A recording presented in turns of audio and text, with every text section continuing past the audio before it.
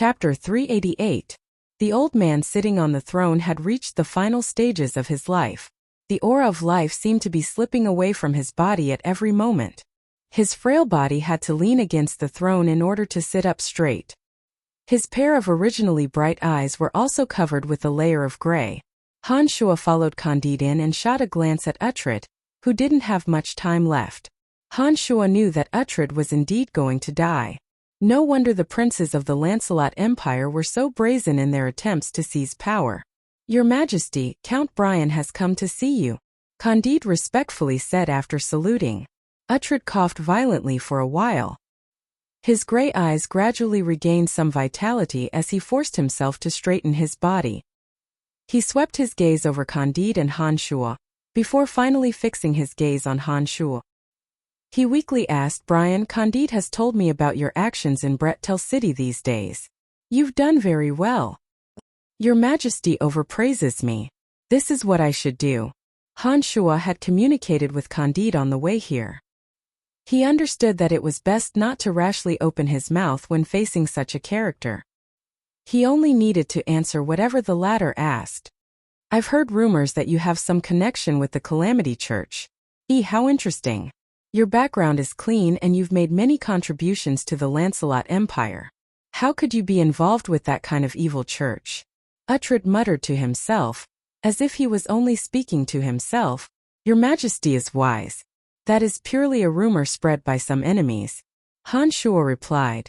"Then, do you know who is spreading this rumor and what their intentions are?" Uhtred looked at Han Shuo and asked. Shaking his head, Han Shuo said, "I don't know. Candide, you can leave first. I have some things I want to discuss with Brian alone." Uhtred didn't pursue this matter. Instead, he shot a glance at Candide and softly instructed. Candide didn't waste any words. He kowtowed towards Uhtred and turned to leave the hall. However, when he passed by Han Shuo, Candide gave Han Shuo a meaningful glance, hinting that Han Shuo shouldn't say anything he shouldn't say. After Candide left, Uhtred suddenly sighed and said, "Among my sons, I feel that I owe Lawrence the most.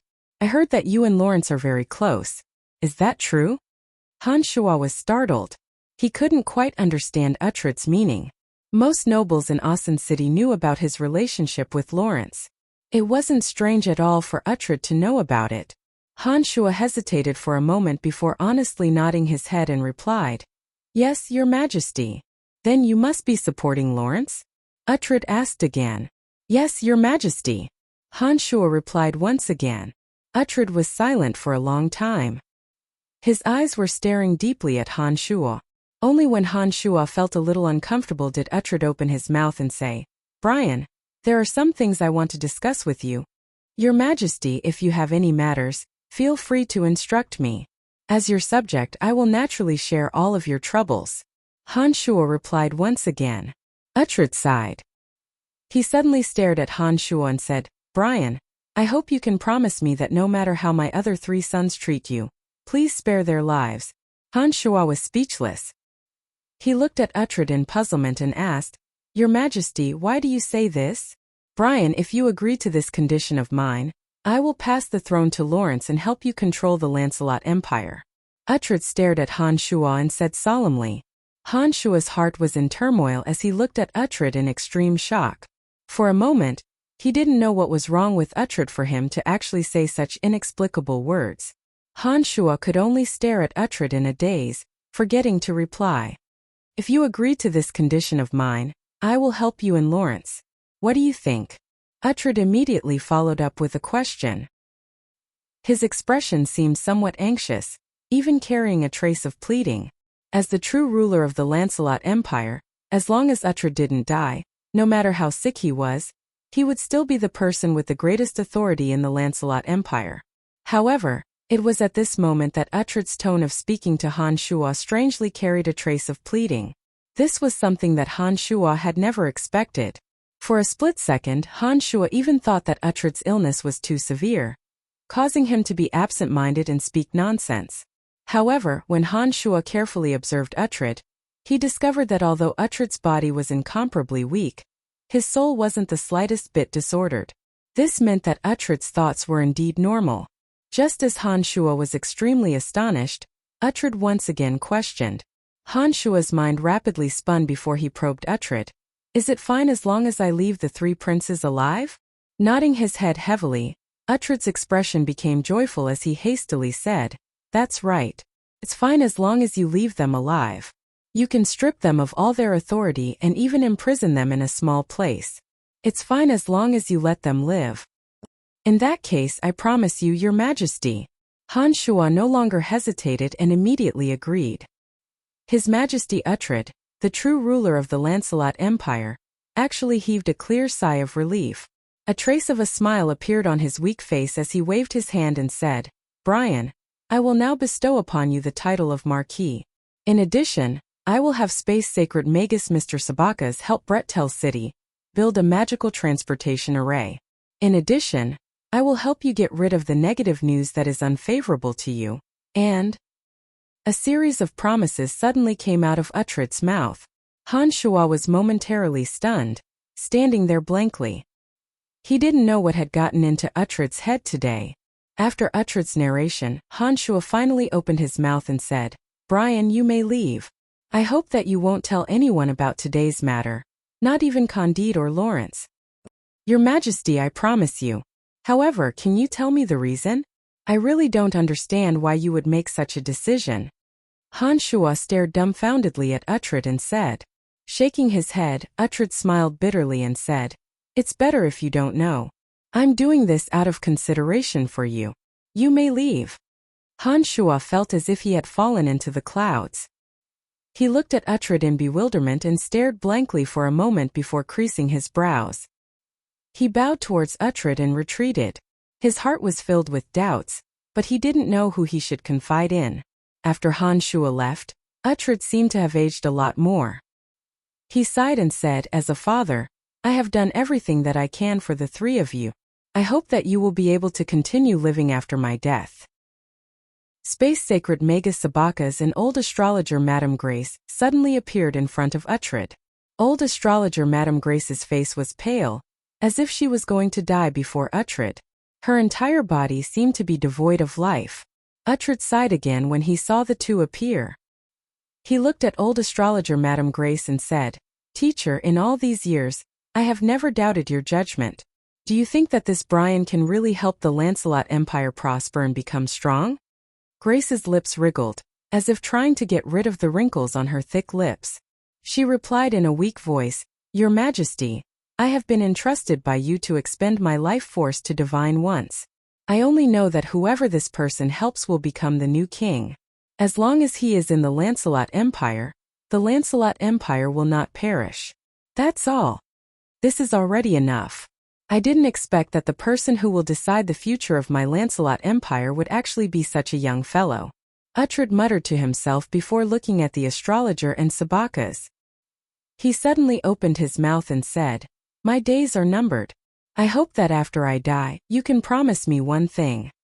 Your Majesty, you don't have to remind me. I think that I will leave this world before you do. After so many years, I am also tired. My life should finally come to an end. Old Astrologer Grace sighed slightly and said helplessly to Uhtred, Teacher, I'm sorry. You have expended your life force for the Lancelot Empire. Uhtred understood that every time Old Astrologer Madame Grace divined the future, she would expend her life force. The more involved the matter, the more life force would be consumed. This time, the divination of the fate of the entire Lancelot Empire could be considered to have completely exhausted all of her life force. Her death could be said to have been caused by Uhtred. However, for the future of the Lancelot Empire, Uhtred had no other choice. He could only let the old astrologer give him a clear indication. Even without old astrologer Madame Grace's divination, the matter might still have proceeded according to the original trajectory. However, the struggle for power between the princes would inevitably cause irreparable damage to the Lancelot Empire's national strength. In that case, even if Lawrence, who was supported by Han Shua, succeeded in seizing power, the Lancelot Empire's strength would be greatly reduced. Uhtred was precisely afraid of such a situation occurring. That was why he was willing to let the old astrologer expend her life force to predict the future. This was to minimize the damage to the national strength. allowing the Lancelot Empire to remain as prosperous as before after Lawrence succeeded the throne. You don't need to apologize. My teacher also toiled to death for the sake of the Lancelot Empire's national fortune. I'm afraid that this is the fate of us astrologers. Sigh. Old astrologer Madame Grace helplessly sighed before looking at Sabacas and said, in the short time I have left, I hope that you can bring me to see some places that I have never been to. Don't worry. No matter where you want to go, I can bring you there. Sabacas replied with a benevolent smile. He then turned his head to look at King Uhtred of the Lancelot Empire and asked, Your Majesty, what did you want to tell me just now? If Brian doesn't keep his promise, I hope that you can help me kill him. Uhtred hesitated for a moment before saying to Sabacas, Your Majesty, I promise you that I can only do my best. I might not be able to deal with this youngster in the future. I hope that you can forgive me. Space Sacred Magus Sabacas seriously considered for a moment before replying to Uhtred. At Sabacas's level, he was already considered to have transcended authority. Even the king of the Lancelot Empire didn't have the authority to order him to do things that he wasn't willing to do. Sabacas vaguely understood some things from astrologer Grace's prophecy, which was why he replied Uhtred in such a manner. Uhtred nodded and said with a smile, Then I'll have to thank Master. All right, Your Majesty should have many matters to attend to. We won't disturb you any further. Sabacas replied in a manner that was neither overbearing nor servile. He glanced at old astrologer Grace and a white light enveloped the two of them. The two of them instantly disappeared without a trace. Unbeknownst to Han Shua, King Uhtred of the Lancelot Empire had already started to help Lawrence pave the way. After Han Shua returned to his mansion from the Imperial Palace, he discovered that Lawrence and Phoebe had already been waiting for him even before nightfall. It seemed that they were extremely anxious to see Han Shua. Phoebe's bright eyes glistened, her gaze never leaving Han Shua. After Han Shua dismissed the servants and led the two into the living room, Phoebe angrily pouted coquettishly, You bastard, why didn't you come looking for me after arriving at Austin City? Are you having too much fun in Brettel City that you've forgotten about an old friend like me? Han Shua's mind was a little muddled along the way. He kept thinking about what His Majesty Uhtred had said to him. He couldn't figure out what was wrong with Uhtred for him to have such a strange suggestion. Now that he heard Phoebe pouting coquettishly, Han Shua finally reacted. He couldn't help but smile bitterly and say, Eldest miss, I can forget anyone but you. Do you know that whenever I have something good, the first person I think of is you? Otherwise, how could that starry sky have fallen into your hand so quickly? Hearing Han Shua's words, Phoebe's beautiful face became more joyful. Her voice also became much gentler as she snorted. Then what shameful things have you been doing in Austin City for so long? I've come here a few times already, but the housekeeper said that you weren't in the mansion. That's because I have official business to attend to. Most of the time, I've been attending meetings at the Dark Mantle headquarters. I've just made a trip to the Imperial Palace. In short, I haven't been idle. Han Shua explained to Phoebe. All right. If the two of you have anything to say, you can slowly talk about it after I leave. Lawrence teased. He then looked at Han Shua and said, Brian, you just came out of the Imperial Palace. What did my father talk to you about? Hearing Lawrence's words, Phoebe's charming face blushed. She seemed to think of the wonderful things that would happen between her and Han Shua after Lawrence left. She suddenly blushed and became silent. Han Shua knew what Lawrence was thinking about. After hearing Lawrence's words, he recalled the agreement between him and the king just now and couldn't help but feel puzzled. Hearing Lawrence's words, he smiled bitterly and shook his head. He said to Lawrence, I promised His Majesty that the conversation between me and him wouldn't be leaked to a third person. His Majesty specifically warned me before I left not to tell you about the conversation between me and him. Lawrence's expression froze as he stared blankly. He hesitated for a moment and asked, Then, can you tell me if you talked about me? Will the things you talked about affect my interests? Han Shua thought for a moment and nodded. Lawrence, I'll tell you clearly. The main point of the conversation between His Majesty and me was you. However, it was all beneficial to you. I think your chances of seizing the throne will greatly increase. Really? Brian, are you serious? Lawrence was obviously ecstatic when he heard these words. He suddenly stood up from his chair and couldn't contain the ecstasy in his heart. Lawrence directly walked in front of Han Shuo and stood on his tiptoes to press his hands on Han Shuo's shoulders. He looked up at Han Shuo and inquired anxiously. Nodding his head heavily, Han Shuo said with certainty, "That's right. Although I can't reveal the specifics of our conversation, I can guarantee that your royal father will definitely pave the way for you. Lawrence, your luck has come this time." Lawrence laughed wildly. He, who had been oppressed for a long time, revealed his wild side at this moment. He laughed loudly at Han Shuo and said, "Thank you, Brian. You are my luck. No matter what you talked about with royal father, I think you must have occupied an important position. I will never forget your kindness." Lawrence was very quick-witted. From Han Shuo's words, he realized that Han Shuo was an important figure. Otherwise, why would Uhtred talk to him alone and not others? "Brian, you're not joking, right? Could it be that His Majesty wants to support senior brother Lawrence?" Phoebe recovered from her charming reverie and looked at Han Shuo in astonishment, as if she didn't quite believe Han Shuo's words. "Don't ask me about the specifics. To be honest, even I don't dare to believe it until now. However, you will know the truth very soon." Han Shuo spread his hands and made a helpless gesture as he explained to Phoebe. Lawrence hadn't recovered from the pleasant surprise and said excitedly to Han Shuo, "All right, then I'll go back and prepare first. If what you said is true, I need to make arrangements immediately." "Go, you should indeed prepare well." Han Shuo readily agreed. "Senior brother, you only remember your own matters. Have you forgotten what we just discussed? Brian is in a very dangerous situation right now. If you don't help him at this time, it's very likely that he'll be labeled as a member of an evil church by Charles and the others." Seeing that Lawrence was about to leave, Phoebe lightly snorted and couldn't help but reprimand Lawrence. Lawrence slapped his head, only now remembering the purpose of his visit. He first smiled apologetically to Han Shuo, then said with a grave expression, "Brian, there are currently some rumors that are very unfavorable to you. I think we should properly come up with a plan to deal with them." This matter was spread by the Church of Lightscos and Charles. Their goal is to destroy the reputation and image you've painstakingly built up in Brettel City. Let's not worry about these things. His Majesty the King will help me clean up this matter. He has already promised me," Han Shuo said to the solemn Lawrence. Lawrence and Phoebe looked at each other in dismay, both of them looking stunned. Seeing Lawrence's expression, Han Shuo couldn't help but say with a smile, "All right, you can leave first. Go do your own things and don't worry about me. Your royal father will help us."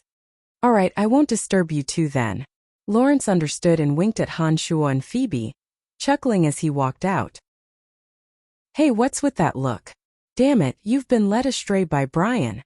Phoebe's charming face was bright red as she loudly cursed at Lawrence's back. After Lawrence left, Han Shuo walked towards Phoebe with a grin on his face. He pulled Phoebe into the carriage and carried the screaming Phoebe into the bedroom. Along the way, his hands began to move restlessly up and down Phoebe's naked body. After the deed was over, Phoebe was exhausted and lazily curled up on Han Shuo's broad chest. She didn't have the slightest bit of strength left in her. However, Han Shuo was in high spirits and didn't look tired at all. Instead, he casually pulled out a necromancy book and diligently studied it. Phoebe hadn't used up a single bit of fighting aura within her body. Her exhaustion was purely physical. Looking at the spirited Han Shuo, Phoebe had a sweet smile on her face. The complaints from the past few days had all disappeared and the extremely satisfied expression on her face couldn't be concealed. She was obviously very happy. A strand of strange energy flowed into Phoebe's body and slowly circulated within Phoebe's limbs and bones. It nourished Phoebe's body and gave Phoebe an extremely comfortable feeling. That feeling was as if that strand of energy was nourishing her body, helping her body to gradually recover and even become stronger. Phoebe carefully savored the nourishment of the energy on her body. She suddenly realized that this strange energy came from Han Shuo. In the past, every time she had sex with Han Shuo, Phoebe seemed to feel the existence of this strange energy in a daze. It was just that she had been too tired the past few times and had immediately fallen into a deep sleep. She had never felt it so clearly like this time. However, Phoebe could feel that her body was getting better and better. Her body that had been tempered by the Nirvana pill seemed to be even more refined. Her training of fighting aura was twice as effective as before. Even Phoebe's rapid advancement to Great Swordmaster seemed to be thanks to the changes in her body.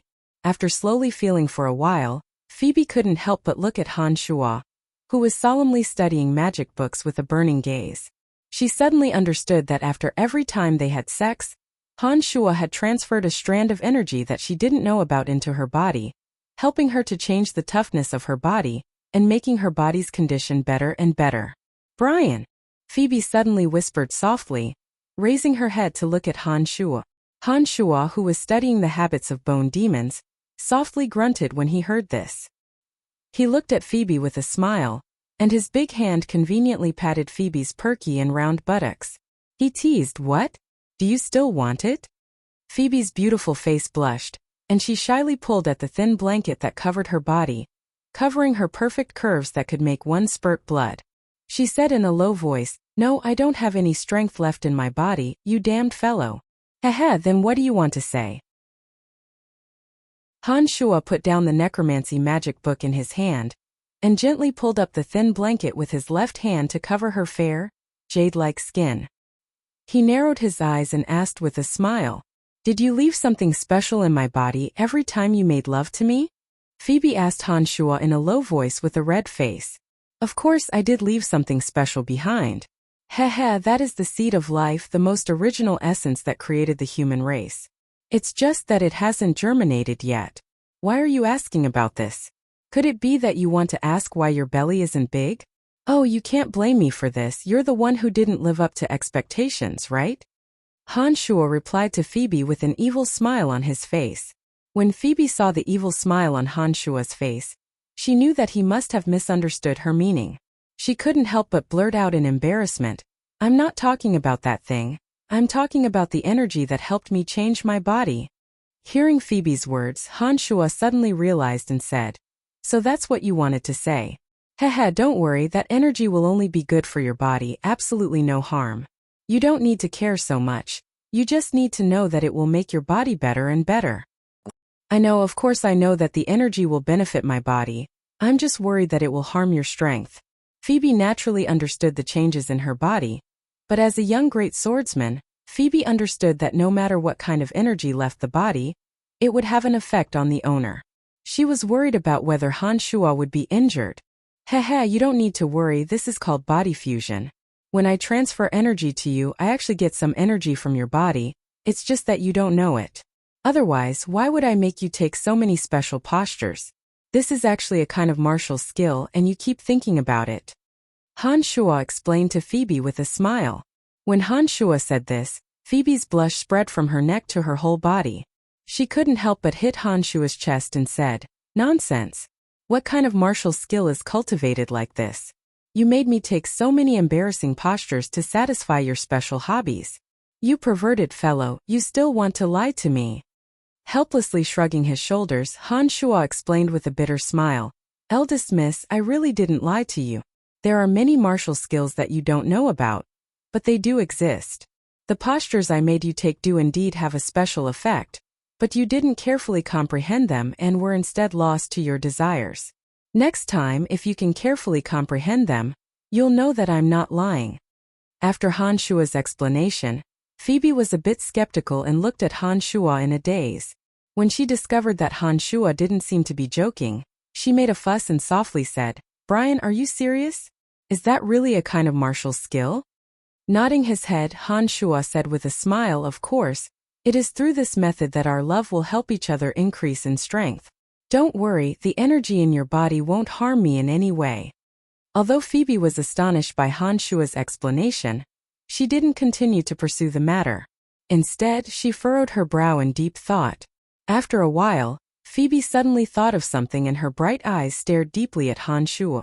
She asked, "Brian, there's a question I've been suppressing for a long time. Today you have to tell me." "Speak, what is it?" Han Shuo's large hands groped Phoebe's smooth back as he said lazily with narrowed eyes, "What's the matter with Emily? Don't tell me that there's no relationship between you and Emily.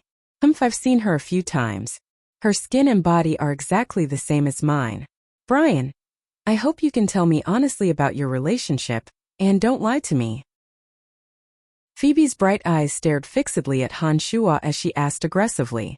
When Han Shuo heard the 3 words Emily, he couldn't help but shiver. When Phoebe finished speaking, his mind abruptly became a mess. After thinking quickly for a moment, Han Shuo sighed and said, "Since you already know, then I won't hide it anymore. Last time in the dark forest, because I went berserk in my martial arts training, I lost control of my mind and raped her." At this point, Han Shuo knew that no amount of concealment would be of any use. He described everything that had happened between him and Emily in full detail. "As expected, you really did have an affair with her. I was wondering why her skin was as white and lustrous as mine. Great, so it was all because of you. Brian O'Brien, you're really amazing. You even dared to rape the daughter-in-law of the Han family." Phoebe glared angrily at Han Shuo and made a ruckus. She ignored Han Shuo's obstruction and was about to put on her clothes and leave. Han Shuo hugged Phoebe tightly and hurriedly explained, "I had no choice in that situation. You must know that you're the most important person in my heart. Emily and I only got together by chance. I don't think it's that simple." This Emily has a seductive look on her face. Is she really good in bed? Are you dizzy from the fascination? Do you know that she's the daughter-in-law of the Han family? Her brother is that scary guy Amis? Han Shuo nodded and then explained, "But when I raped her, I only thought that she was a spy from the Empire."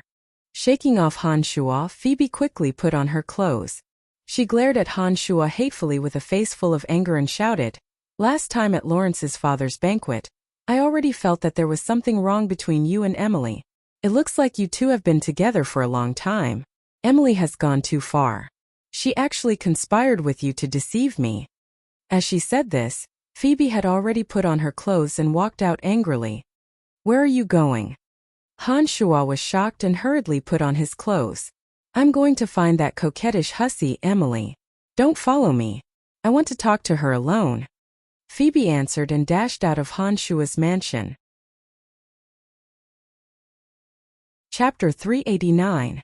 Phoebe left in a huff, her last sentence firmly rejecting Han Shuo's request to follow her. Han Shuo hesitated for a while after putting on his clothes, but ultimately didn't follow Phoebe. The Betteridge family was an illustrious noble family of the empire. Even if old Han had retired from the military, his influence was still there. Phoebe wanting to talk to Emily alone might not cause any big problems.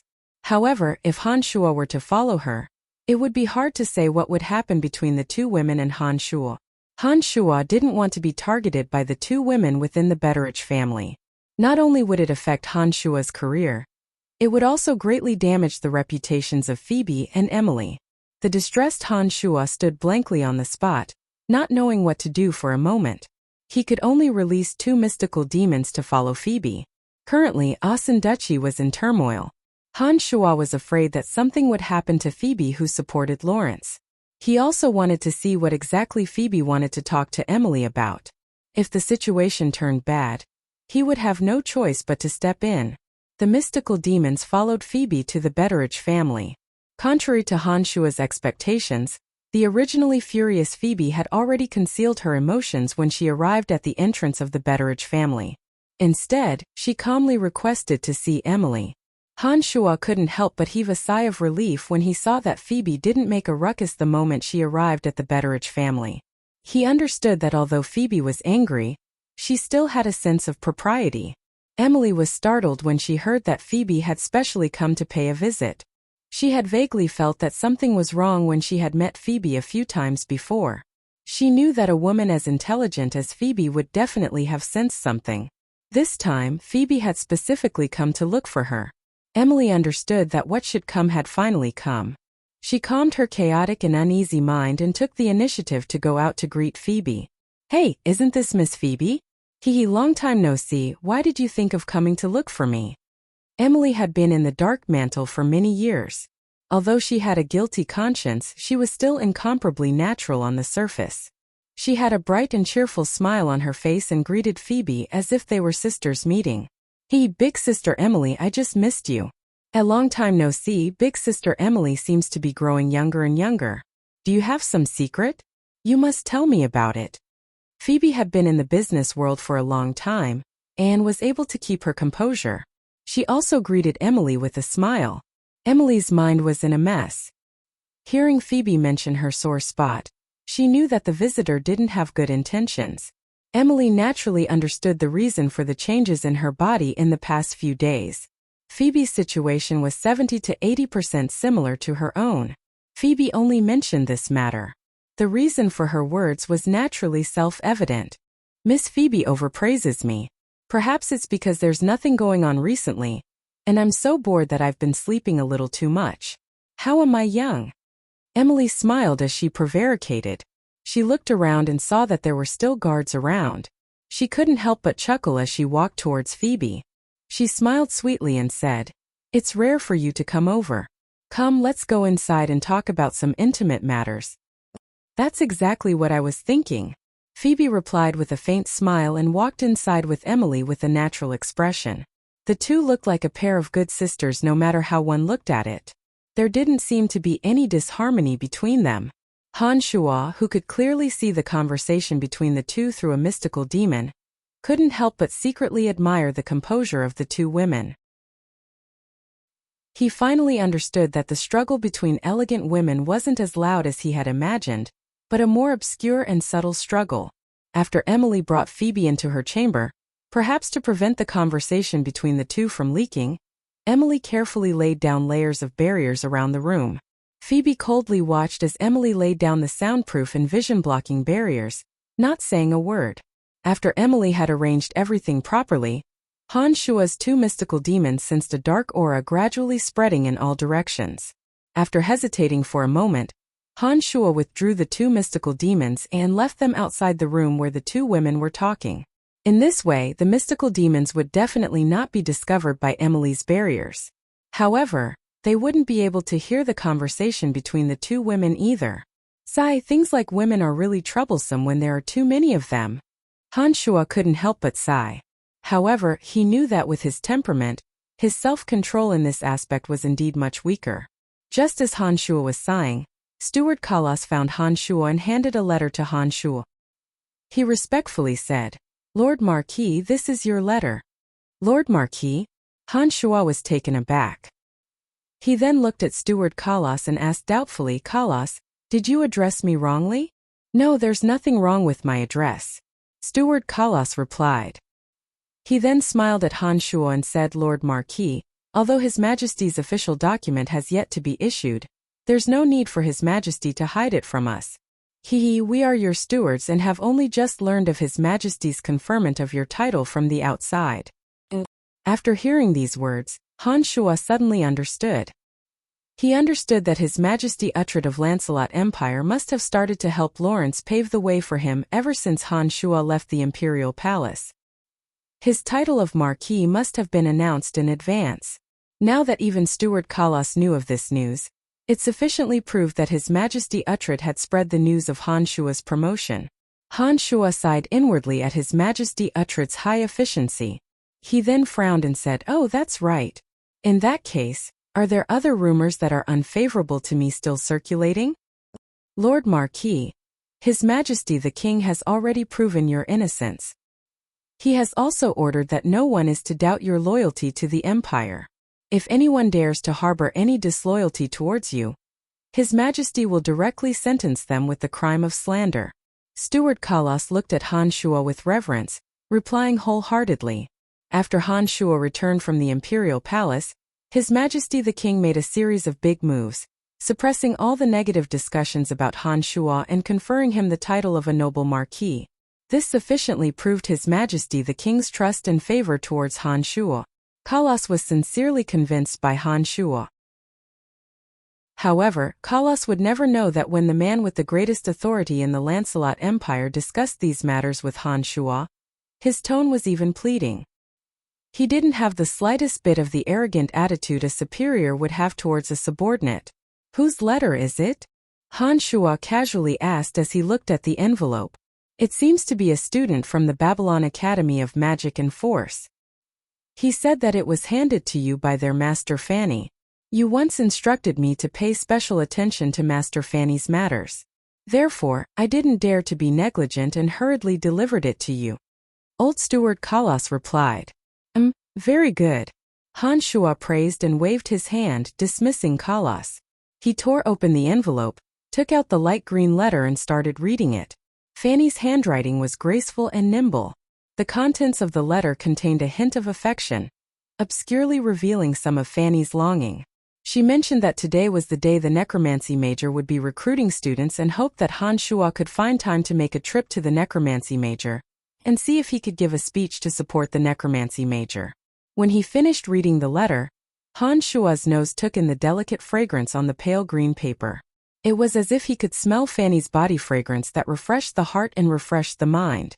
Recalling Dean Emma's expectations of him a few days ago, Han Shua hesitated for a moment and decided to make a trip to the necromancy major of the academy. ******* Winter had passed and spring had arrived. Everywhere was brimming with the scent of spring.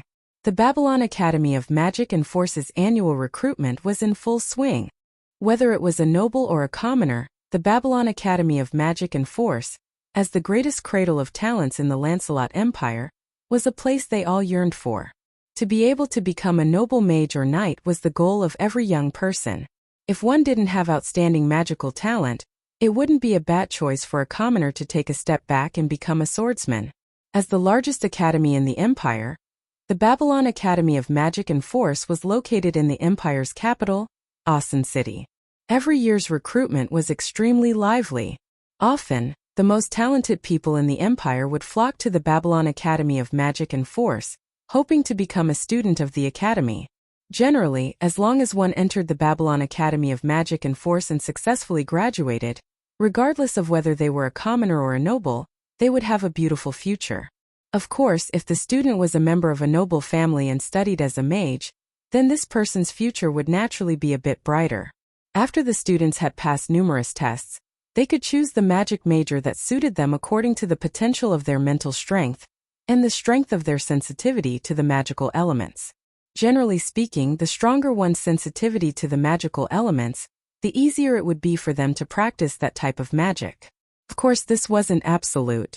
There were also people who had a weak sensitivity to the dark magic elements at the start, but ultimately became dark grand magi due to their interests and hobbies. The foundation was only one part of it, the final achievement still depended on the individual. Therefore, after the students had passed all sorts of tests, when it came time to choose a certain major, interest and the strength of the major were often the key factors. It wasn't that the stronger the student's sensitivity to the magical elements was the deciding factor. All along, the Babylon Academy of Magic and Force had advocated and always insisted on respecting the students' interests and choices. No department had the right to force outstanding students to join. The final decision was in the hands of the students themselves. What each department needed to do was to use the power in their hands to attract outstanding students to join. It was the same for the necromancy major. The necromancy major that had declined for a long time had become a branch of the dark major after many years. However, the necromancy major and the dark major were not the same major after all. When it came time to recruit students, the necromancy major also had the right to recruit students independently. In an incomparably wide plaza, the various major magic majors of the Babylon Academy of Magic and Force occupied several areas, respectively setting up recruitment points for the light, dark, fire, water, wind, earth, lightning, summoning, space, and necromancy major. Every major was especially eye-catching. They would either pull up a huge banner to write out the advantages of their own major, or invite outstanding seniors who had graduated from this major to come and support them to attract popularity, or even promise preferential treatment after entering this major. In any case, in order to pull outstanding students into their own major, all the major magic majors spared no effort in their activities.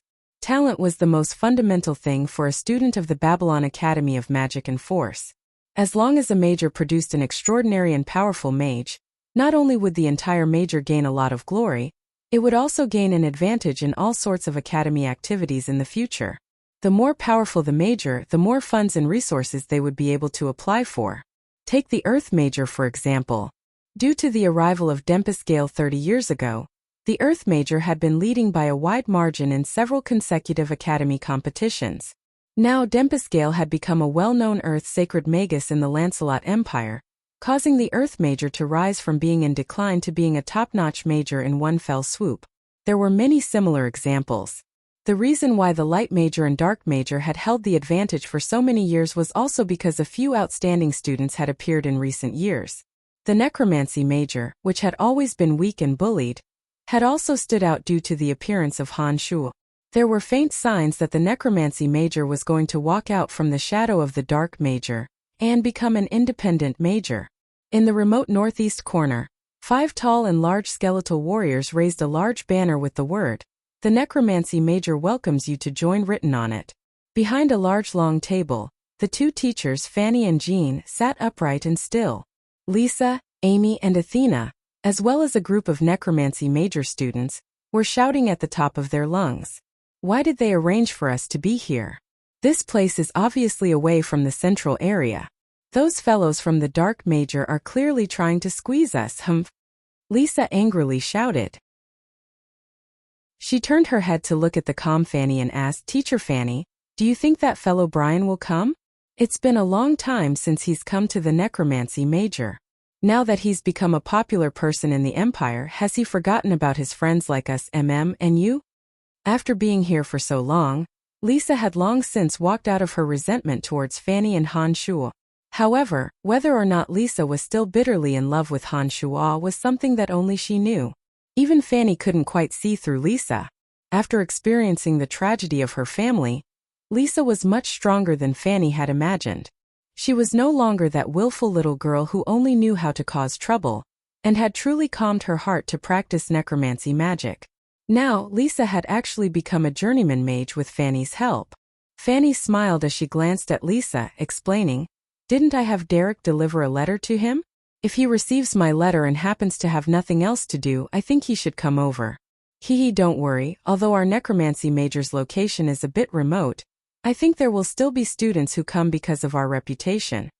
Fanny naturally wouldn't tell Lisa that she was the first person Han Shuo went to when he returned from Bretel City.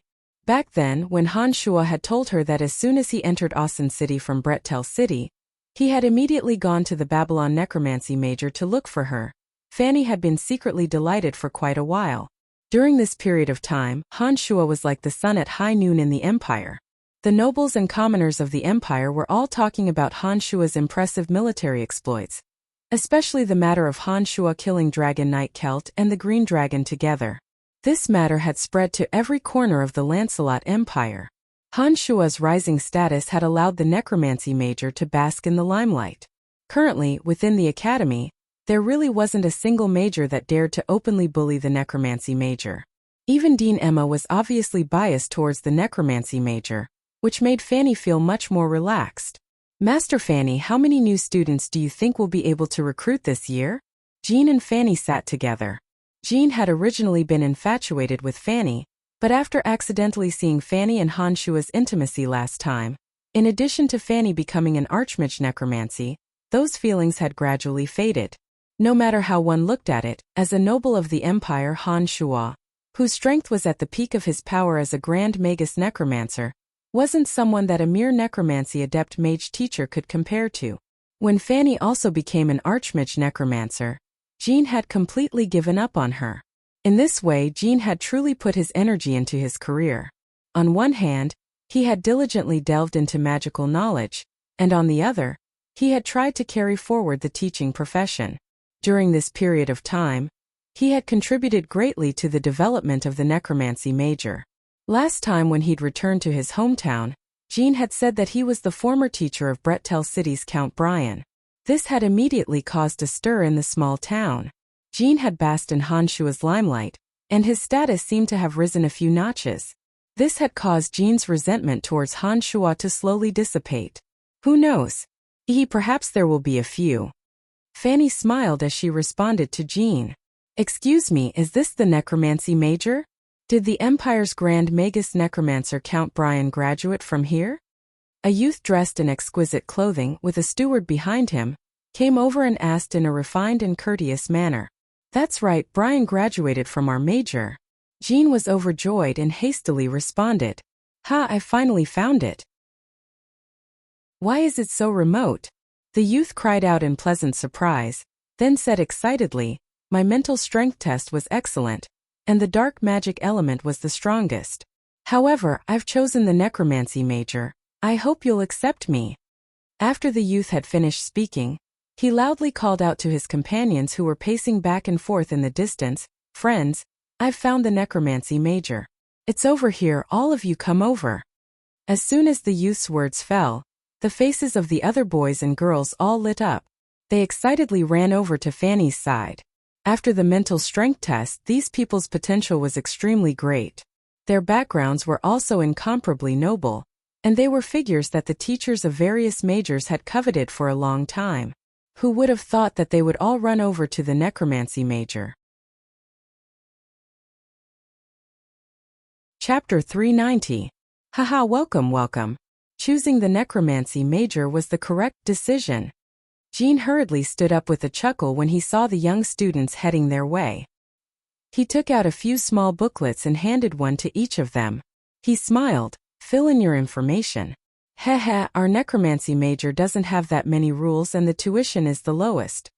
These youths had obviously come because of Han Shua's fame. When they heard this, all of them excitedly leaned on the table and filled in their information. There were a few youths that had been pacing back and forth in the distance. They didn't seem to be with this group of people, but their goals were the same. They were also searching for the necromancy major's location. When they heard the shouts, all of their expressions shook and they also walked towards the necromancy major's corner. "Hey Carlyle, your mental strength is excellent, and your affinity with the dark element is also extremely high.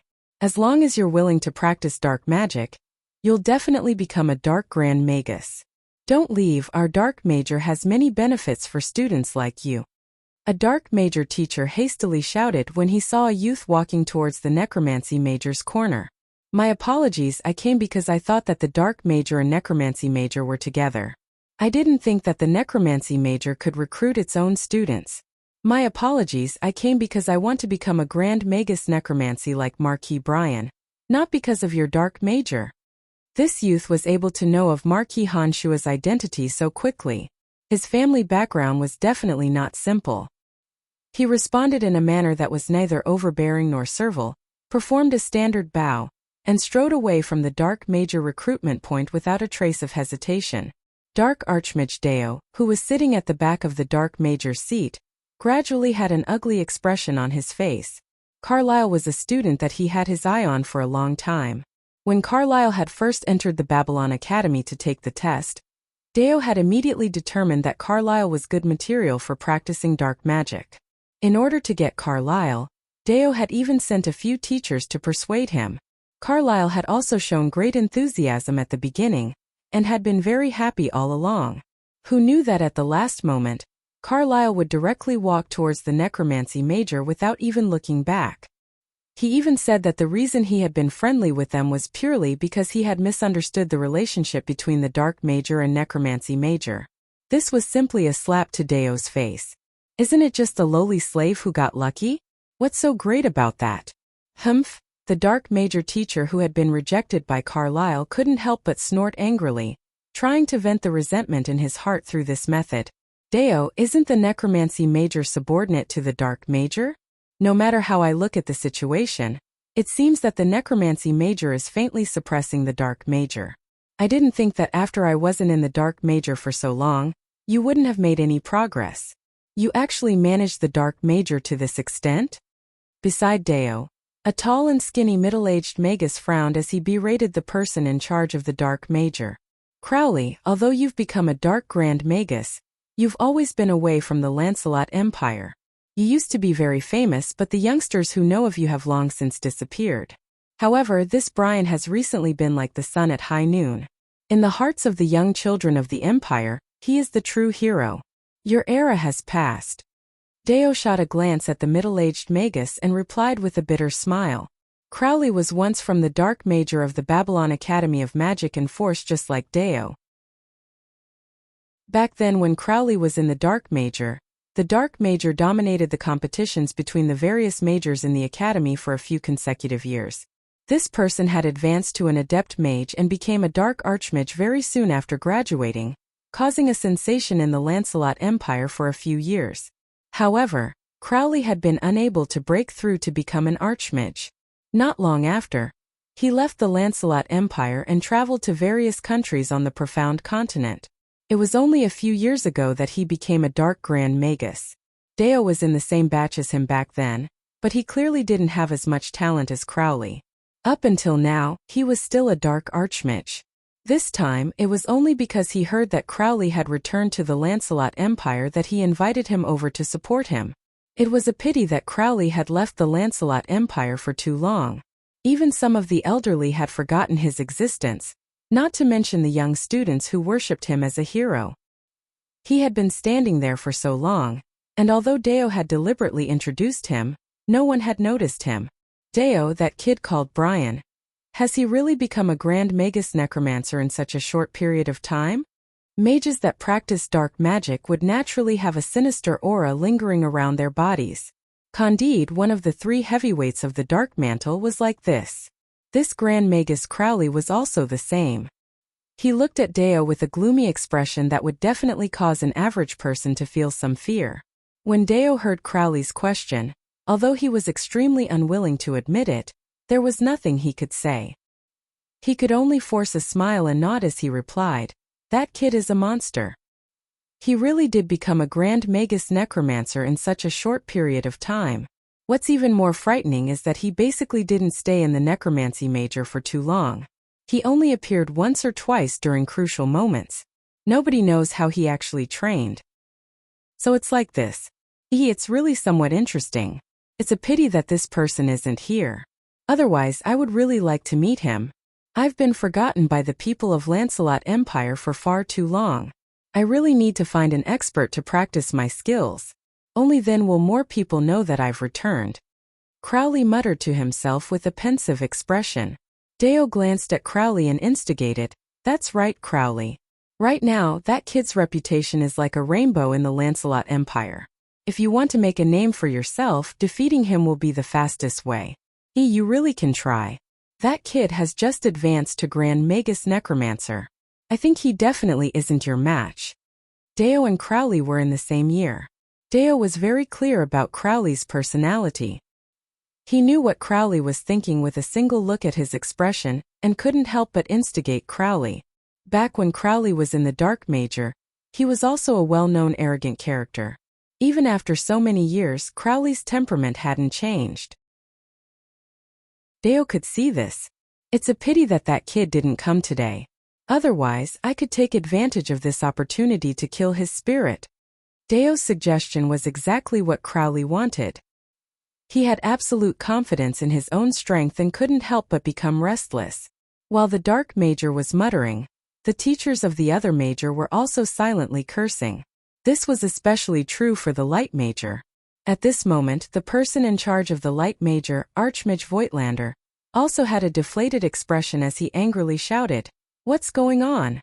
Lika is so close to the light element, yet she actually went to the hostile necromancy major.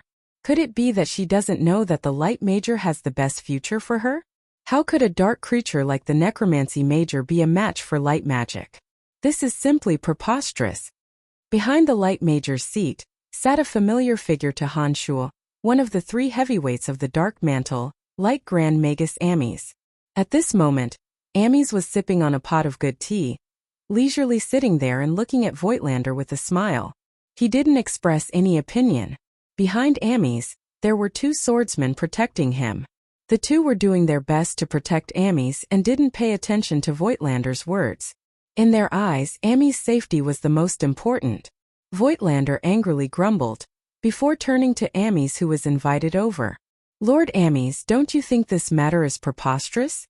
A small necromancy major actually snatched our light major student source because of a little errand boy's luck." Ames had originally graduated from the light major and had become a minister of the current Lancelot Empire who wielded great power. In the eyes of any noble in the Lancelot Empire, Ames was a god of plague that everyone feared. Once Ames set his sights on a noble, that noble would definitely suffer a great misfortune. However, to Ames, although he didn't have a good impression of Voigtlander, who was 2 realms younger than him, he still had some feelings for the light major. Therefore, after receiving Voigtlander's invitation, Ames did the honor of coming over. Now that he heard Voigtlander's complaints, Ames only smiled slightly and said elegantly, "Brian is a Marquis of the Empire and is highly regarded by His Majesty. You better be careful with your words." Han Shuo was a member of the Dark Mantle. Voigtlander didn't know this and rashly ridiculed Han Shuo in front of Ames. Hearing Ames' words, Voigtlander looked at Ames with some astonishment, not understanding why a person like Ames would speak up for Han Shuo. You better busy yourself with your own matters. Those students who enter the necromancy major all do so out of blind worship of heroes. After a few days, when they discover that they aren't suitable to practice necromancy magic, I believe they will still recognize the truth and return to the light major. You don't have to worry so much. As a member of the upper echelon of the Dark Mantle, Ames could see through the crux of the matter with a single glance and couldn't help but console Voigtlander. I just can't take this lying down." Voigtlander thought for a moment and understood that Ames' words were reasonable. However, he still angrily shouted in a low voice. Ames shot an obscure disdainful glance at Voigtlander. In his heart, he thought that the current Brian wasn't someone a mere light major teacher could contend against. After thinking for a moment, Ames reminded Voigtlander out of consideration for his relationship with the light major, "Voigtlander, I'll give you a word of advice. This Brian isn't someone you can provoke. Even if you can't take this lying down, you have to forcefully swallow it down. Otherwise, it would be self-destruction." Ames controlled a department of the Dark Mantle and had a close relationship with His Majesty the King. He could already see some clues from His Majesty the King's series of arrangements today. He understood that before His Majesty the King died, no one in the Lancelot Empire would be able to touch Han Shuo. Even he, Ames, couldn't do so, let alone a mere light major teacher? This Lord Ames, why do you say this?" Voigtlander was startled in his heart and asked somewhat strangely, "You can figure it out yourself. The reason why I'm giving you this advice is because you invited me here. Look at those dark major fellows on the other side. I guarantee that they will suffer a great loss sooner or later." "Oh, it's not sooner or later. Perhaps they will suffer a great loss very soon." "Ah, that fellow actually came. Didn't he just leave His Majesty's place not long ago?" Ames first warned Voigtlander. Suddenly, he took a glance and discovered a tall and imposing figure in the distance. He couldn't help but exclaim in a low voice. Following Ames' line of sight, Voigtlander also saw Han Shuo walking over from afar. He couldn't help but exclaim in surprise, "Heavens, how did this fellow grow so tall?" The last time Voigtlander saw Han Shuo, he wasn't even 1.8 meters tall. Every time Han Shuo came to the necromancy major, he would directly look for Fanny. An average person wouldn't even have the chance to see Han Shuo. Han Shuo, who cultivated in demonic arts, was currently as imposing as a demon god, naturally exuding a demonic and alluring aura. Even in a sea of people, Han Shuo's tall and imposing figure and aura would attract everyone's gazes, causing people to uncontrollably focus their attention on him. As a matter of course, he became the focal point of the crowd. "Master Fanny, it's Brian. Brian is here, he really is here." Lisa had originally been looking around in boredom, not expecting Han Shuo to really return. When she saw Han Shuo's handsome figure appear from the corner of her eyes, her heart was thrown into chaos and she couldn't help but exclaim in surprise. "It looks like only when I truly see him will I know that my forgetfulness these days was all fake. I still haven't forgotten him." After Lisa exclaimed in surprise, her charming face suddenly dimmed as she sighed in her heart. Under Lisa's exclamation, Fanny's bright eyes exploded with the light of inconceivable joy. Her delicate body couldn't help but stand up, but then she remembered that they were in full view of the crowd and couldn't help but blush and sit back down. She cursed herself for losing her composure in her heart as she pretended to take a sip of water. She tried to keep her tone as calm as possible and said to the excited young boys and girls in front of her, "Yes, that's Brian. He counts as your senior." The dozens of necromancy major students who had come because of Han Shuo's name had just completed the procedures to join the necromancy major. Hearing this, their faces all flushed red as they stood on their tiptoes, desperately trying to see further, searching for traces of the hero in their hearts. Their tender hearts were filled with excitement and agitation. As Han Shuo walked over, he discovered that due to his appearance, numerous gazes were uniformly focused on his body. However, Han Shua's eyes swept around in a circle and didn't immediately see the necromancy major's recruitment point. He couldn't help but feel puzzled for a moment. However, Han Shua understood that the necromancy major was affiliated with the dark major. The dark major's position was rather conspicuous. A mystical demon suddenly pulled up and looked down. Only then did Han Shua see Fanny's existence in a corner behind the dark major. 5 skeletal warriors were holding a banner. The words on the banner made Han Shua feel somewhat amused. He thought to himself, why does the largest magic academy in the Lancelot Empire look like a vegetable market when it comes to recruitment? As he pondered, Han Shua walked towards the necromancy major. Just as Han Shua was about to pass by the dark major's recruitment point, Deo hastily pulled Crowley and said in a low voice, "That kid is Brian. If you're planning to seize this opportunity to become famous, defeating him is a good method." Crowley followed Deo's line of sight and couldn't help but be speechless. "Deo, are you mistaken? Is this kid really a necromancer? Why do I feel that he's even taller and more muscular than a barbarian warrior?" Deo was somewhat at a loss for words, his expression ugly as he explained, "That's right, it's him. However, it's said that he also practices a mystical martial technique, and last time defeated Brute Merchant Alliance's Leah Kane. Crowley, you're not afraid, are you? He also practices a kind of martial technique?" Crowley stared blankly for a moment before letting out a mischievous smile and saying, "This kind of inattentive mage is the easiest to deal with. If you didn't mention this, I really would have some misgivings. Now that you mention it, I can be at ease." Han Shua walked towards the necromancy major, and was a little surprised by the gazes of so many people in the surroundings. He didn't expect that his appearance would actually cause so many people to be startled. The light major's recruitment point was located in an extremely conspicuous location. Han Shua easily discovered Ami's existence through a mystical demon. When Han Shua passed by the light major's recruitment point, he couldn't help but nod his head in greeting to Amis, who was leisurely sipping his tea. Amis was one of the 3 heavyweights of the Dark Mantle, and could be considered as Han Shua's immediate superior. In addition, Amis was also Emily's blood brother. Whether it was official or private, Han Shua had to show some respect when he saw Amis. Amis, who was originally sitting there leisurely sipping his tea, didn't dare to be the slightest bit arrogant when he saw Han Shua nod his head in greeting.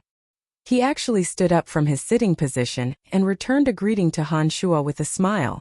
With Ami's position in the Lancelot Empire, to be so respectful towards Han Shua, this upstart, caused Voigtlander beside him to be somewhat astonished. Recalling Ami's advice to him just now, Voigtlander suddenly understood something. On the contrary, he looked towards the dark major's side with some schadenfreude. Seeing Crowley's restless appearance, Voigtlander started to watch a good show. Facing Ami standing up to return the greeting, Han Shua was similarly astonished. No matter how he looked at it, with Ami's status, returning the greeting by sitting there was already giving Han Shua face. He really didn't expect that Amis would actually stand up to show respect to him. This meant that Amis treated Han Shua as someone on the same level as himself, and didn't have the intention to treat Han Shua as a subordinate. Otherwise, no matter if it was his age or his qualifications in the Dark Mantle, there was no need for him to stand up to return the greeting. Revealing a brilliant smile, the somewhat baffled Han Shua headed straight for the necromancy major, not bothering to investigate the reason why Amis was so friendly. Suddenly, a sinister-looking middle-aged magus blocked Han Shua's path. Crowley glanced at Han Shua's body and suddenly said, "You must be Count Brian? Let me introduce myself. I am Crowley, a graduate of the Dark Major of the Babylon Academy of Magic and Force. I have always been fascinated by the exploration of magic, and have only recently returned to the Lancelot Empire. If you have something to say, just say it." Han Shua creased his brows and didn't wait for Crowley to finish his string of words, directly interrupting him. Crowley's expression froze, his expression somewhat awkward. He didn't expect that as a noble count, Han Shua would actually rudely interrupt his speech. This caused Crowley to stare blankly for a moment. "I heard that Count Brian is a necromancy Grand Magus. I wonder if Lord Count would grant me the honor of comparing notes with me in magic?" After Crowley's speech was interrupted by Han Shua, he was somewhat displeased and straightforwardly issued a challenge. When these words were spoken, The expressions of some of the Dark Major's students and instructors were all shaken. Not far away, the attention of the various majors were all focused here. When they heard Crowley's relatively loud challenge, they all became excited in that moment, hastily abandoning what they were doing and rushing over. On the necromancy major's side, when Han Shuo had appeared, Fanny had been staring at Han Shuo and had clearly heard Crowley's challenge from the Dark Major. Without waiting for Fanny to express anything, Lisa and some students had already rushed over. Fanny hesitated for a moment before turning her head to say to Jean, "Master Jean, please look after this place. I'll go take a look." "All right, go ahead, I'll look after this place." Jean understood the true relationship between Fanny and Han Shuo and nodded in understanding. "Let's go, we'll also go take a look." "Haha, where did this fellow come from to actually challenge our hero?" The new necromancy major students who had heard of Crowley excitedly ran over. Amies, who had just sat down, fiercely spat out a mouthful of tea. He looked awkwardly at Voigtlander, who had been sprayed all over him, and said with an embarrassed smile, Sorry, I really guessed correctly, that fellow. He wanted to take the opportunity to stand out. It's fine. My lord is indeed formidable." Voigtlander used a tissue to wipe the tea stains on his body as he flattered Amies with a smile. How would he dare to blame Amies? Chapter 391.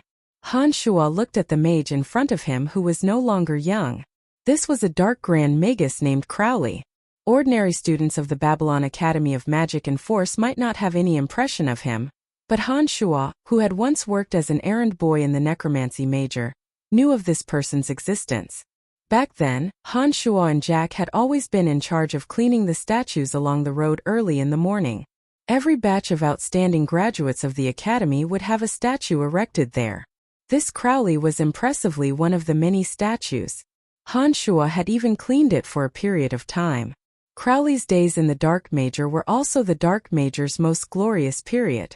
Ever since Crowley became a mid-level mage, the Dark Major's team led by Crowley had won all the competitions of the various major in the Academy of Magic for 4 consecutive years.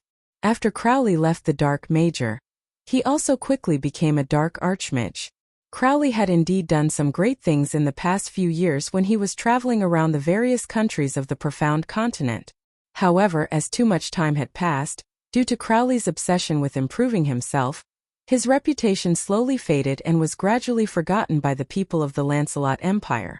Even some of the new teachers and students of the Dark Major had never heard of him before. Han Shuo looked at Crowley, who had challenged him, and recalled the scene of Crowley looking up at his statue when he was still an errand boy. He suddenly felt a sense of absurdity in his heart. Not so long ago, Han Shuo had actually become the opponent of such a character. Moreover, he was even the one being challenged.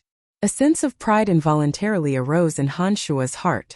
It was precisely because of this that Han Shuo smiled, an extremely brilliant smile. However, in the eyes of the provocative Crowley, Han Shuo's brilliant smile was completely filled with contempt.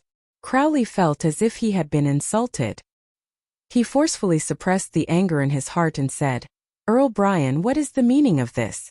Could it be that you are looking down on my challenge and intend to reject it?" Smiling and shaking his head, Han Shuo couldn't help but straighten out his mind from letting his imagination run wild. Only then did he start to size Crowley up more seriously.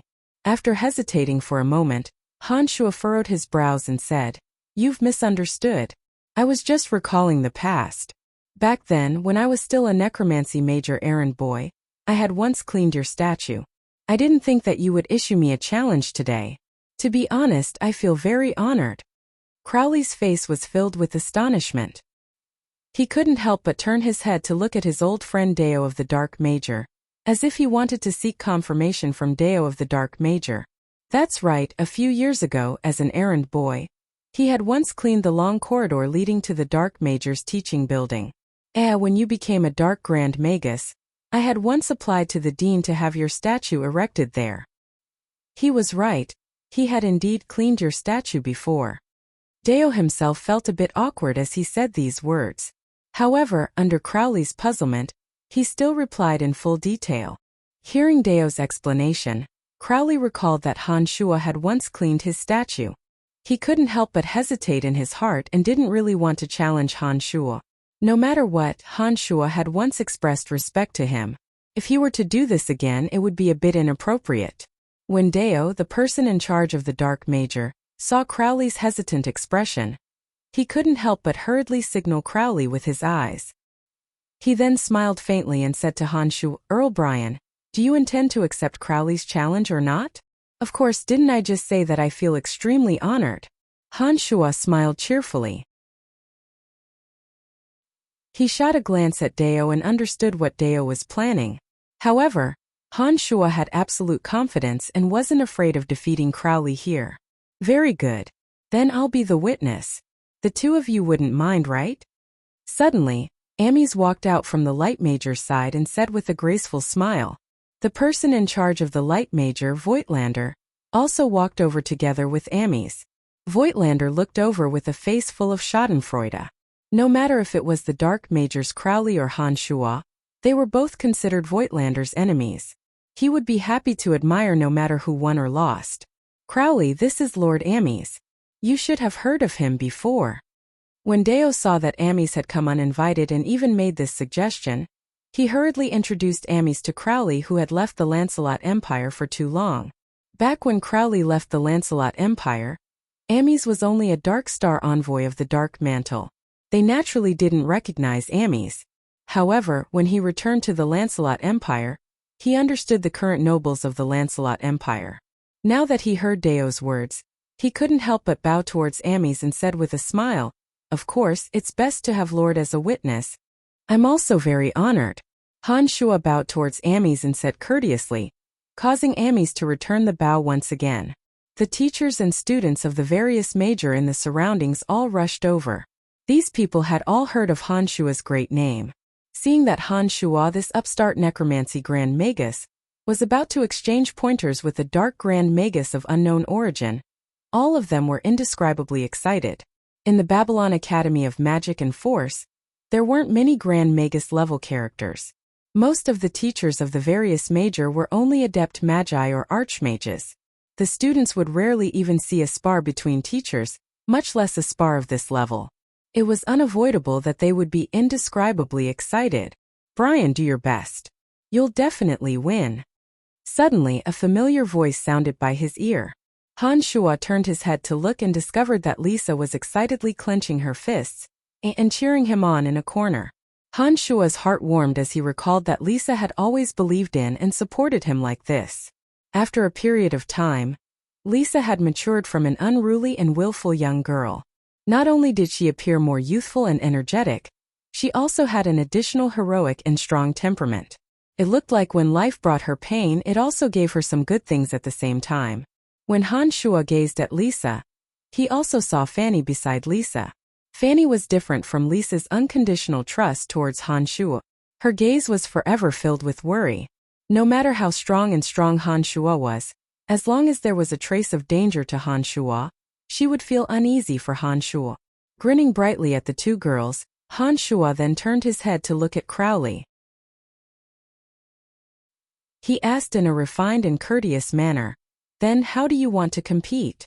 "With my usual habits, no one has ever survived a fair and square duel with me." Crowley was startled when he heard these words, an obvious astonishment on his face. Crowley only knew about Han Shuo's background and past from Dao. He himself didn't know too much about Han Shuo's past. Now that he heard Han Shuo's words, he suddenly had a bad feeling in his heart. "I can explain this on behalf of Brian." Including Brute Merchant Alliance's Leah Kane, Brian has killed a total of 13 opponents on the spot. And let me remind Mr. Crowley, Brian also killed the Redbud Knight's Dragon Knight Celt. I'm afraid you don't know, so I'm telling you in advance. Amy saw that Crowley was somewhat astonished and knew that he might not be too clear about Han Shuo's past, so he couldn't help but remind him. Hearing Amy's words, Crowley's heart trembled once again. His gaze towards Dao carried a bit of anger. Dao saw Crowley's angry gaze towards him and obviously felt a bit guilty. He awkwardly turned his head away. After hesitating for a moment, Dao suddenly opened his mouth. "Forget it. The two of you are actually considered to be members of our Dark Major. Let's not compete on such an auspicious day. so as to avoid harming the harmony. Under Crowley's furious gaze, in addition to Amy's reminder, Deo finally realized that he had been blinded by anger. Crowley was invited to the Dark Major. If he was killed by Han Shua's hands, he, Deo, would definitely be scolded to death by others. Perhaps even the teachers and students of the Dark Major would push the blame onto him after the matter was over. Mr. Crowley, I think it's better to forget it. Mr. Deo's words are reasonable. Let's not harm the harmony. You guys are still considered to be on the same side. Amy smiled faintly and said to Crowley, "No, I still want to compare notes with Count Brian." Crowley was in a difficult position to back down from everyone's gazes, so he braced himself and insisted. At this moment, a white light flickered in the center. Babylon Academy of Magic and Forces Dean Emma appeared. She looked at Han Shua and Crowley respectively and said with a smile, "Comparing notes in magic is a common method for mages to improve themselves. However, there's no need for enemies to fight to the death. Brian, today is the annual recruitment. You wouldn't be thinking of not giving face to your alma mater, right?" "Of course not, I was just joking earlier." Anyway, it's just for fun. If Mr. Crowley doesn't mind, how about we change to another place?" When Han Shua saw Emma appear, a friendly smile immediately hung on his face as he invited Crowley. Crowley clearly heaved a sigh of relief as he laughed dryly and said, "I've left for too long and I'm not too familiar with this place. Where do you think is more suitable?" "Don't choose, let's go to the Dark Major's #1 training ground. There's a large-scale magic barrier inside. You guys just have to be careful and don't harm the harmony." When Emma saw that Han Shua didn't take it seriously, she also heaved a sigh of relief and said with a smile. In this way, Han Shua and Crowley both agreed. The student recruitment meeting was suddenly halted midway. When Han Shua and Crowley entered the large-scale training field, the teachers, and students of the various faculties also hurried over.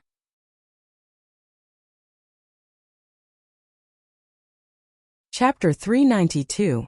The Dark Major's #1 training field was extremely spacious.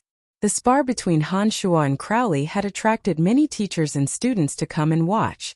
Amies and Dean Emma were among them as witnesses. In addition, the two of them were responsible for ensuring everyone's safety. The training field was set up with a boundary to prevent the might of magic from leaking out. With Emma's help, a small space was set up, allowing everyone to hide inside and watch. The recruitment outside was temporarily halted. "Dean, on such a day, why are you willing to let the two of them spar?" Amies and Emma stood together. Amies, who was dressed in a pure white robe, looked scholarly and extraordinary as he asked Dean Emma with a smile. Emma shot a glance at Amies, who had just walked out of the Babylon Academy of Magic and Force. Back then, when Amies was cultivating in the Light Major, Emma was already the person in charge of the Space Major.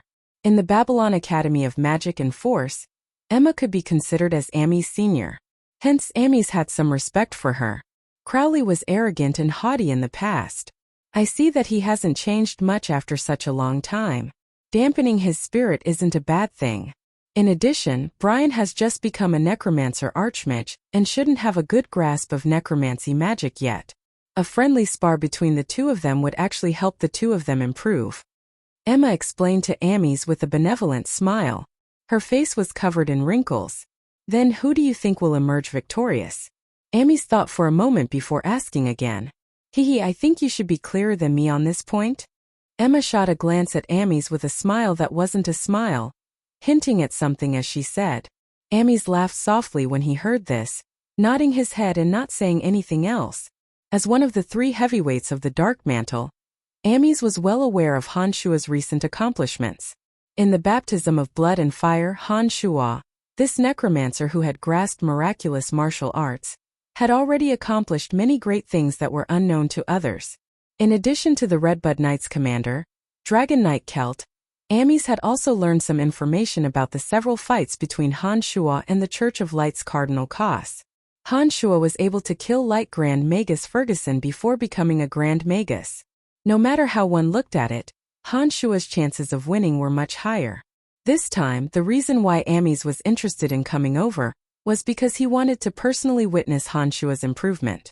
Actually, the outcome of the battle wasn't a pleasant surprise for Amies. Han Shua was naturally able to defeat Crowley. This was something that both Amies and Emma were well aware of. Every major excitedly looked at the two grand magi in the center. The necromancy majors Fanny, Lisa and the other students' eyes were even brighter. Their gazes focused on Han Shua's body, not moving even for a moment, wanting to clearly see each and every one of Han Shua's movements. In the Lancelot Empire, it's not that there aren't any grand magi necromancers. However, those people are all infatuated with the exploration of magical knowledge, and rarely show themselves in front of others. This might be the only chance for your generation to witness a grand magus necromancer in action. No matter what, watch carefully. Although Fanny was worried about Han Shua, there was nothing much to say since things had already developed to this point.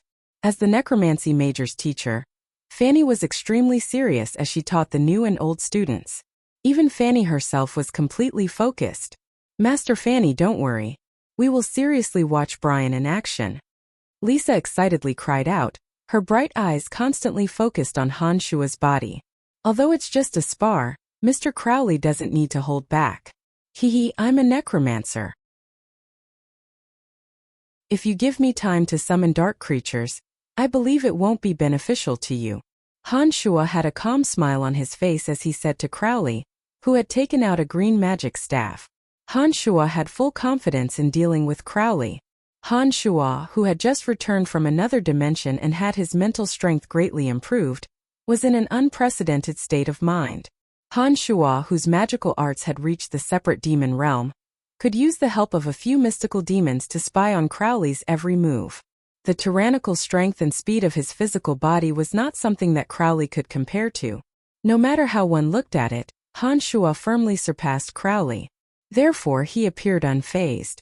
Then I won't be courteous. Count Brian, please be careful. Before entering the training field, Crowley, who had heard from Deo and Amis how terrifying Han Shua was, did not underestimate Han Shua just because he was older. Instead, he treated Han Shua as the strongest opponent in his life, not daring to lower his guard at all.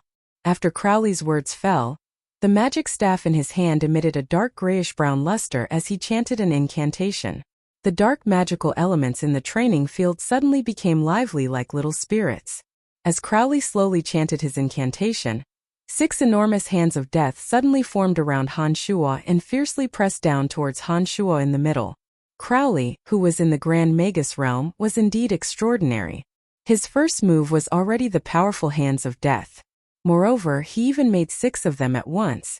It was obvious that he treated Han Shua as a formidable opponent in his life. Those 6 hands of death were much more vivid and lifelike than the ones that Emily had condensed. The 6 incomparably enormous hands of death even had some fine lines on the palms, as if they were the hands of some dark creature. The thick and long fingers also had sharp hook-like nails, appearing extremely terrifying. It could be seen that Crowley was extremely cautious and did not immediately attack Han Shua.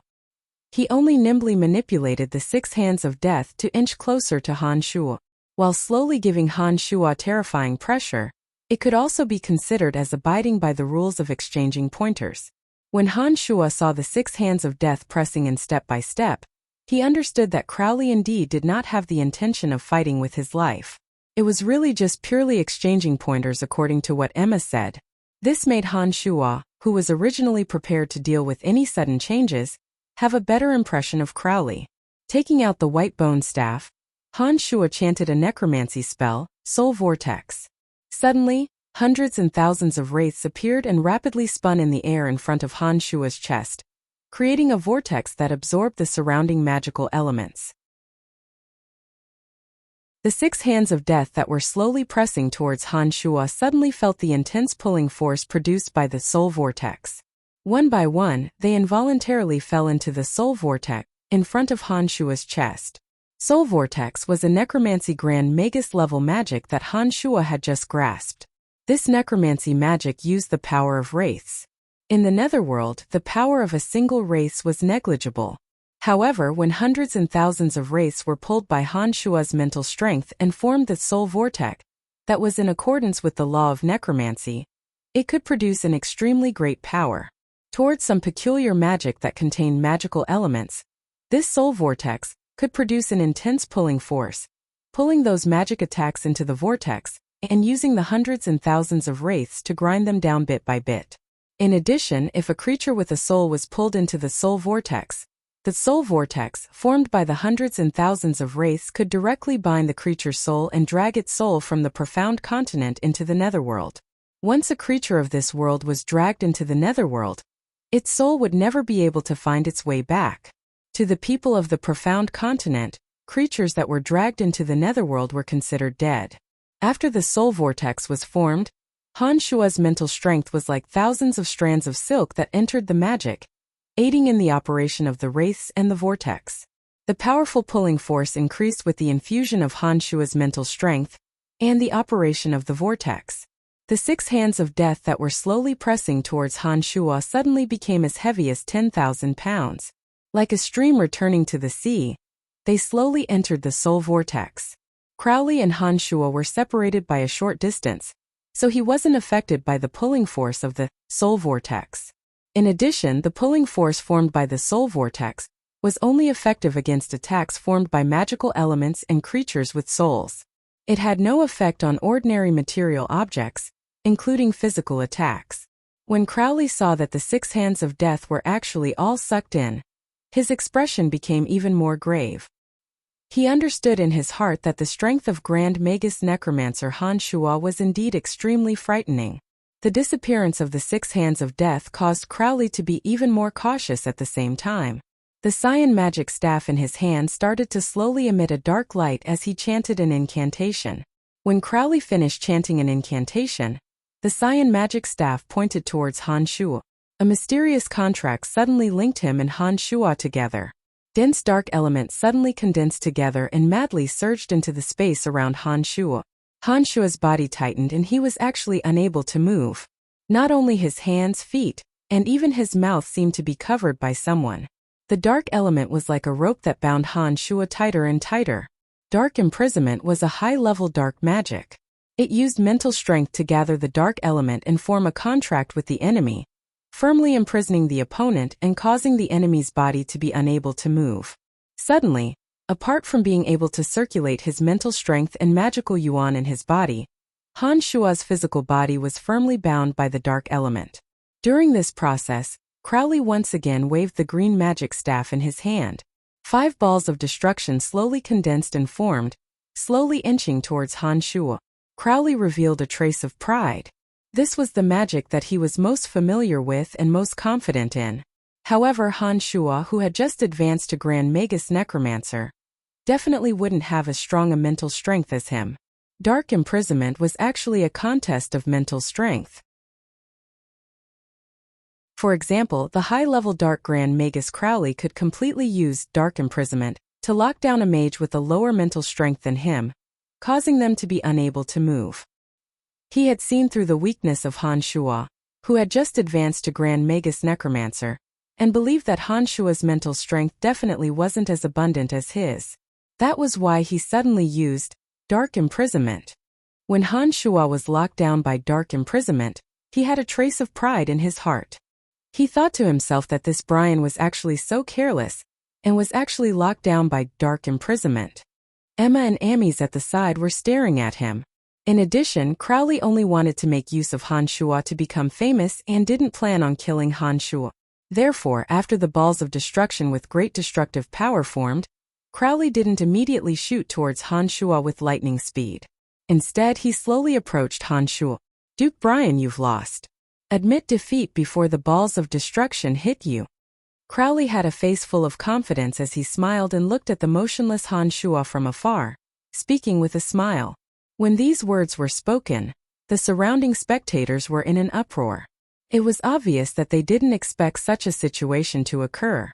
Those youths and maidens that came to the necromancy major because of Han Shua's fame all revealed doubtful and hesitant expressions. This caused Lisa to suddenly angrily say, "What's with your gazes?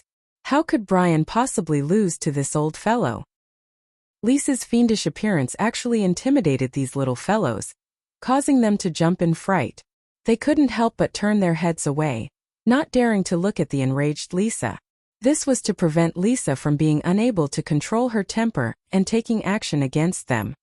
Crowley is Crowley after all. He saw through that kid's weakness and mental strength and didn't wait for him to summon his undead creatures before using the prison of darkness to lock him in place. Who would have thought that Crowley would really win? The person in charge of the Dark Major, Deo, was somewhat unable to suppress his joy. His voice was even higher than usual as he explained to the surrounding Dark Major teachers and students. On the other hand, Dean Emma and Amis had an unperturbed appearance, as if they weren't worried for Han Shuo at all. They both looked at Han Shuo with an amused gaze, planning to see how Han Shuo would respond. After absorbing a serene luster crystal, Han Shuo's mental strength wasn't any weaker than Crowley's. However, Han Shuo didn't use his mental strength to forcefully resist Crowley, but instead mobilized his magical yuan to once again strengthen his physical body. When Han Shuo suddenly struggled, a clear pop sound was heard. "I don't think so." Han Shuo smiled as he replied. The prison of darkness spell had already been broken. With a wave of the white bone staff, rows of bone spears shot out, shattering the 5 balls of destruction that had yet to reach him. He first summoned an old fey demon to charge at Crowley, followed by a few evil knights and the undead army. Crowley lost, Emma said with a smile, then looked at Amis and asked, "But how did Brian break Crowley's prison of darkness? I didn't sense any abnormal movements in his mental strength." "Hehe, Amis, did you see anything?" Shrugging his shoulders, Amis elegantly said, "Headmaster, even you couldn't see clearly, how would I know?" However, Brian has always been following Lord Candide. I believe that with your relationship with Lord Candide, you should be clearer than me about his situation. Amis had focused his attention on Han Shuo just now to see how he would deal with it. He didn't doubt that Han Shuo would win, because a person who could defeat Celt and Red Archbishop Koss was definitely not someone that Crowley could deal with. However, what made Amis astonished was that he couldn't see how Han Shuo won even though he had focused all his attention. However, the only thing that Amis could be sure of was that Han Shuo indeed didn't use mental strength. That's right, it must be that mystical martial technique. This fellow has such frightening strength just by relying on martial technique. In addition to his strength as a Grand Magus Necromancer, it looks like the Lancelot Empire will indeed be his in the future. What kind of person is this fellow's teacher that possesses such mystical martial technique? Why have I never heard of it, nor was I able to investigate it? This is really too strange, Amis silently thought as he stared at Han Shuo. Did you see that? Did you fools see that?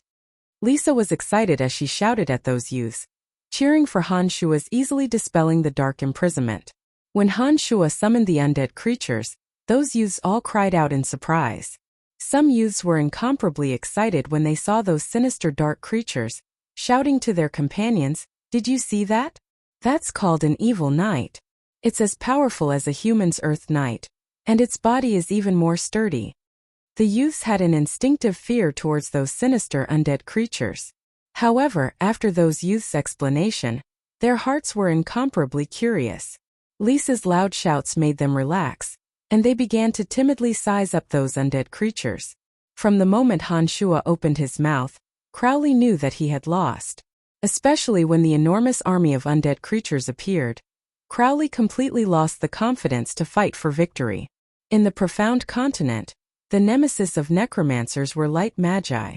Apart from that, in a battle between magi of the same realm, once a large number of undead creatures appeared, it would basically mean that the necromancer had won. For example, the old fey demon that appeared this time. Just this one undead creature was enough to give Crowley a headache. In addition, there was still a sea of undead creatures. Other than light magic that could quickly purify them, the other magi didn't seem to have any good methods. Sure enough, before the old fey demon could reach Crowley let out a dejected sigh. He put down the green magic staff in his hand and shouted from afar, "Earl Brian, I admit defeat."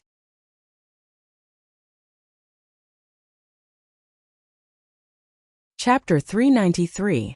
The old fey demon with its sharp claws had already rushed in front of Crowley. Hearing this, Han Shuo's mind moved and all the undead creatures instantly froze. Han Shuo's extraordinary control was fully displayed. Although Crowley was conceited and vain, he still abided by the agreement during the spar. When he thought that he could easily defeat Han Shuo, he didn't increase the speed of his ball of destruction to attack Han Shuo. This made Han Shuo have a good impression of him. Therefore, when he saw him concede, Han Shua immediately stopped his undead creatures from attacking. Crowley was flustered as he looked at the old Fey demon in front of him. Following Han Shua's lengthy incantation, groups of undead creatures gradually disappeared from the periphery. Only when the old Fey demon in front of him suddenly disappeared did Crowley truly heave a sigh of relief. Mr. Crowley, your strength is extremely profound. I believe that an ordinary Grand Magus shouldn't be your match. If Mr. Crowley is interested, I can help introduce you to the third prince, His Highness Lawrence. You might as well consider it. After Han Shua sent the undead creatures back to the other dimension one by one, he walked to the side of Dark Grand Magus Crowley and said in a low voice, this Crowley's strength was indeed not bad. There weren't many mages that could become Grand Magus in the Lancelot Empire. Every one of them had a high status. Since he had returned from his travels in various countries, he definitely wanted to have an illustrious identity in his homeland. This kind of person was someone that every power would fight to pursue. It was the same for Lawrence. Therefore, Han Shua invited him on Lawrence's behalf. Crowley was clearly aware of Lancelot Empire's current situation. He couldn't help but reveal an awkward expression when he heard this. As the illegitimate son of His Majesty the King, Lawrence was the most unpromising successor. If Crowley were to follow Lawrence, he simply didn't know if he would suffer a calamity once the throne was settled. Mr. Crowley, I know what you're worried about. However, some things can't be judged by the rumors of the outside world. Give Lawrence some time and also give yourself some time. You can decide which power to choose after a few days. Han Shua said with a smile when he saw that Crowley didn't reply. All right, for the sake of Earl Brian, I will consider it for a few more days. Crowley heard a different meaning from Han Shua's words, and hesitated for a moment before replying. Nodding his head, Han Shua smiled and said, in the future, you will definitely be proud of today's decision. Without saying anything else, Han Shua left the training grounds and headed outside. Disregarding the surrounding crowd's astonishment and the necromancy students' cheers, Han Shua first nodded his head at Amy's and Emma from afar before walking over to Fanny's group of necromancy teachers and students. He smiled and said, Teacher Fanny, we can continue with the recruitment. When Fanny saw that Han Shua's eyes had been on her since he came over, she was both shy and happy in her heart. She hurriedly said, let's go, let's go. Everyone, don't stay here anymore. Let's continue our unfinished business. When Han Shua and Fanny left together, Amy's gaze kept roaming over Han Shua's body. When Han Shua disappeared from the training grounds, he muttered to himself thoughtfully, this kid is still a playboy. Why do I feel like I've seen that female teacher somewhere before? Beside Amy's, Dean Emma shot a glance at the pensive Amy's and was a little surprised. She didn't think that Amy's gaze would be so venomous. He seemed to have recalled something with just a glance at Fanny. This caused Emma to be inwardly startled, thinking that Amy's, who was one of the three heavyweights like Candide, was indeed not to be underestimated. All right, the matters here have concluded. I will also be leaving. Amy's, have a good walk. It seems that you haven't returned to your alma mater for a long time. Seeing Amy's expression of deep thought, Emma suddenly spoke up, as though she didn't want him to quickly figure out Fanny's identity. As one of the three heavyweights of the Empire's dark mantle, Amy's knew the private matters of every noble like the back of his hand. Even Firenze at the southern border of the Empire was no exception. Amy's, who had browsed through a lot of information, had seen some information regarding Firenze's relatives. However, Fanny wasn't this old at that time. Back then, Amy's had only seen some drawings. Just based on this point, he was able to feel a sense of familiarity when he saw the real person after a few years. This person's memory was already extremely shocking. Amy's, who was deep in thought, was interrupted by Emma's words. However, Amy's didn't continue to think in detail. Hearing Emma's words, he smiled elegantly and said, Dean, you can busy yourself with your matters. I will just take a walk and will leave in a while. Emma smiled and nodded. With a flash of white light, she disappeared from the spot. After Emma left, Amy's couldn't help but glance at Crowley, who had just walked out of the training field. He suddenly said, Mr. Crowley, you better carefully consider Marquis Brian's words just now. As an alumnus, I still hope that you can make the right choice. Marquis. Crowley, who was tasting the bitter taste of failure, raised his head and saw that the one who spoke was Amy's. Thinking about the contents of Amy's words, he couldn't help but feel puzzled. Yes, Marquis Brian. Just today, His Majesty has already officially conferred the title of Marquis to Brian. All the big and small towns around Brettel City, including some of the bandit areas that he has occupied, will become Marquis Brian's territory. Furthermore, I'm afraid that no Grand Magus of the same level can defeat him. It's not shameful for you to lose to him. You don't need to be too concerned about this matter. Instead, you should properly think about what he has just said to you. That's all he has to say. It's up to you whether you want to listen or not. Amy smiled as he explained. Without waiting for Crowley to ask any more questions, he left with the two swordsmen. Marquis, he's actually a marquis, Crowley muttered to himself.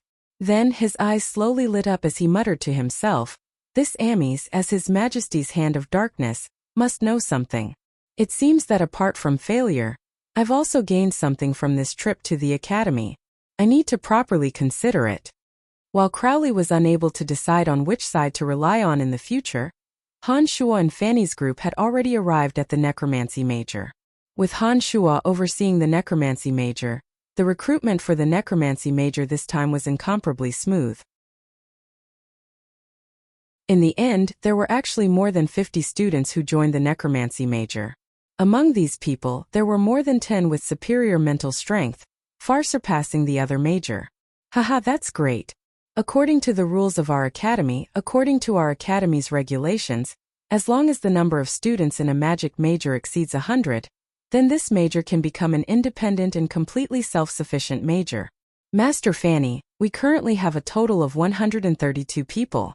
We can completely apply to the dean to become independent of the dark major. Jean couldn't help but laugh out loud in excitement after arranging all the information. Hearing Jean's words, Fanny's brows were also filled with joy. A faint smile appeared at the corner of her mouth as she said, "That's right, our necromancy major can now completely become independent and no longer be a vassal of the dark major. This shouldn't be a problem." "That's great. I've long had enough of the faces of those fellows from the dark major. This way we no longer need to mix with them in the future. Our necromancy major is the necromancy major, and no longer a branch or vassal of any major." Lisa was extremely excited as she loudly shouted. Lisa's voice was extremely loud and transmitted far away. The dark major and necromancy major weren't far apart, and the person in charge of the dark major, Deo, had obviously heard Lisa's purposeful shouting. However, Han Shua was currently at the necromancy major's side, and Crowley had just been defeated by Han Shua. In addition, Deo had learned from Crowley that Han Shua had already become a marquis. This made Deo even more afraid to provoke Han Shua. Although he was extremely unhappy in his heart, he didn't dare to say anything else. Amidst the cheers of the necromancy major, the two teachers, Fanny and Jean, brought these newly accepted young students to the necromancy major to handle the relevant procedures. After arriving at the necromancy major's area, Jean was in charge of this matter, while Han Shua and Fanny were in the necromancy major's training field, explaining the essence of necromancy magic and dispelling some of the difficult questions the students had. Having trained necromancy magic to the level of Grand Magus Necromancer, Han Shua's theoretical knowledge and actual combat knowledge far surpassed Fanny's. His comprehension of necromancy magic was also much higher. Many of the questions that Jean and Fanny couldn't explain were easily answered by Han Shua. In the end, even Jean, who had finished his business, also returned. After hesitating for a while, Jean also asked Han Shua about some of the questions he usually encountered. The atmosphere in the necromancy major was harmonious in that moment. Due to Han Shua's existence, the necromancy major's status in the academy had also risen. It was as if from this moment on the necromancy major, which had always given people the impression of being weak, no longer existed.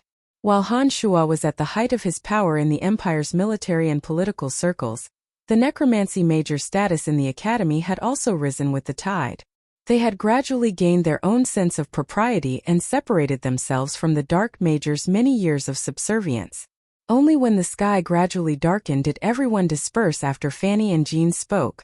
When Jean also left in the end, Lisa hesitated for a moment and stared at Han Shua, saying, "Brian, if I want to find you, Can I go to your residence? Of course, if you have nothing to do, you can find me there to play at any time. Heh, of course, I'm not in the residence most of the time. Don't blame me if I'm not there. Han Shuo said with a smile. It's fine as long as you agree. Alright, I'll take my leave first. Master Fanny Brian is quite popular right now. You have to keep an eye on him. Lisa first smiled happily and then winked at Fanny, making a funny face as she left. Fanny's face flushed red after Lisa had disappeared. She looked affectionately at Han Shuo and said, Brian, thank you. I didn't think you'd come today. It just so happens that I don't have anything to do. Even if I don't give face to anyone, I'll give you face. If you really want to thank me, don't just say it. I usually prefer people to express their gratitude through action. Han Shuo chuckled evilly and looked at Fanny with a smile. Fanny first rolled her eyes at Han Shuo in embarrassment, then hesitated for a moment and said in a low voice, Then what kind of action do you want me to show my gratitude? Han Shuo suddenly appeared in front of Fanny and lowered his head to look at Fanny, whose blush had spread to her fair neck. He extended a finger to point at the corner of his mouth and said with a light smile, Take the initiative to kiss me as thanks. You perverted fellow. You've already become a great noble. Why can't you change your lustful heart? Fanny was greatly embarrassed and couldn't help but punch Han Shuo's chest, pouting coquettishly. Come on, who asked teacher to be so beautiful and alluring? My soul has been hooked by you. If I don't show my lustfulness to you, then who should I show my lustfulness to? Han Shuo grinned cheekily as he moved his mouth closer to Fanny, clinging to Fanny. Fanny's mood had never been better today. In addition, she really liked Han Shuo. After bashful for a while, she finally couldn't dissuade Han Shuo and kissed Han Shuo's big mouth like a dragonfly skimming the surface of the water. However, when Fanny moved away, she was hugged by Han Shuo and his big mouth kissed her forcefully. Contrary to Han Shuo's expectations, Fanny immediately responded passionately, giving Han Shuo a carefree and unrestrained sense of beauty. Overwhelmed by the favor, Han Shuo's two hands started to become disobedient again, roaming all over Fanny's moving and wonderful body. When Han Shuo kissed Fanny until she was out of breath and her body was incomparably hot from Han Shuo's actions, she finally pushed Han Shuo away with a light moan and gasped for breath. She moved a bit further away from Han Shuo with a blushing face and calmed down her full breasts. She said in a sweet voice, Brian, my father is about to arrive at Awson City. If you don't see him this time, he said he'll bring troops to attack your Brettel city. Her words were like a bucket of cold water being poured over him. Han Shuo abruptly came to his senses and asked Fanny with a frown and a wry smile, You told your father my identity? Nodding her head, Fanny hurriedly explained with a red face. He kept asking and even investigated. I only told him because I knew I couldn't hide it from him. In addition, you might not know my father's identity. Don't think that he was joking. My father is different from ordinary people. He's capable of doing anything. I know. Your father is the true master in the eyes of the people of the southern border, the madman who dared to beat up any great noble of the empire at his majesty's private banquet, Forenza of the Howling Legion, right? Han Shuo took a deep breath and said while looking at Fanny, How did you know? When did you know? Fanny was taken aback and exclaimed softly, A few days ago, when I just returned from Brettel City, Dean Emma told me when I came to the academy to look for you. Han Shuo honestly explained to Fanny, then said with a headache, All right, when your father returns, I will go with you to see him.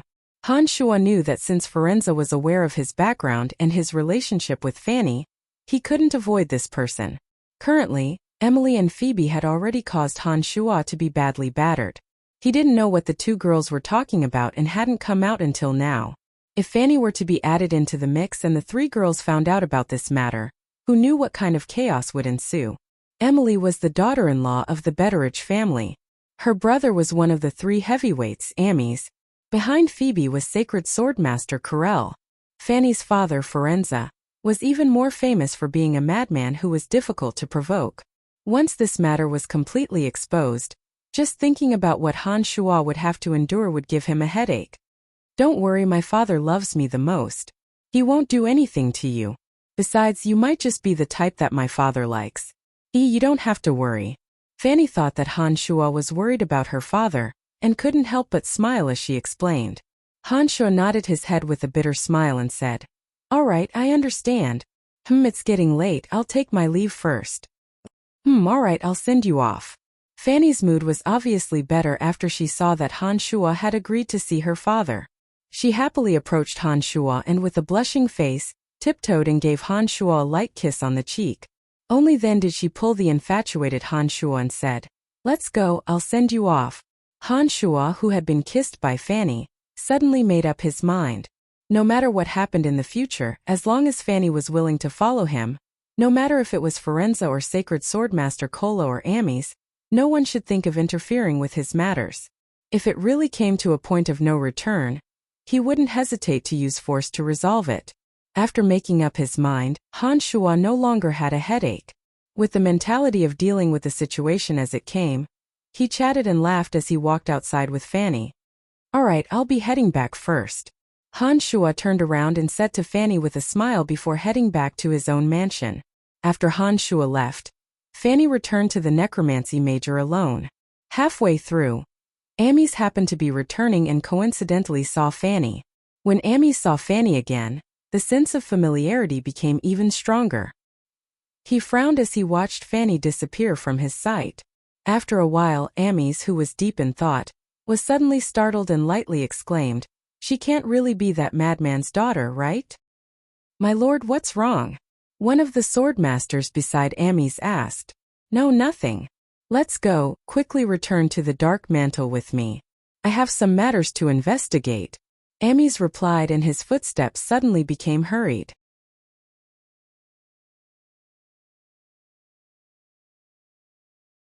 Chapter 394. After leaving the Babylon Academy of Magic and Force, Han Shuo had originally intended to return to his own mansion. However, halfway through, he spied through the mystical demons that Emily and Phoebe had walked out of her chamber together. Contrary to Han Shuo's expectations, Emily's eyes were red, and she had faintly cried. Phoebe, who had originally come to denounce Emily, wasn't as unforgiving as Han Shuo had imagined. Instead, she continuously tried to persuade Emily. The two held hands, and were even more friendly than when they were in the Valley of Sunshine. The red-eyed Emily continuously wiped the corners of her eyes with a tissue, her face filled with sorrow. Phoebe gently held Emily's arm in a friendly manner and sighed, "Elder sister, I was rude. I didn't know that elder sister's life was actually like this." "Forget it, Phoebe. It's already not easy for you to forgive elder sister. I am indeed responsible for this matter.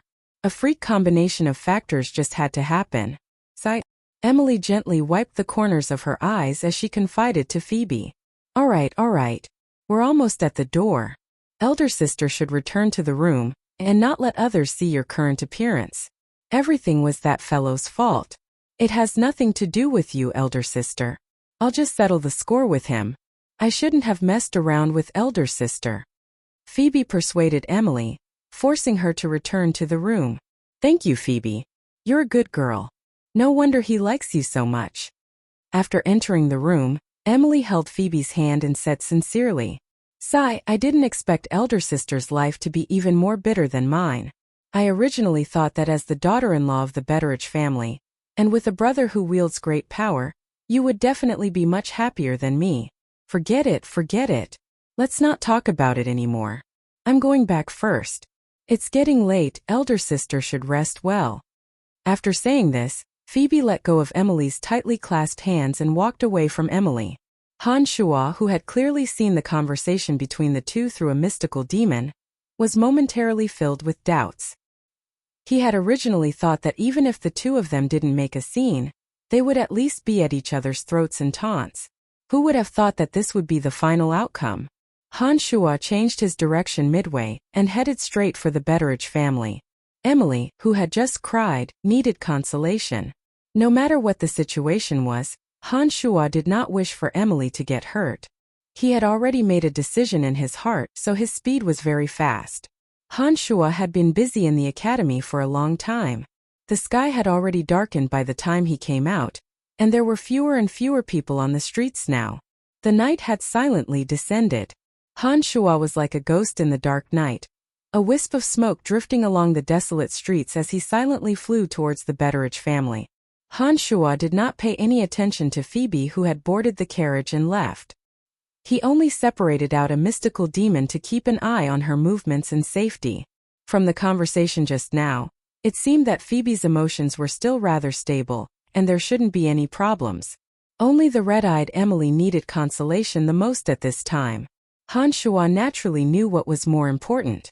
The Betteridge family's defenses could be considered tight. However, to Han Shuo, who possessed a mystical demon, these defenses were similarly of little use. Easily avoiding the guards, Han Shuo silently arrived at Emily's door. Emily's magical barrier was still present in the room. Han Shuo did not forcefully barge in, fearing that Emily would misunderstand and resist. Instead, he lightly pressed against Emily's door and knocked on it. "Who is it?" Emily called out softly from within the room as the sound of footsteps gradually approached. "It's me," Han Shuo shouted in a low voice. Emily's footsteps had obviously quickened, and she had already arrived in front of the door in the span of a breath. After pulling the door open, Emily saw that it was indeed Han Shuo. Her bright red eyes suddenly brightened as she extended her head to look left and right. After confirming that there was no one around, Emily pulled Han Shuo inside. "Why are you here? This is the Betteridge family. What if someone sees us?" After pulling Han Shuo inside, Emily hurriedly shut the door tightly and added a soundproof barrier before asking Han Shuo, "I'm worried about you." Han Shuo suddenly pulled Emily into his embrace and softly said, "I'm fine. Phoebe just left this place. Did you see her?" After being hugged tightly by Han Shuo, Emily felt her heart calm down as she replied softly, "No, after she found out about this matter today, I was afraid that she would make a big fuss, so I did not follow her. However, I have been paying attention to the situation here. Did Phoebe do anything to you? Did you cry?" Han Shuo's heart ached as he reached out his hand to caress the corner of Emily's eye and said gently, "Hey, it's fine as long as I know that you are worried about me. Phoebe is a good girl. She did not come over and make a big fuss with me. On the contrary, after we had a heart-to-heart talk, Phoebe continuously persuaded me that your eyesight is not bad." Being treated tenderly by Han Shuo, Emily suddenly felt that all the grievances she had previously suffered were all worth it. Han Shuo did not say anything more. He hugged Emily and kissed her. At this time, Emily also needed Han Shuo's comfort. She could not help but respond enthusiastically.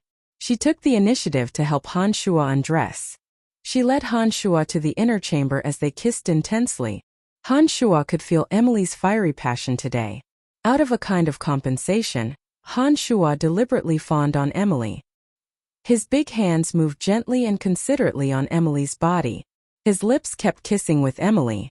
When Emily had difficulty breathing, he whispered some gentle and pleasant words in Emily's ear.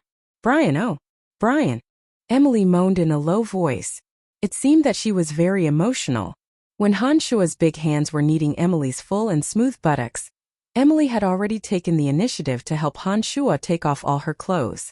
Suddenly, she fell back on her pink soft big bed. Her jade body was spread out in front of Han Shuo. Her almond-shaped eyes blurred as she looked at Han Shuo. She softly panted and said tenderly, "Brian, I don't want your gentleness. Be rough." Han Shuo was stunned. He immediately roared and threw himself at Emily. He did not continue to be gentle and protective of the fairer sex. Instead, he treated Emily fiercely. Today, Emily was even crazier than usual. She intensely catered to Han Shuo until her delicate body could no longer bear Han Shuo's violent storm. In the end, she directly fell into a deep sleep without a trace of strength. Han Shuo looked at Emily, who had fallen asleep like a pear blossom. He suddenly felt a sense of guilt in his heart. Emily was actually Han Shuo's first woman. Han Shuo raped Emily from the beginning. Especially for a long time, Han Shuo only treated Emily as a tool to satisfy his lust. As Emily quietly sacrificed for Han Shuo gradually developed feelings for her. However, because of Emily's special identity, Han Shuo did not give Emily a title. In principle, Phoebe should be the target of his crusade. Because of her special identity, Emily was the woman who had followed Han Shuo from the beginning. She was the real victim. Since Emily and Han Shuo got together, she had always been thinking for Han Shuo. She put Han Shuo as the center and sacrificed everything. Looking at the sleeping woman in front of him for a long time, Han Shuo unconsciously fell into memories. The more he recalled the past with Emily, the more guilty Han Shuo felt. "Sai, I owe you too much. It's been hard on you." Han Shuo sighed softly. He gently touched Emily's face and muttered to himself, "I did everything willingly and I never blamed you. Also, I know you are very good to me. You don't have to feel guilty." Suddenly, Emily's lips curled into a blissful smile. After saying that, she opened her big, bright eyes. "Hey, why did you wake up so quickly? Why didn't you sleep a little longer?" Han Shuo saw that Emily had woken up. He couldn't help but frown and softly scold. "It's fine. After making love with you, I could feel the mysterious power you left in my body. This power helped me improve my body.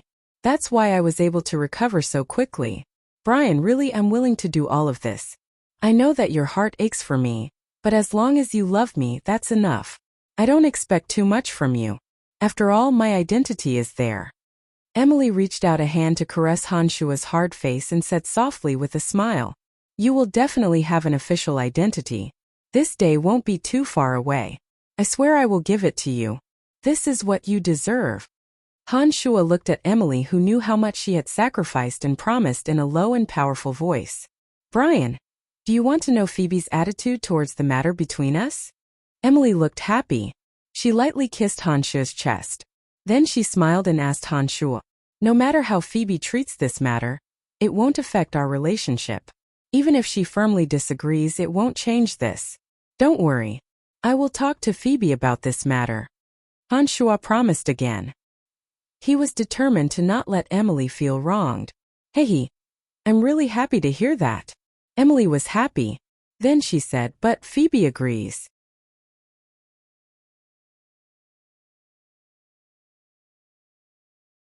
Chapter 395. Agree? Agree to what? Han Shuo stared blankly and asked in confusion. "Of course I agree to the matter between you and me." Emily exclaimed happily and explained, "I told Phoebe everything about the two of us. I especially emphasized the fact that I couldn't show my face due to my identity.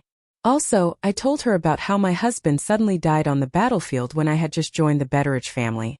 Phoebe even tried to persuade me for quite a while after listening to me." Han Shuo was stunned. He suddenly felt that Phoebe was indeed reasonable. However, Emily had stayed in the dark mantle for so long, and was indeed very intelligent. To be able to make Phoebe acknowledge her identity with just a few words was enough to prove Emily's ability. Han Shuo finally relaxed after hearing Emily's words.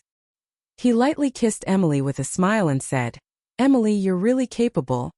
All right. Don't try to bewitch me anymore." Emily joyfully pushed Han Shuo and said, "It's getting late. You shouldn't stay here anymore. I still have to go greet father." Hearing Emily mention the Betteridge family's patriarch, Han Shuo thought for a moment and asked Emily, "Oh right, which prince does Han favor?" "I don't know. Perhaps it's because father has retired from the military for too long. When the empire was in turmoil, father didn't appear in the eyes of the empire's military and government. He also didn't talk to me about the matters between the princes." Emily replied with a frown when she saw that Han Shuo was talking about serious matters. After a moment of silence, Han Shuo said to Emily, "If old Han talks about these matters or has plans to lean towards one side, it's best if you advise him not to act rashly in the next few days, lest he leads the Betteridge family down a wrong path." Emily was startled and asked in surprise, "Why would you say that? No one is optimistic about Lawrence. However, if nothing unexpected happens, the throne should be Lawrence's. For the next few days, just wait and see. I think it won't be long before His Majesty makes a big move." Han Shuo discussed with His Majesty Uhtred and understood that Lawrence's situation would change greatly. That was why he reminded Emily. "Are you sure this news is true?" Emily clearly knew how important this news was. She asked Han Shuo with a solemn expression. Nodding his head affirmatively, Han Shuo said, "I went to the palace today and heard it from His Majesty's own mouth. There's no way this is wrong. In that case, I have to go out immediately. Not only my father but my brother as well. I have to tell them immediately. In addition, there are some friends who are watching and I must warn them as soon as possible. After Han Shuo finished speaking, Emily had already started to put on her clothes, her expression somewhat anxious. This matter concerned every noble in the Lancelot Empire. Every noble with status could forget about staying out of this matter. If they made a wrong choice, they could lose the prosperity and decline of a family for 100 years. They had no choice but to treat this matter with caution. Seeing Emily so anxious, Han Shuo could understand. Standing up, Han Shuo gently helped Emily put on her silk robes. He also helped Emily tidy up her messy long hair, which was a rare occurrence. He even helped her put on some rouge amidst Emily's blissful sweet smile. Finally, he opened his mouth and said, "All right, be careful on the road."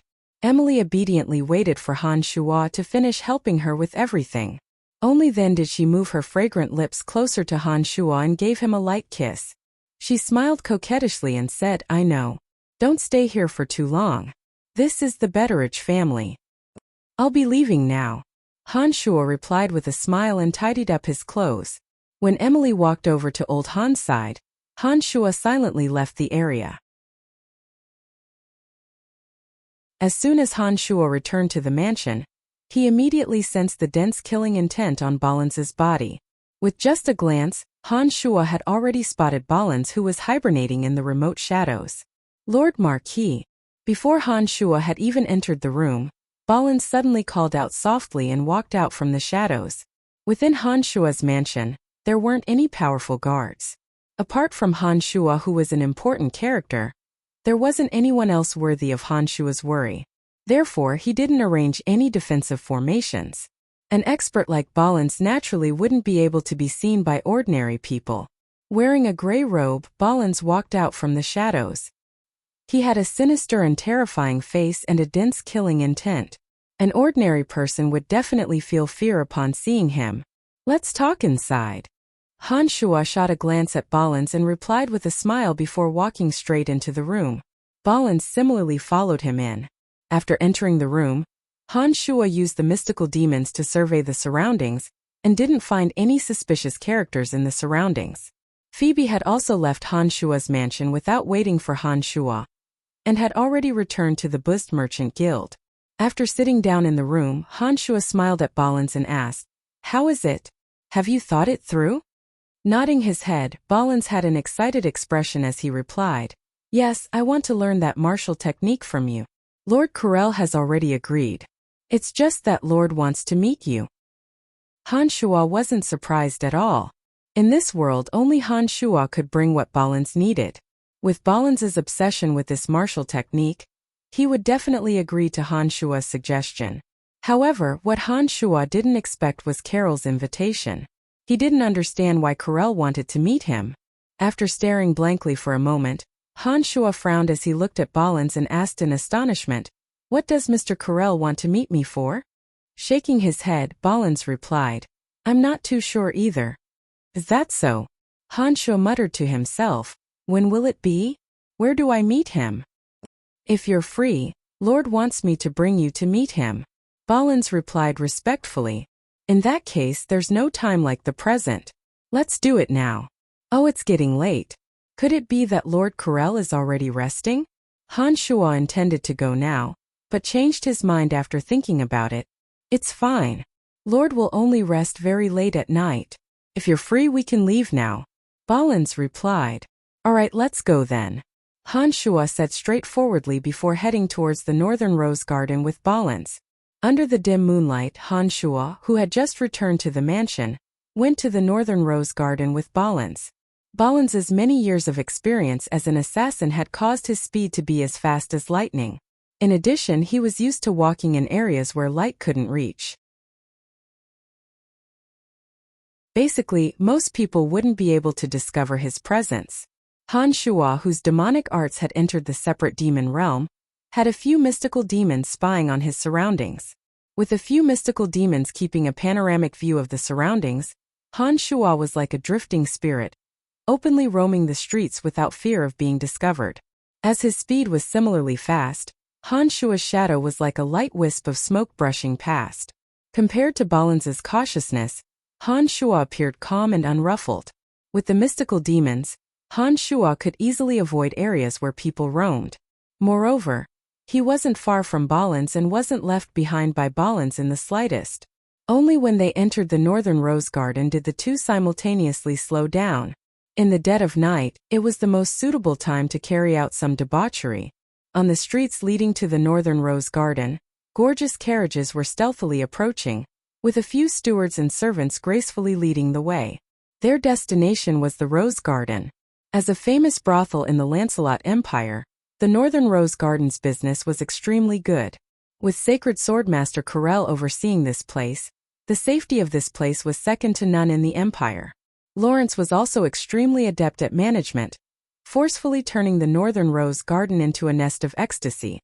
It was precisely because of the sudden increase in the flow of people around the Northern Rose Garden that Han Shuo and Balens had no choice but to slow down. Balens was incomparably familiar with this place. He brought Han Shuo directly towards the back door. The back door of the rose garden was relatively remote. Generally, only internal personnel would come here, or they would receive some sensitive figures. Those nobles seeking pleasure wouldn't pass through here. Han Shuo and Balens, on the other hand, were happy and relaxed. Balens, since you've decided to join my faction, there are some things I need to explain to you first. As Han Shuo and Balens walked towards the back door, Han Shuo smiled at Balens and said, "Please speak." Balens' tone towards Han Shuo was very respectful. "Balens, don't be too courteous. In the future you don't need to call me Marquis. You can just call me Senior. Our sect is called the Heavenly Demon Sect. There aren't many people in the entire Profound Continent who know of us. Our master was once an expert from another plane, and only came to the Profound Continent by chance. After teaching me this martial technique, he turned into a demon and left." Han Shuo lowered his voice and made up a series of lies. Balens listened attentively. After waiting for Han Shuo to finish his series of narration, Balens said with astonishment and excitement, "I didn't expect Master to actually be so amazing. He's actually an expert from another plane. No wonder he has such a miraculous martial technique that has never been heard of in the entire Profound Continent. It's such a pity that I don't have the chance to meet Master. Hee. Master's strength is unimaginable to the average person. I will teach you the martial technique of the Heavenly Demon Sect on Master's behalf. With your aptitude, you will definitely achieve great things. Don't worry, the application and concealment of the killing intent will be the most basic Heavenly Demon secret art. Not only will you be able to quickly grasp it, you will also possess even more powerful killing moves." Han Shuo solemnly vowed to bewitch Balens. The demonic art that Han Shuo imparted to Balens was called the God-slaying demonic way. It wasn't considered an orthodox cultivation method for demonic cultivators. Even if Balens cultivated it to the extreme, he wouldn't be able to reach Han Shuo's achievements. However, for Balens, if he could familiarize himself with and master this demonic art, his strength would indeed improve substantially. However, this kind of improvement was a little like pulling a seedling to help it grow. It was purely using the dense killing intent surrounding Balens to greatly improve his strength. However, it couldn't be like the demonic art that Han Shuo cultivated step by step, which had unlimited possibilities for improvement. What Han Shuo needed was a junior who could help him eradicate dissidents, and not someone who could contend with him in demonic arts. Therefore, no matter how much Balens grew, he wouldn't be a threat to Han Shuo's position. "Senior, thank you." When Balens was about to enter the rose garden, he respectfully bowed to Han Shuo. Han Shuo wasn't in a hurry to enter the rose garden. After receiving Balens' bow, he smiled and said, "You haven't officially entered the sect yet, so I can't immediately teach you the Heavenly Demon Divine Art. After I meet Mr. Corel, I will help you handle the initiation ceremony. After you officially join our Heavenly Demon Sect, I will help you be reborn and then teach you the martial techniques of our sect." "I will listen to Senior." Balens was already quite old, but he was still respectful to Han Shuo and didn't dare to slight him in the slightest. Smiling and nodding, Han Shuo said, "All right, bring me into the rose garden." Balens brought Han Shuo all the way to the secret room that Lawrence had entered previously. After opening the passage, Balens brought Han Shuo all the way down. After passing through some complicated paths, Balins finally brought Han Shuo to the spacious space where he met Sacred Swordmaster Corel last time. In a spacious white space, Sacred Swordmaster Corel was sitting on a boulder. Although the tall and big Carol's hair was white, he was full of vigor. His kind gaze was leisurely looking forward. After seeing Han Shuo enter, Corel smiled and said, "Little fellow, you really aren't simple." After Balins brought Han Shuo over, he himself withdrew. Currently, only Han Shuo and Corel were left in the entire space. When Han Shuo saw Corel praising him so much, he couldn't help but smile and say, "You're overpraising me. You gave that divine weapon Starry Sky to Phoebe. It's good that you have this intention, very good." Corel smiled and said, "As for the matter of you teaching Balins, I won't ask. You don't have to worry. I have never treated Balins as a servant. He has always had his own freedom. This time he was so excited to learn martial arts from you. You must have something that attracted him. I will respect his decision." "Then why did you summon me here?"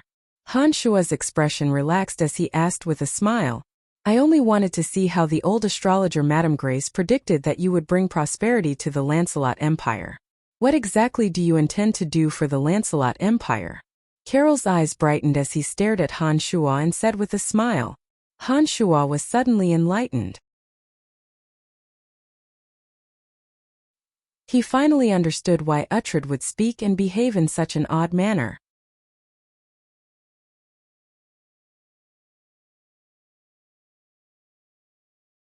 Chapter 396. So everything was because of old astrologer Grace's divination. It seems that I will really become a noble of the Lancelot Empire in the future? Last time at the Dark Mantle headquarters, Grace had looked at me with such a peculiar gaze. Could it be that she had seen something at that time? After hearing Carol's words, Han Shuo suddenly understood something. He creased his brows and thought for a while before smiling bitterly at Corel and said, "To be honest, I've only just learned of this news. I don't have any intentions of doing anything for the Lancelot Empire. I'm only thinking of what I should do for myself." Corel laughed involuntarily when he saw Han Shuo's honest reply. "Perhaps when you're helping yourself, you've unknowingly helped the Lancelot Empire complete the change of authority and complete the expansion of its territory. For example, you helped Lawrence seize the throne, or your ambitious conquest of the 7 Grand Duchies. These are actually your own actions, but the final result is that you've changed the structure of the Lancelot Empire." After hearing Carol's words, Han Shuo couldn't help but ponder for a while before suddenly realizing that Carol's words were reasonable. When he descended into this world, he was considered a citizen of the Lancelot Empire. Han Shuo felt that his life in this country wasn't bad. He also had friends and loved ones in this country.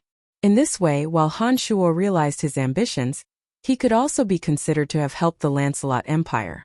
"Haha, a great personage is indeed a great personage. What you said is indeed reasonable." Han Shuo looked at Corel and complimented him without the slightest bit of concealment.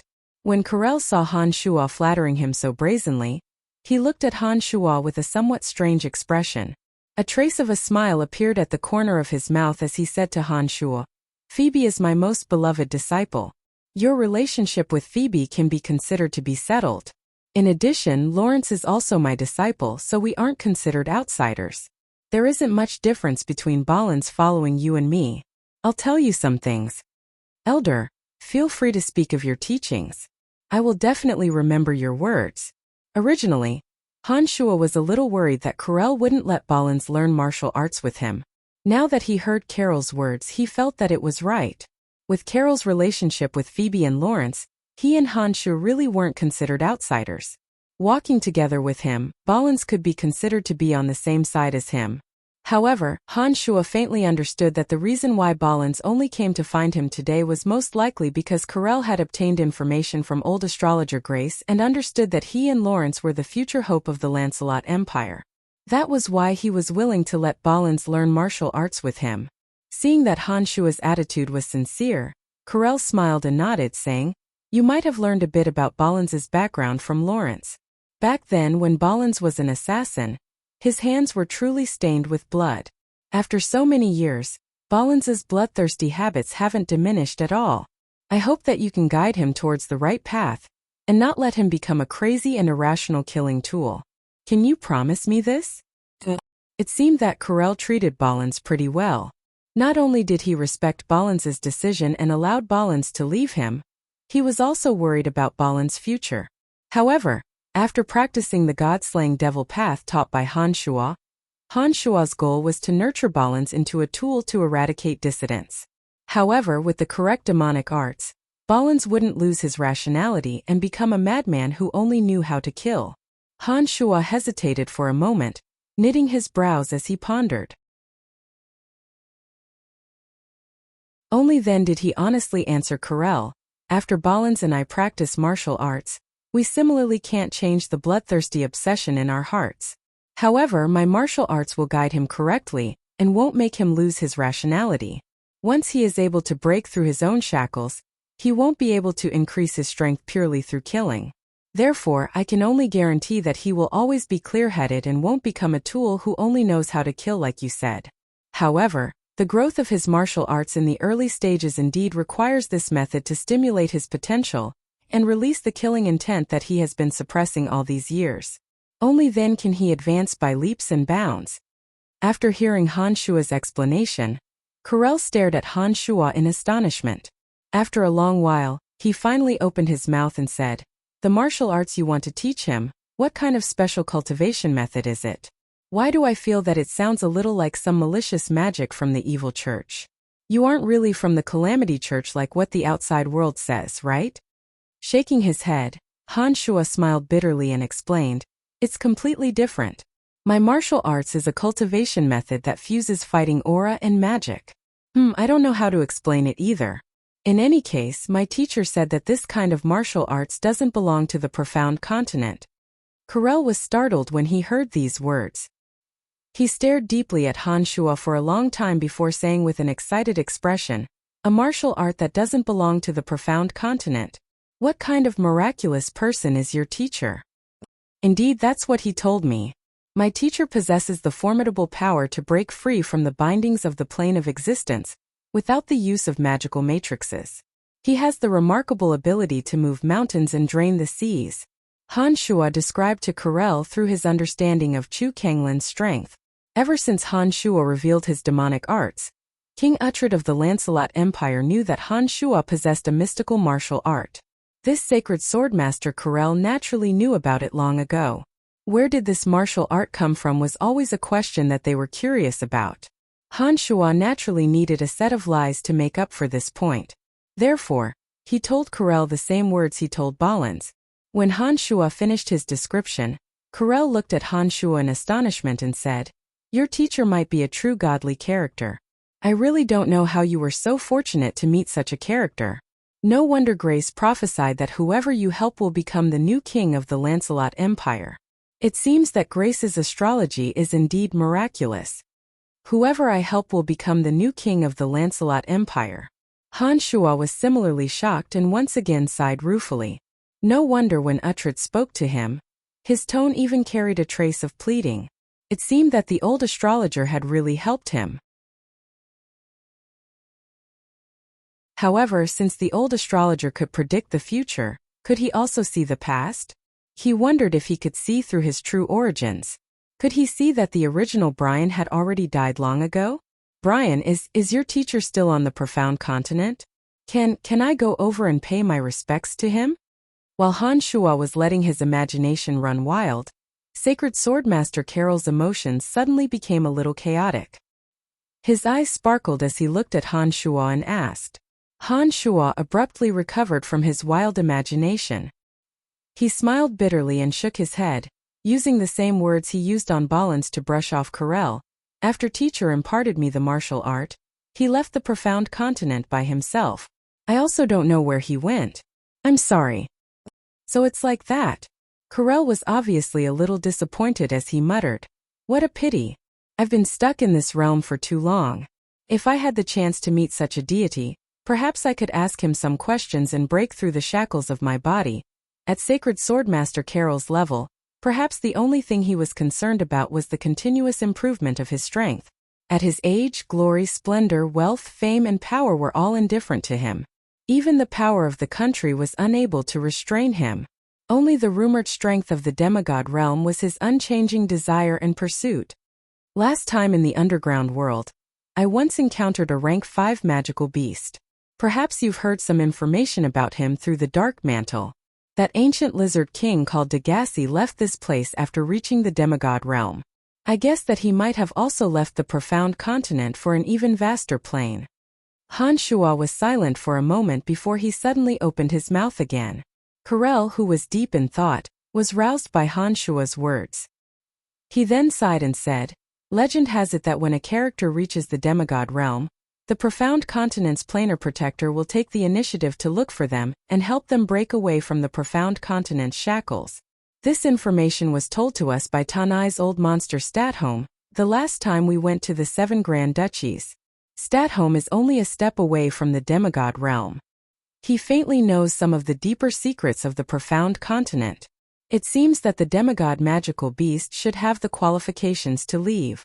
Old monster Statholm. Han Shuo creased his brows hearing this character once again.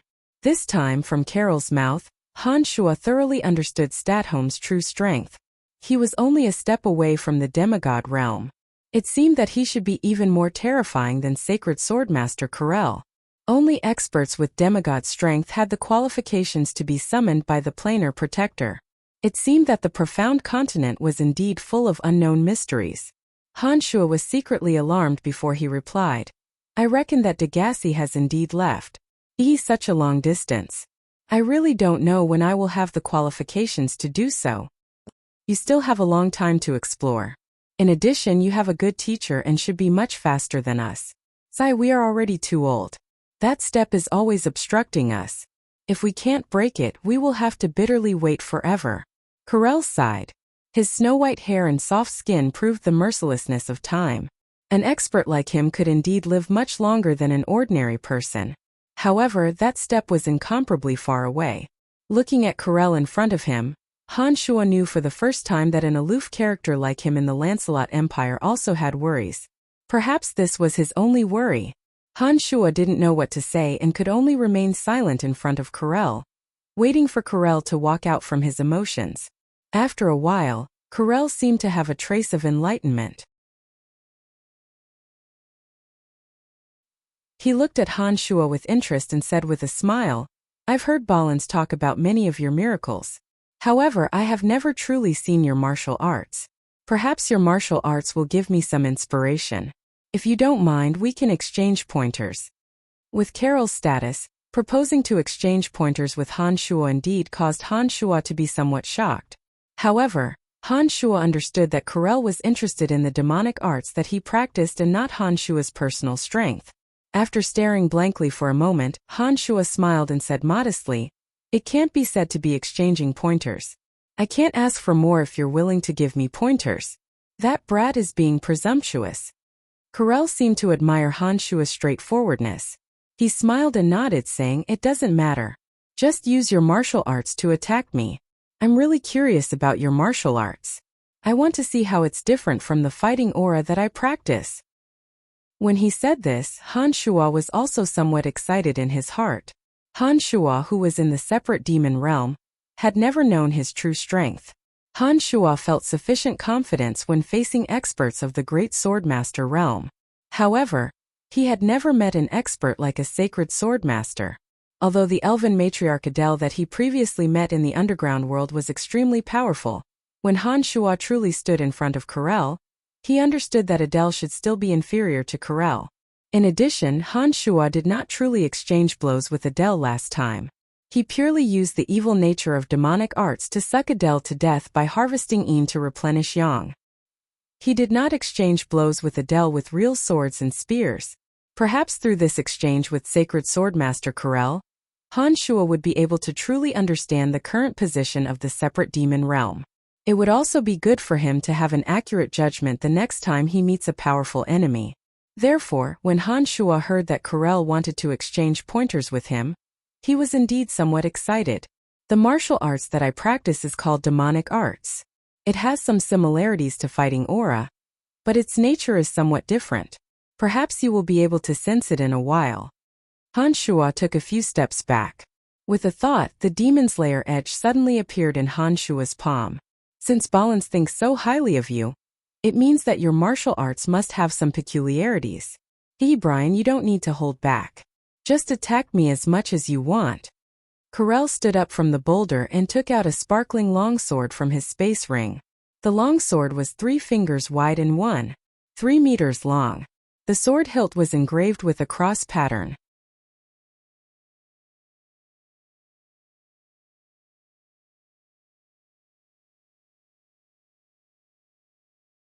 Before this tyrannical bloody radiance of 10,000 cuts could reach Carell, it was neutralized by the cross-shaped sword lights. Carell's expression was relaxed from beginning to end. It was obvious that he had yet to use his full strength. When the blossoming 10,000 lights were annihilated one by one and finally returned to the original form of the Demon Slayer Edge, Han Shua's mind stirred. He saw the Demon Slayer Edge that was originally shooting straight towards Carell suddenly freeze in the air. Soon after, the Demon Slayer Edge fiercely moved in a mysterious curve, chopping towards Carell from above. "Oh, interesting!" Carell lightly exclaimed.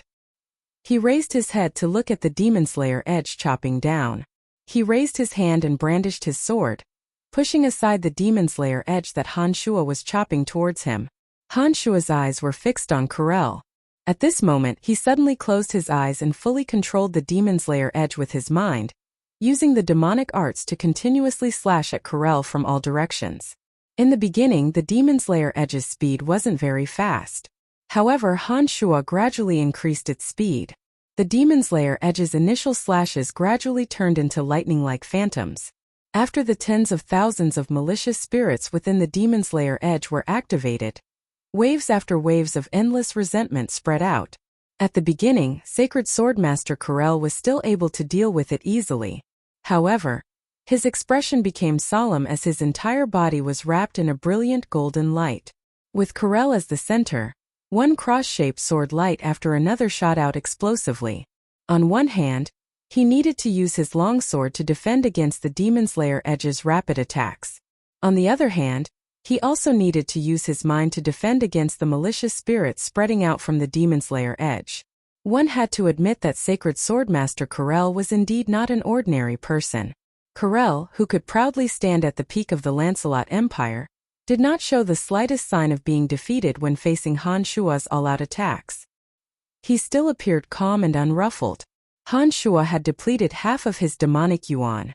Seeing that Carell still did not show any signs of fatigue, he once again infused the mystical glacial spellfire into the Demon Slayer Edge. Blossoms of purplish-red spellfire were attached to the Demon Slayer Edge with every slash of the Demon Slayer Edge. The energy of extreme cold and extreme heat continuously fluctuated, causing many troubles for Carell. In the end, the 12 mystical demons materialized, turning into sinister and terrifying demonic faces, as they attempted to enter Carell's body from every opening. Carell let out a soft cry of surprise before suddenly shouting, "It is indeed miraculous. This martial technique is indeed different from any of the cultivation methods on the profound continent." Facing so many attacks, Carell still had the leisure to shout loudly. Shortly after, the long sword in his hand suddenly shot out a resplendent golden light. An enormous cross-shaped sword light suddenly appeared, carrying an unstoppable force as it spread out in all directions. For a moment, a fierce explosion actually occurred with Carell as the center. The boulder he was on was the first to be unable to withstand the explosion and exploded with a loud bang. Amidst the flying rocks, the ground actually started to terrifyingly collapse. It was as though an enormous force had bombarded the ground, shattering everything in the surroundings. Han Shua was shocked and immediately recalled all 12 mystical demons. With a long roar, he soared into the sky and instantly landed beside Carell. The Demon Slayer Edge that had been attacking Carell for a long time flew back and landed in Han Shua's palm. The remaining demonic yuan frantically poured into the Demon Slayer Edge. A stream of killing intent and resentment from the malicious spirits within the Demon Slayer Edge formed a 7-meter-long blood-colored waterfall. Coordinating with the mountain-like strength of the Demon Slayer Edge, it ferociously chopped towards Carell's enormous cross-shaped sword light with astonishing explosive force. A fierce explosion sounded from the point of contact. The boundary that enveloped the entire space collapsed with a loud bang. The vast expanse of white space suddenly returned to its original appearance, revealing the original shape of the spacious underground stone room. At the same time that the boundary was destroyed, a violent wave spread out, causing the earth to tremble along with the overflow of the wave. The astonishing explosive force suddenly poured into the demon's lair edge and rushed into Han Shua's body along the sword hilt. Han Shua's body that had been chopped down couldn't help but fly up at high speed. Finally, his body crashed into the rock wall above with a loud bang, breaking a 3-meter deep hole. What's going on? What's going on? Is there an earthquake? Oh, the bed is still moving. In the rose garden above Han Shua and Han Shua, the nobles that were having fun with the beauties suddenly felt the tremors coming from the bottom of their feet. Each and every one of them was shocked and started to discuss one after another. Some of the guards in charge of the rose garden were also shocked. They didn't know what was going on and were like headless flies trying to find the cause of the tremors underground. Right at this moment, the sinister-looking Balin suddenly appeared in the midst of the guards in the rose garden and coldly berated. What are you panicking for? It's just a small earthquake. This is the center of Asen City. Apart from some natural phenomena, what else could there be? In the eyes of the guards in the rose garden, Balin's was a true fiend. When Balin's words fell, the guards calmed down one after another and followed Balin's instructions to comfort the frightened nobles. The majority of the nobles calmed down after hearing the guards' descriptions. However, there were still some timid guards who immediately abandoned the beauties on the bed and hurriedly fled the rose garden. They were afraid that there would be 1 or 2 more tremors under the rose garden, and their precious lives would be left here. Balins calmed the panicked emotions of the guards, but he himself was apprehensive as he didn't understand what was going on underground. He had just brought Han Shua underground. Whether it was his old master Karel or this newly acknowledged senior brother, Balins didn't wish for anything to happen to the two of them.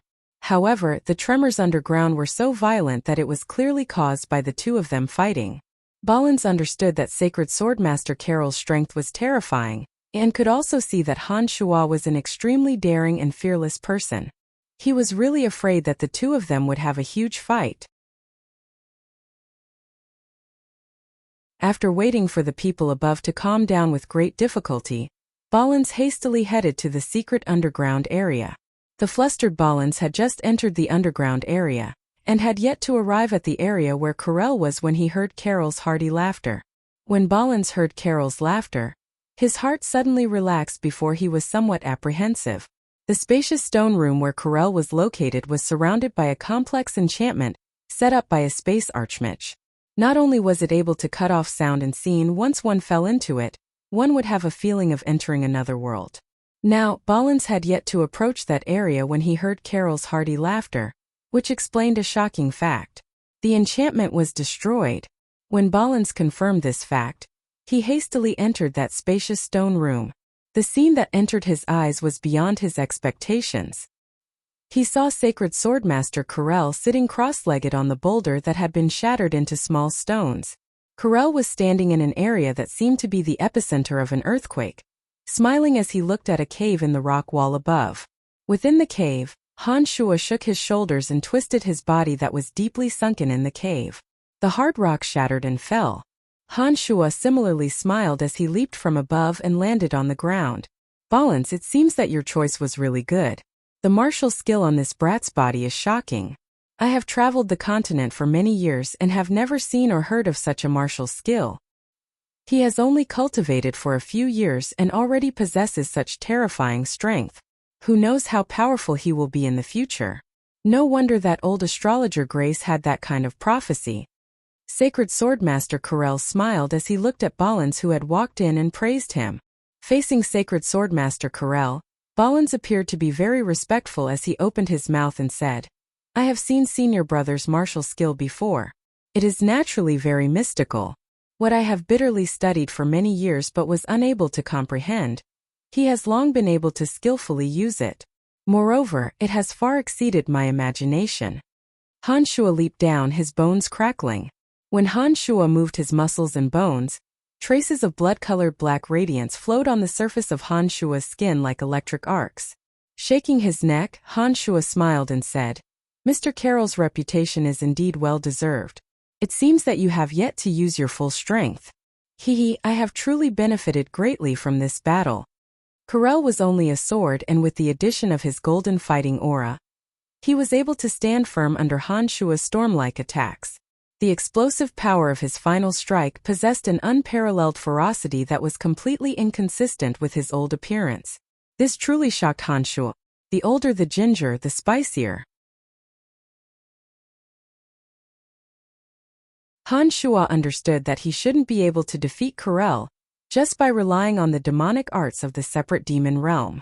However, if he summoned necromancy magic, Little Skull, and the other 4 elite zombies, he was confident that he could defeat Corel.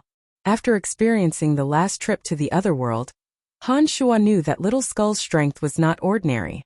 I have yet to use my full strength. Didn't you also not use necromancy magic? Hehe. The undead creatures summoned by a Grand Magus Necromancer are very troublesome. You're not bad, really not bad. Phoebe still has a good eye.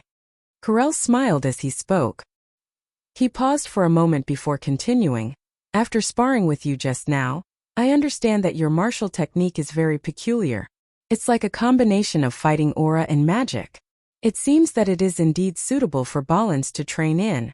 Fighting aura only possess pure destructive power. However, Han Shua's demonic yuan could temper the body, guarantee the treatment of some illnesses, and even influence the opponent's soul. When manipulated, one would possess all kinds of remarkable abilities. Fighting aura was only formed slowly through pure physical training. However, demonic yuan could form the consciousness and demonic infant. Using some killing aura, the peculiar aura of heaven and earth, and even some elixirs and rare items could increase one's demonic yuan. From certain aspects, demonic yuan was indeed much more mystical. Balins, you and Brian go out. I need to think about it properly. I have gained a lot from this battle. Corel smiled as he instructed Balins while Han Shua was deep in thought.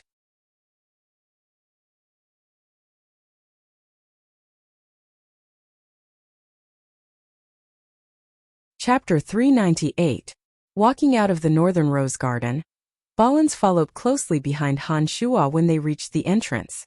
While Han Shua was staring at Balins in astonishment, he respectfully said, "Senior, from today onwards, I will officially leave the Rose Garden and follow you." Han Shua didn't expect Balins to be so straightforward.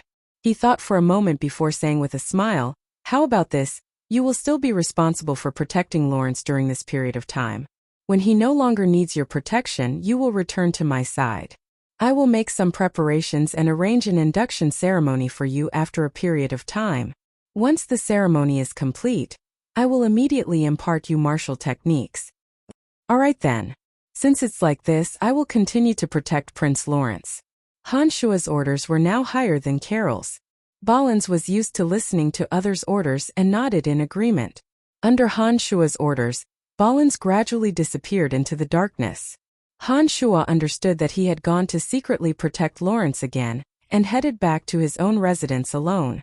Currently, Asen City was in a sensitive period. Late at night, the streets were heavily guarded.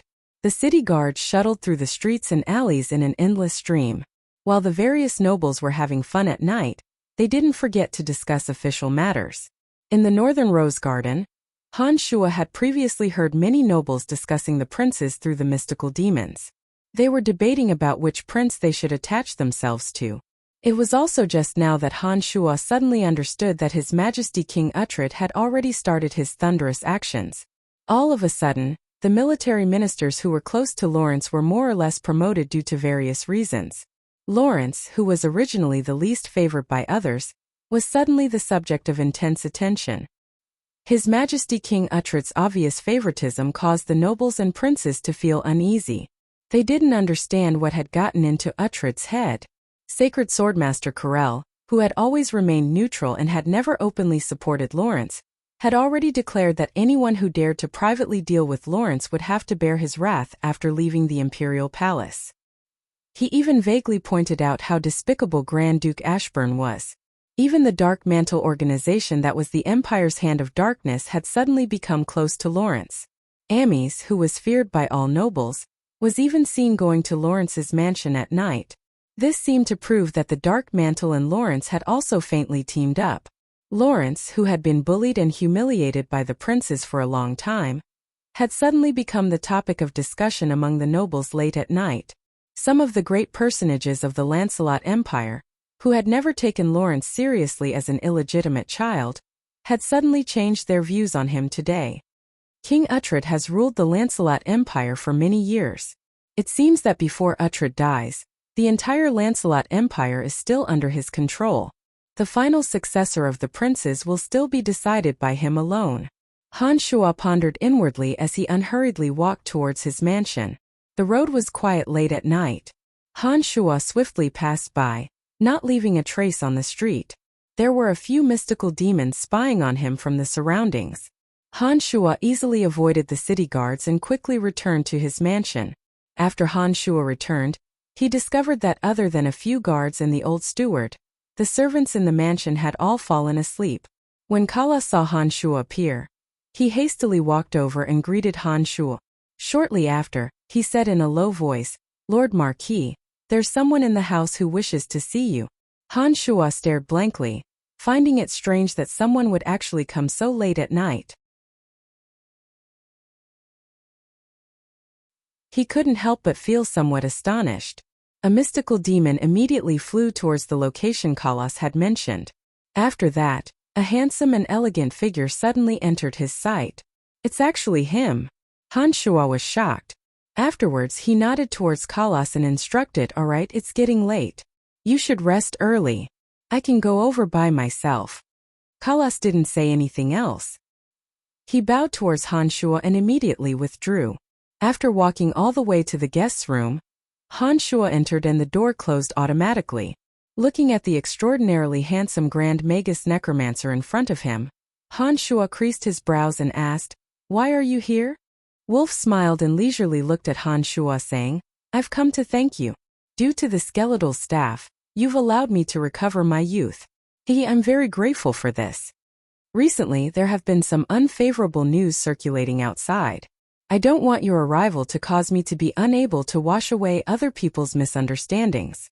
If there's nothing important, it's best that you don't come and cause trouble for me in the future.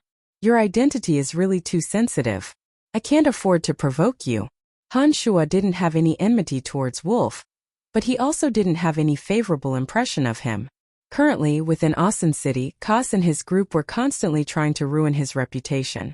Although Han Shuo had Uhtred's help, if Kas really managed to obtain concrete evidence, it would really be very difficult for Han Shuo to deal with it. "Don't worry.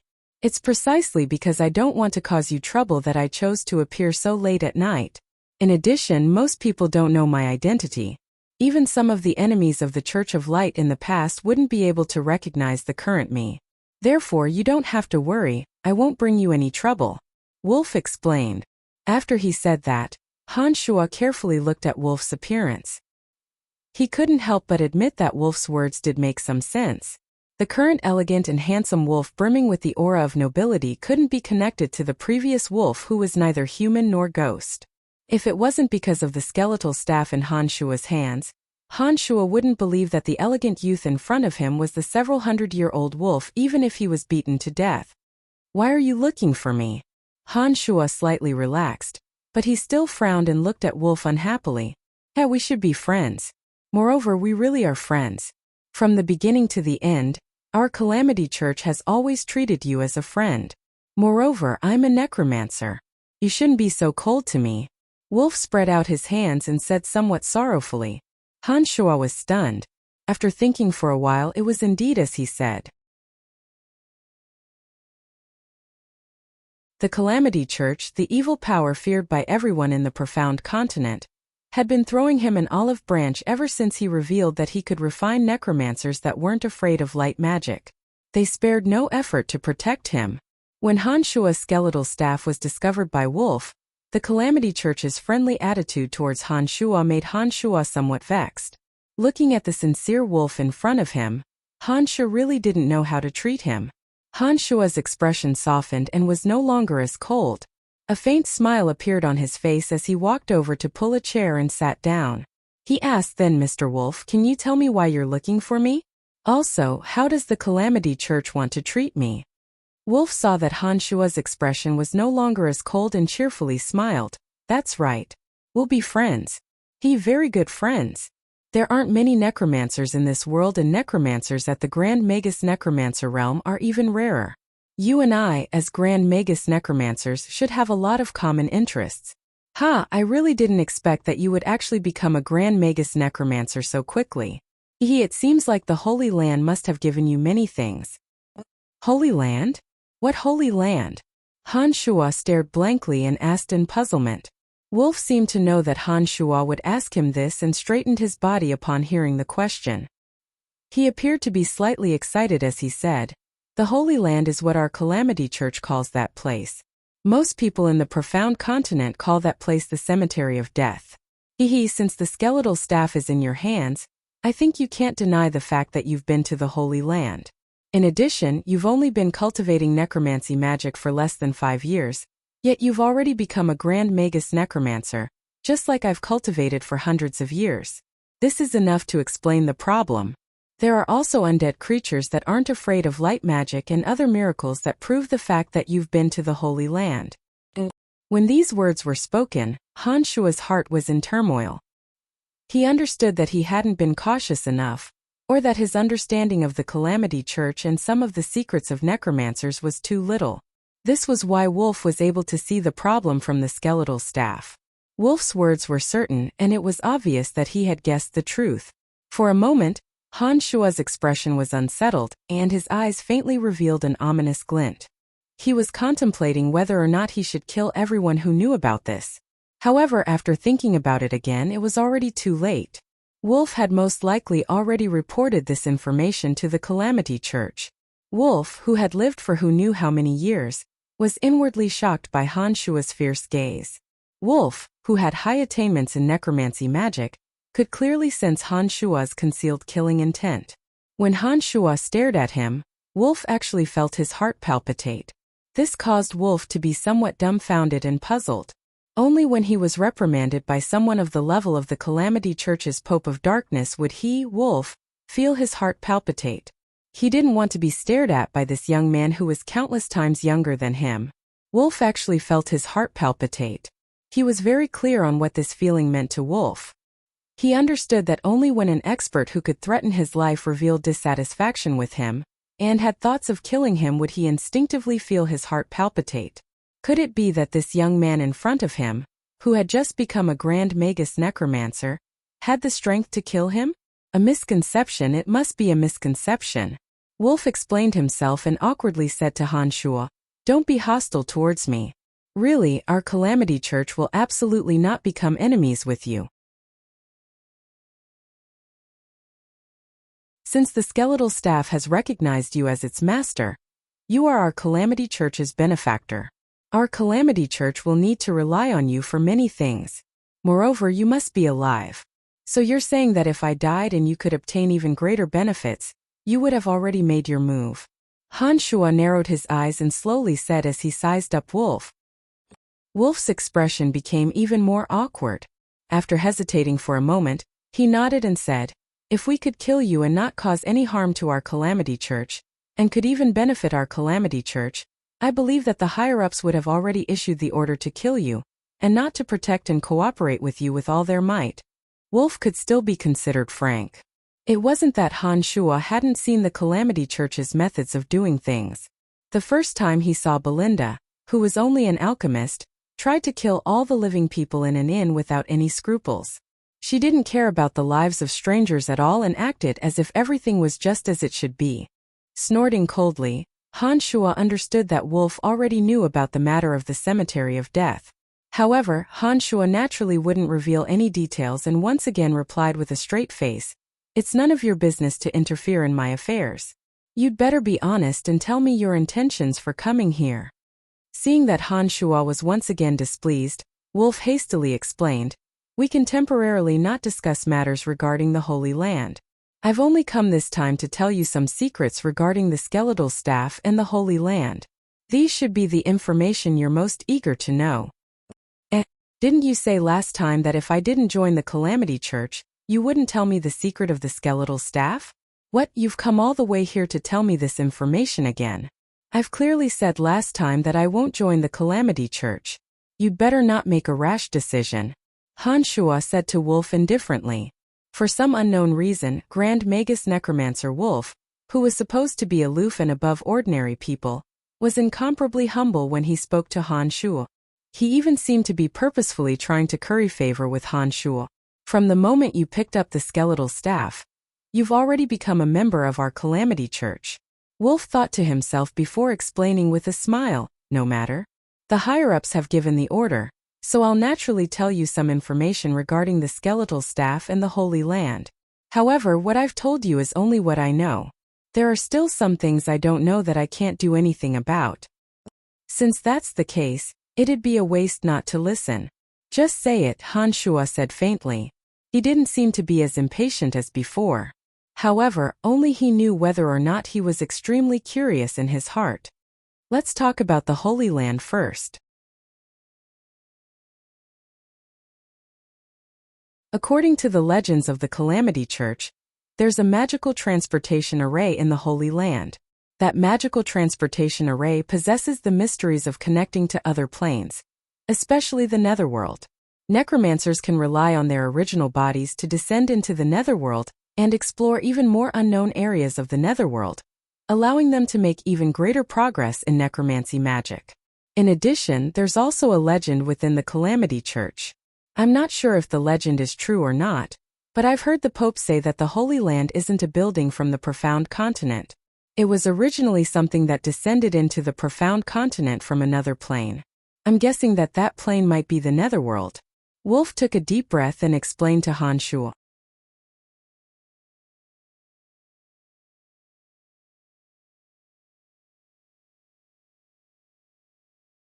Chapter 399. After hearing Wolf's words, Han Shuo's heart was in turmoil. The Calamity Church should know something about the Cemetery of Death. What he said might be true. The first level of the Cemetery of Death was an ancient magical transportation matrix. It was precisely through this ancient magical transportation matrix that Han Shuo could travel to various places without the slightest restriction of the region. Now that he heard Wolf say that the magical transportation matrix in the center could actually connect to another plane, Han Shuo was indescribably shocked. The ordinary transportation arrays on the continent usually had a distance limit. For example, the transportation arrays between the major cities of the Lancelot Empire could only teleport a few thousand miles. No one had ever heard of a transportation array that could teleport tens of thousands of miles. The further the distance, the higher the requirements for the transportation array. Apart from the comprehension of the person who set up the transportation array, one also needed to spend a lot of effort in terms of materials and geography. An ordinary space sacred magus could only set up a transportation array that could teleport 4,000 to 5,000 miles. However, according to Wolf, the large-scale transportation array in the center of the Cemetery of Death could teleport to another plane. To Han Shuo, this was simply inconceivable. When Wolf said that the Cemetery of Death was a building from another plane, it made Han Shuo feel as if his brain was lacking oxygen. Seeing Han Shuo looking at him in shock, Wolf continued, of course, there's another saying about the Holy Land. It said that it can move. In addition, it has the same self-sufficient offensive and defensive power as a magic tower. These are all legends passed down within the church, but I think it should be credible. As for the skeletal staff in your hand, it can be seen as the key to opening the Holy Land. The tricolored skulls of the skeletal staff contain 3 kinds of strange powers. One is to multiply the power of a necromancer's necromancy spells. I think you should be very clear about this. The other strange power, which you've tried on me, is to allow necromancers to regain their youth. Not only for necromancers who possess the skeletal staff, it can also be used on other people. I'm not sure if you've tried the last effect of the skeletal staff before. Legend has it that it allows one's soul to travel to, and from the Netherworld unimpeded. One can enter the Netherworld with a single thought, and return to the Profound Continent with a single thought. This effect is the most mysterious and unfathomable. It allows necromancers to have a clearer understanding of the Netherworld, allowing them to walk further in the field of necromancy magic. Each of the 3 skulls of the skeletal staff contains a type of power. However, these 3 types of power are just legends passed down by the Calamity Church for a long time. As for whether there are more secrets hidden within the skeletal staff, it's not something I can understand. What I've told you is only what I know. Han Shuo had seen the 3 peculiar powers of the tricolored skeletal staff, so he firmly believed Wolf's words. Han Shuo had tried all of the 3 mysterious effects of the skeletal staff, multiplying one's magic power, regaining one's youth, and freely traveling to and from the netherworld. However, apart from the first effect of multiplying the power of necromancy magic, Han Shuo had never comprehended the 2 mysterious powers of regaining one's youth and traveling to and from the netherworld. Han Shuo was even more clueless about the last mysterious power, which allowed one's soul to travel to and from the netherworld. The 2 times he had entered the netherworld, he had gone there inexplicably, and he had also returned inexplicably.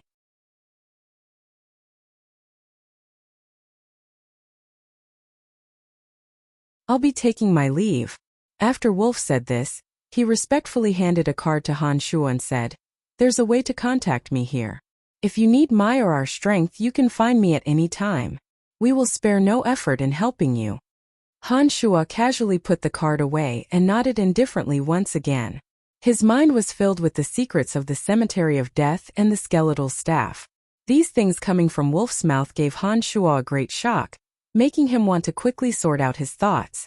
All along, Han Shuo knew that the Cemetery of Death hid many secrets. However, Han Shuo had stayed in the Cemetery of Death for a long time, yet he still hadn't figured out its true secrets. However, Wolf's words had pointed out a direction for Han Shuo to explore, allowing Han Shuo to understand which aspects of the Cemetery of Death were the most attractive. Perhaps I should go to a deeper layer of the Cemetery of Death to explore. Perhaps the lower layer of the Cemetery of Death has the answer I need. Han Shuo silently pondered for a moment before making this decision. While Han Shuo was silently pondering, Grand Magus Necromancer Wolf had already left without a sound. Han Shuo raised his head to look outside and discovered that the full moon in the sky was gradually disappearing. Unknowingly, a late night had already passed. Han Shuo thought for a moment. His curiosity towards the secrets of the Cemetery of Death and the skeletal staff grew stronger and stronger. With the magical transportation matrix that led directly to the Cemetery of Death, it was incomparably convenient to travel between the 2 places. Since there didn't seem to be anything important tomorrow, Han Shuo directly entered the secret room and activated the transportation matrix. As soon as he arrived at the Cemetery of Death, before Han Shuo could uncover the secrets of the Cemetery of Death, the connection between him and Dark Dragon Gilbert was immediately established. Lancelot Empire's Awesome City and the Valley of Sunshine were too far apart. Although Han Shuo and Dark Dragon had the power of the contract, he could only sense whether Dark Dragon Gilbert was dead or alive. He couldn't sense his consciousness or location. However, the Dark Forest was very close to the Valley of Sunshine. As Han Shuo and Gilbert's strength increased by a large margin, the connection between the 2 became increasingly clear. As soon as Han Shuo and Dark Dragon Gilbert established a mental connection, he immediately sensed Dark Dragon Gilbert's urgent desire to see him. Han Shuo, who had originally planned to immediately explore the secrets of the Cemetery of Death, deeply understood Gilbert's urgency. He had no choice but to temporarily abandon his plans to immediately explore the Cemetery of Death. He immediately walked out of the Cemetery of Death and rushed in the direction of the Valley of Sunshine. Along the way, Han Shuo used the art of the demonic ninth heavens and arrived at the cliff where the Soul Destroyer mercenary band was hiding in the Valley of Sunshine. Dark Dragon Gilbert had long sensed Han Shuo's presence and was waiting far below. Beside Dark Dragon Gilbert stood a coquettish woman. This woman had a voluptuous figure and a gorgeous appearance. Her long brown hair was braided into 9 small braids that draped over her shoulders. She appeared coquettish and mature, giving off a unique alluring feeling. After Han Shuo came down, this woman was obviously a bit fearful and subconsciously leaned against Dark Dragon Gilbert. Gilbert casually embraced this coquettish woman and explained to Han Shuo, "This is Lania. I conquered her in the Dark Forest. You've seen her before." Hydra. Han Shuo stared blankly and immediately understood. He couldn't help but take another look. Lania respectfully bowed towards Han Shuo and sweetly said, "Master." Han Shuo didn't ask any more questions about Hydra Lania, and only nodded to her. Then he furrowed his brows and asked Gilbert, Why are you in such a hurry to have me come? What happened? Trunks has disappeared. There's no news of him in the entire Valley of Sunshine, Gilbert said worriedly.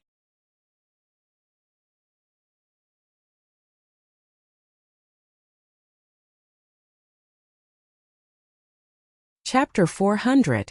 What's going on? Han Shuo was a bit in disbelief.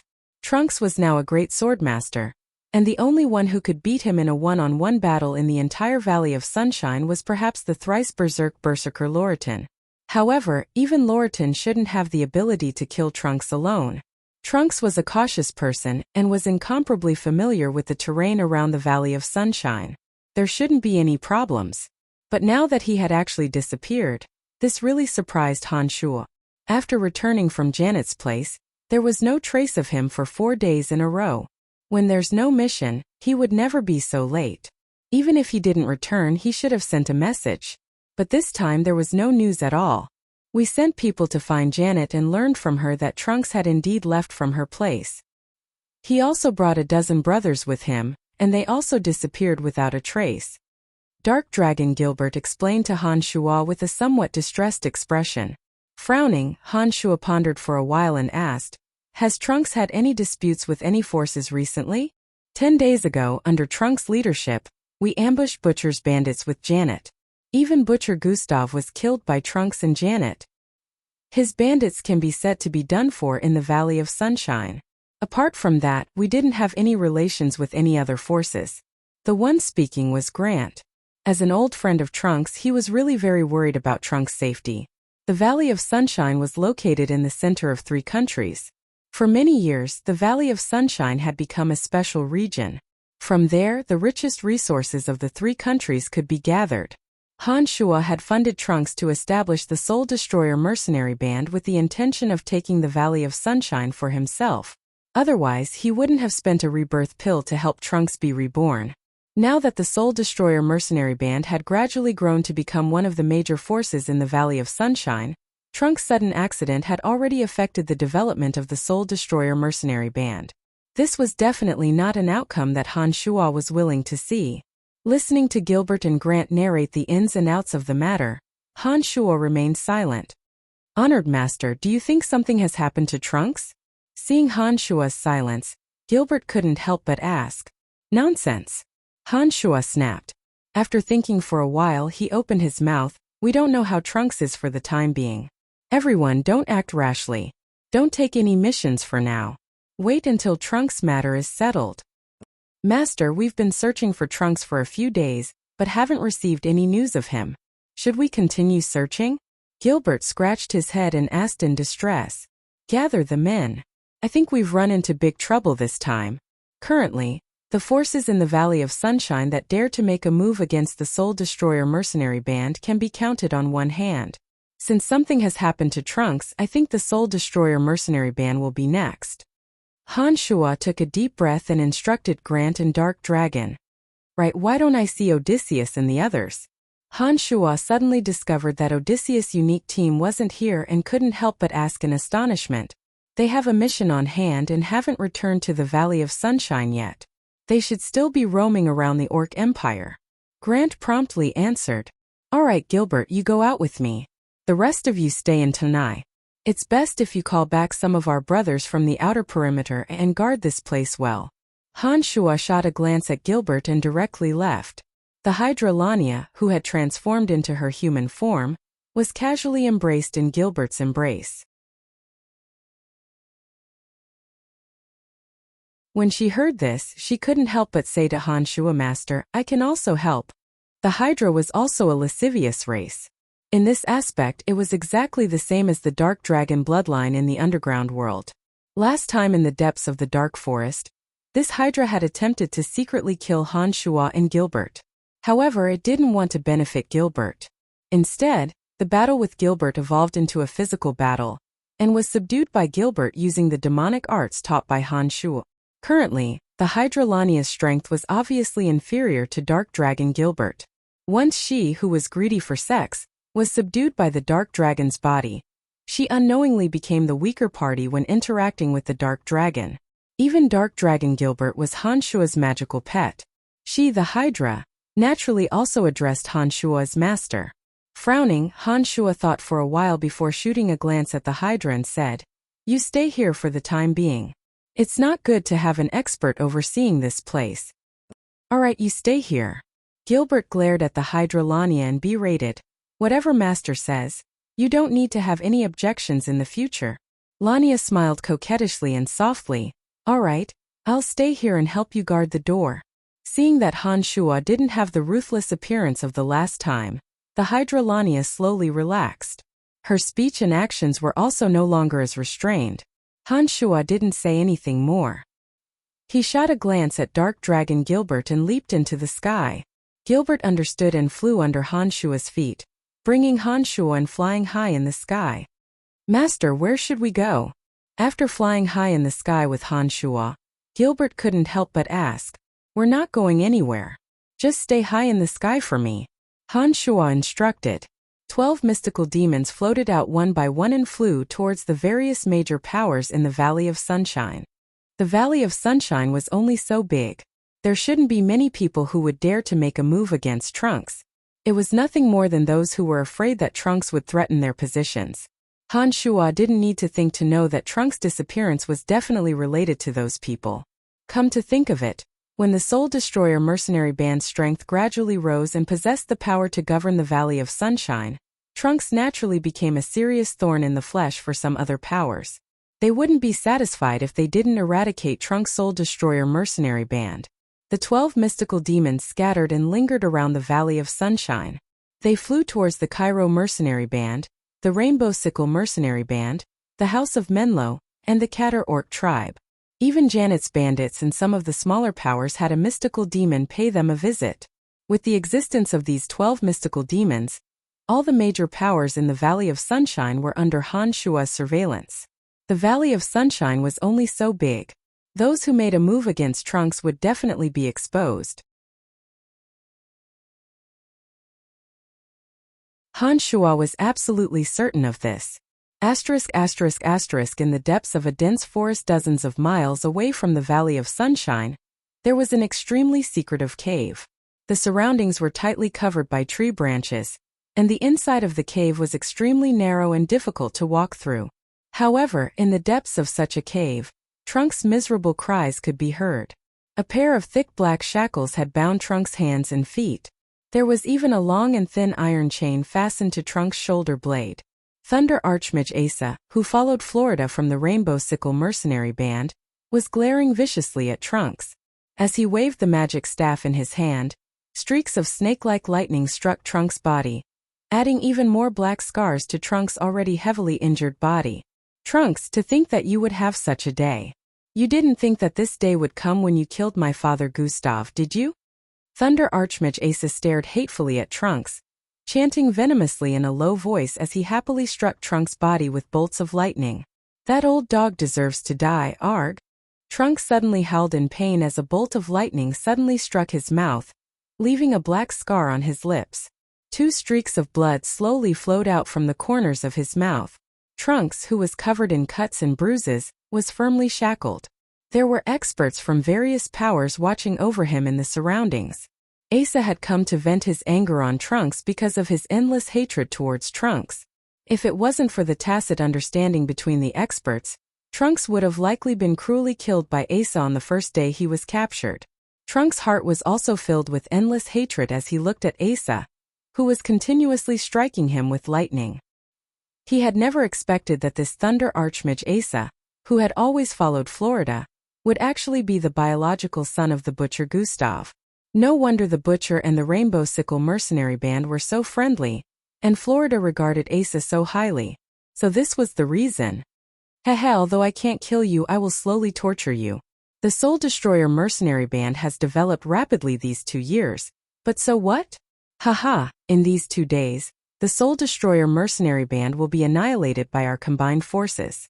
When the Soul Destroyer mercenary band is finished, I will slowly skin you alive slice by slice. You still want revenge? You will never have the chance. That Annie that you treat like your own sister, not only has Florida ridden her, my father and I have also played with her. What can you do? Aren't you still tied up by me like a dog? The only thing you can do is wait for death, huh? Asa hooted crazily as bolts of lightning descended. I will kill you bastards, I promise. Trunks couldn't help but roar in anger as he listened to Ace's narration. The chains on his body clanked as if he was about to go crazy.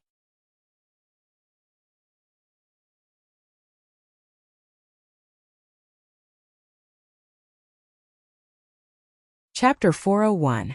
Without expending much effort, Han Shua had discovered the whole story through the mystical demons. The mastermind behind the attack against Trunks and the Soul Destroyer mercenary band was Florida of the Rainbow Sickle mercenary band. Not only did the House of Menlo participate, but Lorton of the Cairo mercenary band was also a participant. There were no eternal friends in this world, only eternal benefits. This sentence revealed the essence of the matter. Back when Lorton and Florida were fighting for power, Han Shua and Trunks had stood together with Lorton. On the night that Lorton was besieged by 4 forces in the Little Valley, it was Han Shua who helped Lorton walk out alive. From then on, the Cairo mercenary band and the Soul Destroyer mercenary band had a close relationship. Lorton and Trunks had cooperated many times. In the eyes of outsiders, the Cairo mercenary band and the Soul Destroyer mercenary band had already formed an alliance. However, with the rapid development of the Soul Destroyer mercenary band and Han Shua's influence in the Lancelot Empire, the Soul Destroyer mercenary band had actually become the 5th major power in the Valley of Sunshine. In recent days, after Trunks had killed Butcher Gustav, the people in Tanai of Sunshine were in a state of panic. Lorton and Florida, who had originally been the most hopeful to control the Valley of Sunshine, finally realized that something was wrong. When their own interests were threatened, their friendship and alliance were as fragile as a politician's oath, easily torn apart. Florida and Lorton hit it off. Due to Han Shua heavily injuring Adam Menlo, he was also very willing to participate in this sinister plot that had been planned for a long time. In the end, Trunks was ambushed by Lorton and the others on his way back from Janet's place. Some of the mercenaries by Trunks' side were completely annihilated. Trunks himself was captured alive and imprisoned in a hidden cave, guarded by experts jointly dispatched by several major powers. The reason why they didn't immediately kill Trunks was because Lorton and the others coveted the Soul Destroyer mercenary band's wealth. On the other hand, they weren't too clear about the detailed layout of the Soul Destroyer mercenary band's lair. They planned to ask Trunks about it before taking action. This way they could also reduce their own losses. However, Trunks' tenacity was somewhat unexpected. Under the layers of torture, Trunks did not reveal the truth as they had hoped. That was why he was tortured until he was covered in cuts and bruises and was on the verge of death. Currently, in a mansion guarded by Tanai and the Cairo mercenary band, the 3 forces were discussing when to attack the Soul Destroyer mercenary band. The Soul Destroyer mercenary band had existed in the Valley of Sunshine for such a long time. Even if Trunks didn't mention their true location, Lorton and the others would already know. If it wasn't for the fact that they understood that the terrain of that place was indeed too dangerous, they would have already joined forces to flatten the Soul Destroyer mercenary band. They definitely wouldn't have waited until now to act. Over the past few days, the 3 parties had sent people to search the area. They had a rough understanding of the defensive strength on the surface and were prepared to take action in the next few days. The major forces in the Valley of Sunshine had gone through a series of expeditions. All of them had suffered great losses. Ever since Light Archmage Ferguson had been killed by Han Shua, Florida's relationship with the Church of Light had weakened. However, due to the existence of a mithril mine here, Florida's relationship with the Church of Light had stabilized. Due to Han Shua's existence, Dark Grand Magus Edwin of the Calamity Church naturally wouldn't go against the Soul Destroyer mercenary band.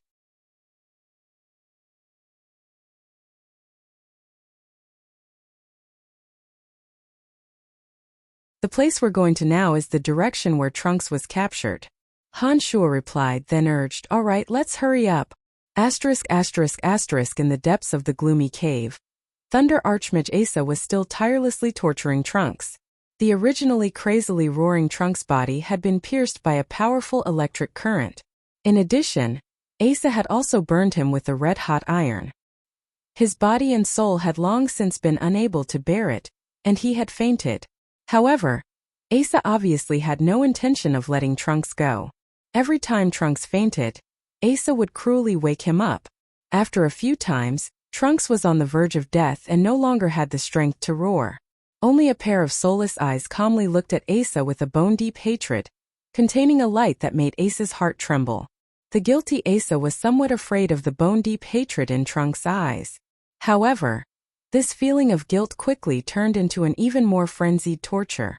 When a red-hot iron once again landed on Trunks' chest, Trunks could only open his mouth in pain, unable to even let out a single groan. However, his face revealed a terrifying malevolence, as if he was a demon that had just walked out from the depths of hell. Lord Asa, you can stop now. Otherwise, he will die immediately. A swordmaster named Trulla walked over with a frown. He reached out and forcefully snatched away the iron that Asa had been tightly holding. Asa gloomily glared at Trulla and said with displeasure, "Trulla, your matters are none of the business of the House of Menlo. I have no interest in caring about you. However, Trunks' life must be kept. This is a decision that the leaders of the three parties have all agreed on. No matter how you torture Trunks, as long as he doesn't die, I have no opinion. However, if you kill him, we will all bear the crime of dereliction of duty. Don't make trouble for us." Trulla wasn't afraid of Asa. He casually put the iron back in its original position and said coldly. Some of the wounds on Trunks' body had already rotted, and pus was still flowing out from his chest and neck. Standing so close, Trulla could smell a nauseating odor. He couldn't help but cover his mouth and waved his hand in disgust. "Damn it, you really suffered. Let's forget about it today. You can play with him when his body is better. Otherwise, everyone will have an opinion." As Trulla spoke, he had long since impatiently walked into the distance. The few people from the Cairo mercenary band all looked at Asa with displeasure. One of them replied, "Asa, your Florida has already agreed. You better know your place and don't break the rules." The others in the cave all revealed displeasure. Even the people from the Rainbow Sickle mercenary band who had been guarding this place with Asa all advised Asa not to look for trouble. After thinking for a moment, Asa turned his head to look at Trunks, who had fainted once again and was on his last breath, feeling a bit better. With so many people dissuading him, Asa didn't dare to act rashly in order to avoid inciting public anger. Only then did he resentfully drop the matter. He also somewhat understood in his heart that his position in the Rainbow Sickle mercenary band was no longer as secure due to the death of his father Gustav. What was more hateful was that after his father Gustav died, the group of bandits split up and didn't give him any face at all. Otherwise, he wouldn't have needed to continue staying in the Rainbow Sickle mercenary band to suffer. Just as Asa was letting his thoughts run wild, heavy sounds came from outside the cave.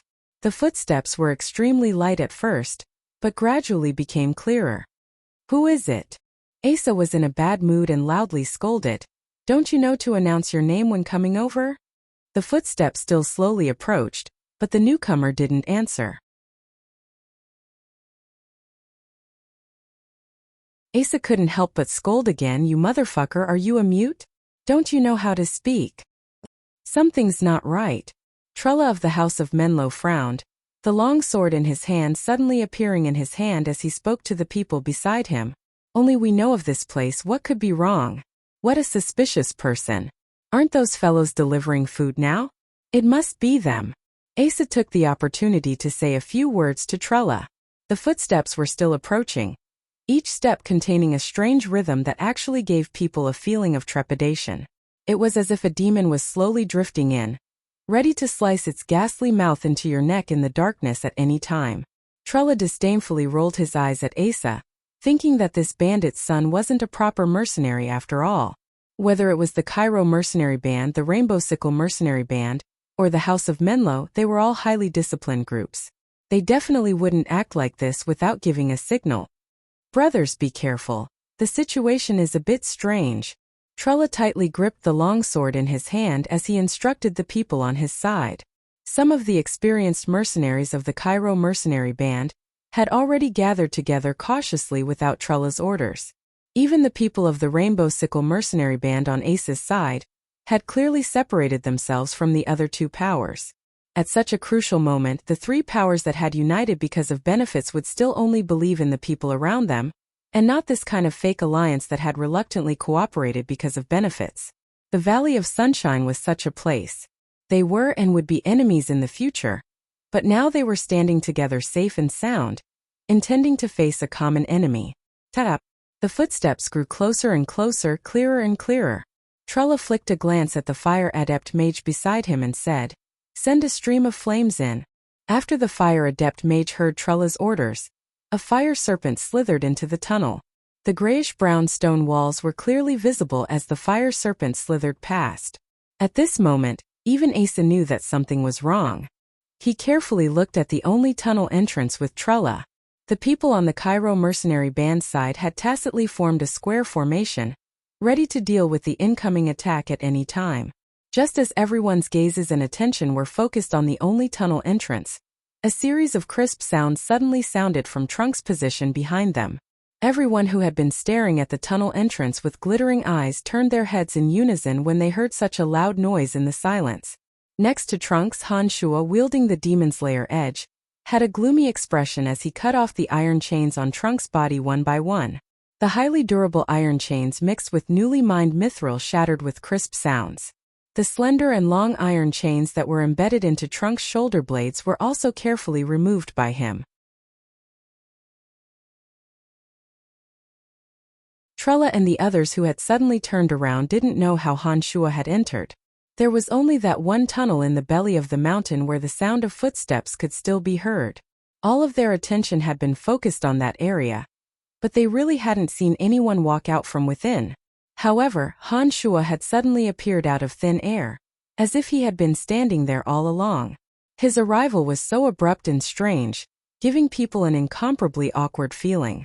Seeing the gloomy face of Han Shua appear, the hearts of all those guarding Trunks in the cave trembled in an instant. Seeing that Han Shua didn't look them in the eye and only focused on removing Trunks' restraints with a gloomy face, for some unknown reason, a feeling called fear gradually grew in their hearts. Han Shua wasn't in the Valley of Sunshine, but legends about him had always been circulating in the Valley of Sunshine. The group of people in the belly of the mountain, including Asa and Trella, were all experts of the three forces. Not only did they all recognize Han Shua, some of them had even seen Han Shua's methods with their own eyes. Now, Han Shua had appeared soundlessly in the middle of this narrow mountain belly like a ghost. He only had a gloomy face and didn't say a word as he helped Trunks remove his restraints.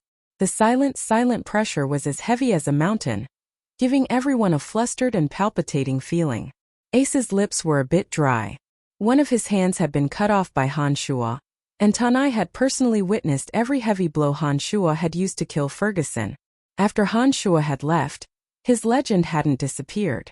It had spread to Tanai through the mercenaries who had traveled far and wide, especially the story of Han Shua killing Dragon Knight Kelt. Asa was well aware of the relationship between Han Shua and Trunks. Seeing Han Shua's gloomy face removing the restraints for the dying Trunks, a chill suddenly spread throughout Ace's body. His mind was spinning rapidly, and he only looked at Han Shua for a dozen seconds before he suddenly made an incomparably wise decision.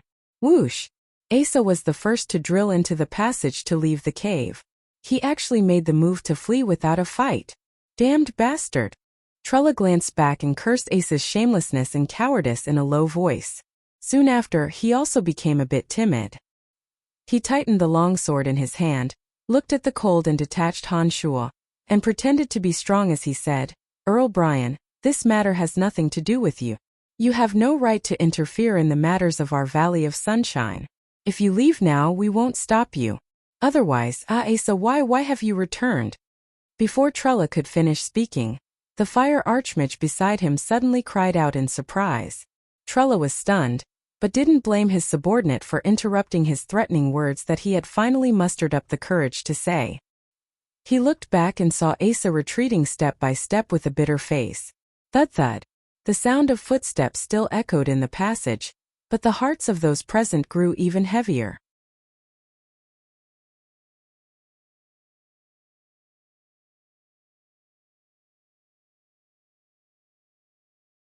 Chapter 402. A 2.5-meter tall creature made entirely of white bones walked in leisurely, his messy frame swaying. This creature was made purely of bones. The bones on his body were as sharp as spears, blooming exaggeratedly like flower petals, completely blocking the narrow passageway. With every step he took, a thick aura of death assaulted everyone's senses, as if reminding everyone that he was a creature that didn't belong to this world. As a high-level undead creature, the Bone Demon was bound by the power of the contract to descend into this world. He carried with him the aura of death and desolation unique to the netherworld, and was filled with disgust towards the creatures of this world. With his high intelligence, he could even sense the fear of the creatures in front of him. When he reached the entrance of the cave, the power of the contract formed an order for him to stop. He had originally intended to kill the creature in front of him, but he had already violently struggled against the spellcaster.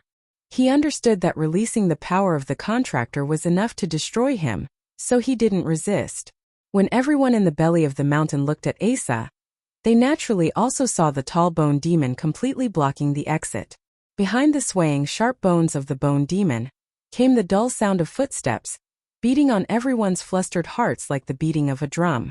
In a few breaths of time, a few balls of ghostly flames lit up behind the Bone Devil.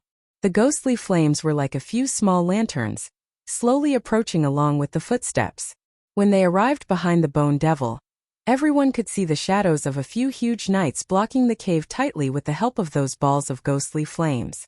At this point, everyone in the belly of the mountain knew that the only way out had been sealed. If they wanted to leave the belly of the mountain, they could only kill the Bone Demon and the evil knights inside. However, aside from the Bone Demon and a few evil knights, would there be even more densely packed undead creatures behind them? If there really were a large number of undead creatures in the narrow cave, it would be practically impossible for them to escape alive without a light mage. These people's minds quickly turned, and when they saw that the undead creatures had no intention of entering the cave, their restless hearts temporarily calmed down. They couldn't help but cast their gazes back at Han Shuo. At this time Han Shuo had already cut off all the iron chains on Trunk's body. Several colorful medicines were applied to Trunk's body, and the rotting wounds and pus were also cleaned by Han Shuo. During this process, Han Shuo's gloomy face was a bit frightening. Earl Brian, this has nothing to do with you. You've saved Trunks, which means you've become enemies with the three great powers of the Valley of Sunshine. Think clearly. Trulla's lips quivered for a while, before he braced himself and spoke to Han Shuo. Han Shuo didn't reply, and didn't even turn his head to look at Trulla. He only pressed his right hand against Trunk's back, and streaks of black light entered Trunk's body from an angle they couldn't see. The unconscious Trunks could only feel the life force that had been draining away slowly returning. Gradually, Trunks even felt a trace of strength. With an unforgettable hatred, Trunks weakly shouted, "Asa, I'm going to kill you. I won't let you off even in death." Thunder Archmage Asa had obviously heard Trunks' subconscious shout, and his face immediately turned as white as paper.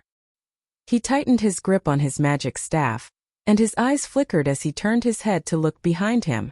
However, when he saw the ghastly flames in the eyes of the Bone Demon and the evil knight's fire-breathing warhorse, he abruptly turned his head back. After a soft shout, Trunks slowly regained consciousness. As his life force and strength gradually recovered, Trunks opened his eyes with some difficulty. The first thing that entered his eyes was Han Shuo's frighteningly gloomy face.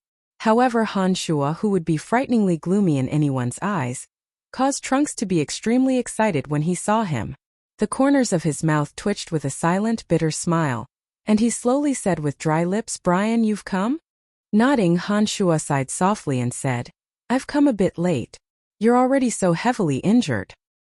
"I'm not dead yet, so it's not too late.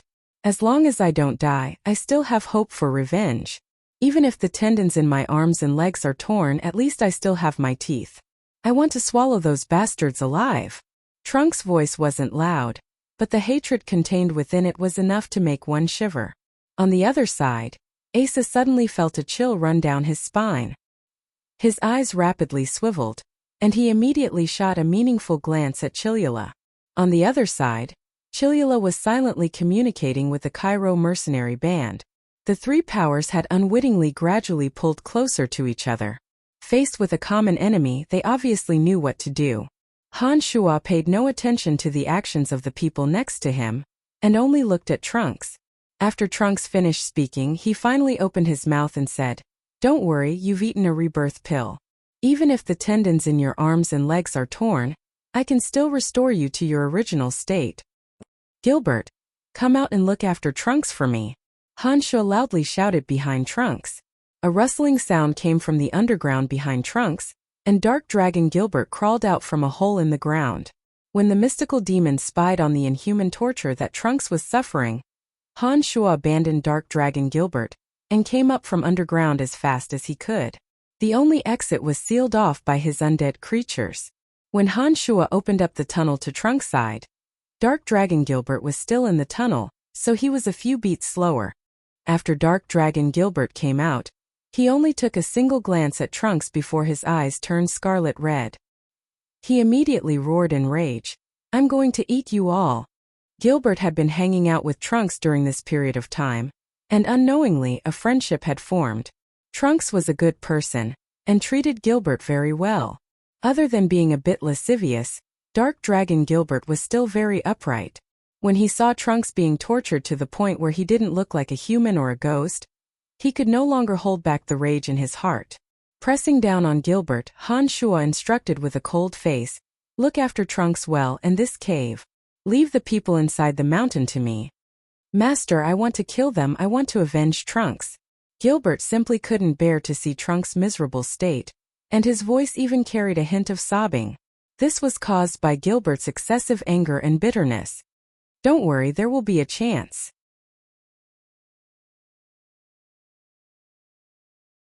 You and Trunks will have a chance," Han Shuo solemnly guaranteed, and once again instructed, "Look after Trunks well, don't let him suffer any more injuries." Forcefully holding back the tears that were about to overflow, Gilbert nodded in agreement with a choked voice. He took a bucket of water and helped Trunks clean up the stinking wounds. Gilbert repeatedly choked out, "Damn it, how could you be so careless, idiot?" To Trunks, the pain had already numbed his senses. However, when he saw the black dragon sobbing with his emotions revealed, and Han Shuo's handsome face had turned hideous due to forcefully suppressing his rage, a warm feeling mixed with the magical yuan that Han Shuo had sent into his body, slowly nourishing Trunks' scarred body and mind. What do you want? I'm not afraid of you, you better think this through." Seeing that Han Shuo had stabilized Trunks' injuries and was walking over with a gloomy face, Asa shouted in a threatening manner. Han Shuo didn't waste any more words with them. He suddenly transformed into a blood-colored rainbow and landed in the middle of these people with lightning speed. His fists and legs were unleashed, and the scalp-numbing sounds of bones breaking rang out in the belly of the mountain. In such a narrow area, the advantages of Han Shuo's magical yuan were fully displayed. Under the ferocious punches and kicks, no one could withstand Han Shuo's attacks. The strongest ones here were Swordmaster Tsula and Lightning Archmage Asa. To the current Han Shuo they were of no threat at all. In just a few minutes, the 15 experts guarding Trunks in the belly of the mountain not only had their bones broken, but the tendons in their arms and legs were also severed. To swordsmen and knights who cultivated fighting aura, this kind of injury meant that they were completely crippled. As for the magi like Asa, apart from this kind of injury, their tongues had also been cut off by Han Shuo, making it impossible for them to release a single spell. "I won't kill you all. When Trunks recovers, he will slowly skin you all alive. This is the only way to compensate for a portion of the injuries he has suffered." Han Shuo gazed at Asa, who was lying there like a pile of rotten meat, foaming with blood due to having his tongue cut off, and calmly announced their fates. Asa, whose tendons in his arms and legs were severed, couldn't even let out a cry of pain. His eyes were dyed with the color of deep despair and regret. He regretted not killing Trunks earlier, regretted not disregarding everything and killing Han Shuo when he first arrived in the Valley of Sunshine. Gilbert's choked voice gradually returned to normal due to the pain of these murderers. Trunks' weak body also slowly regained strength. Under the effect of Han Shuo's magical yuan and Gilbert's support, he was even able to stand up with great difficulty. Looking at Asa's miserable appearance, Trunks suddenly began to laugh crazily. His owl-like laughter was filled with endless resentment and unspeakable carefreeness. Like a ferocious ghost, Trunks laughed crazily. The pain and depression of the past few days seemed to be released in his laughter. As he laughed, he stared unwaveringly at Asa. That gaze of unforgettable resentment was like an ice prison imprisoning Asa, bringing him a bone-chilling coldness. Asa understood that he would suffer even more pain this time in Trunks' hands. Having vented his anger on Trunks, Asa had no doubt that once Trunks recovered his strength, he would really torture him to death. With his current crippled body and tongue cut off, there was nothing but despair in Asa's heart. Unfortunately, he couldn't even beg for death in his current condition. He could only wait for the endless pain that was about to come. After a long time, Trunks, who was laughing madly, gradually calmed down. He laughed so hard that tears were flowing out of his eyes.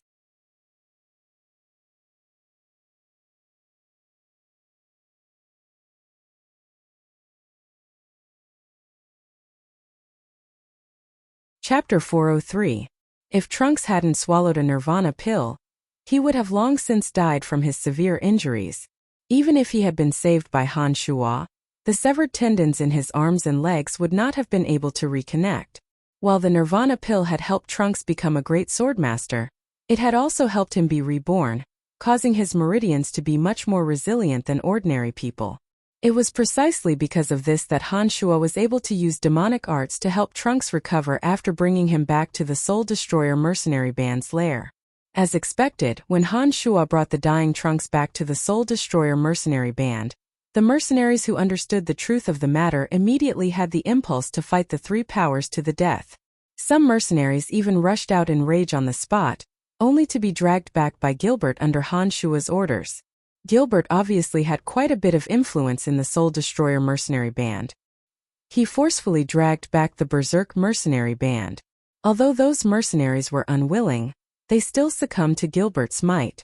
Thinking about it, mercenary bands were places where the strong were worshipped. Whoever's fist was harder, their words were more persuasive. Within the Soul Destroyer mercenary band, even the leader Trunks' strength was inferior to Dark Dragon Gilbert. Gilbert had been in the Soul Destroyer mercenary band for so long that the mercenaries had long since understood how troublesome and frightening he was. Sometimes, his orders weren't much different from Trunks. While Gilbert was suppressing those impulsive mercenaries, Han Shuo didn't hesitate to directly enter the inner chamber. Without raising his head, he instructed Gilbert, use cruel methods to torture those few people, but leave them alive. After Trunks recovers, Trunks will personally deal with them. As soon as he finished speaking, Han Shuo had already brought Trunks into the inner chamber, leaving behind Asa and the rest who had their thighs pierced through like mutton skewers. Seeing Asa and the rest whose tendons had been severed and bones all over their bodies smashed into pieces, they still couldn't vent their hatred. After Han Shuo left, they each picked up a meat chicken like Gilbert and headed towards the dark and damp prison. There was a full set of torture tools there. Bringing Trunks into a brightly lit stone room, Han Shuo sat cross-legged behind Trunks.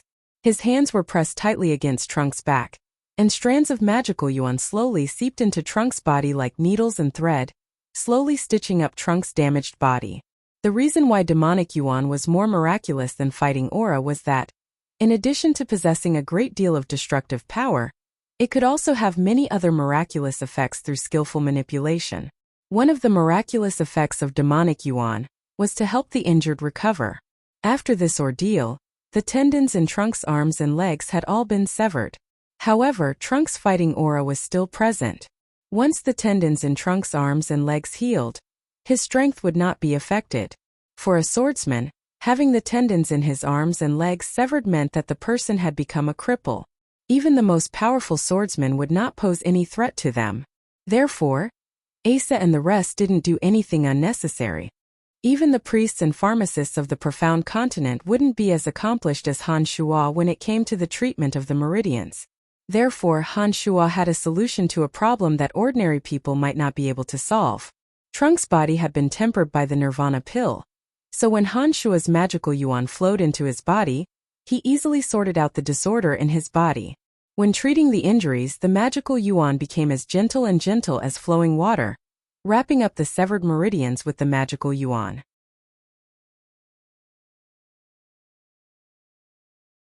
Han Shuo used his consciousness to peer into Trunks' body, connecting the severed meridians bit by bit.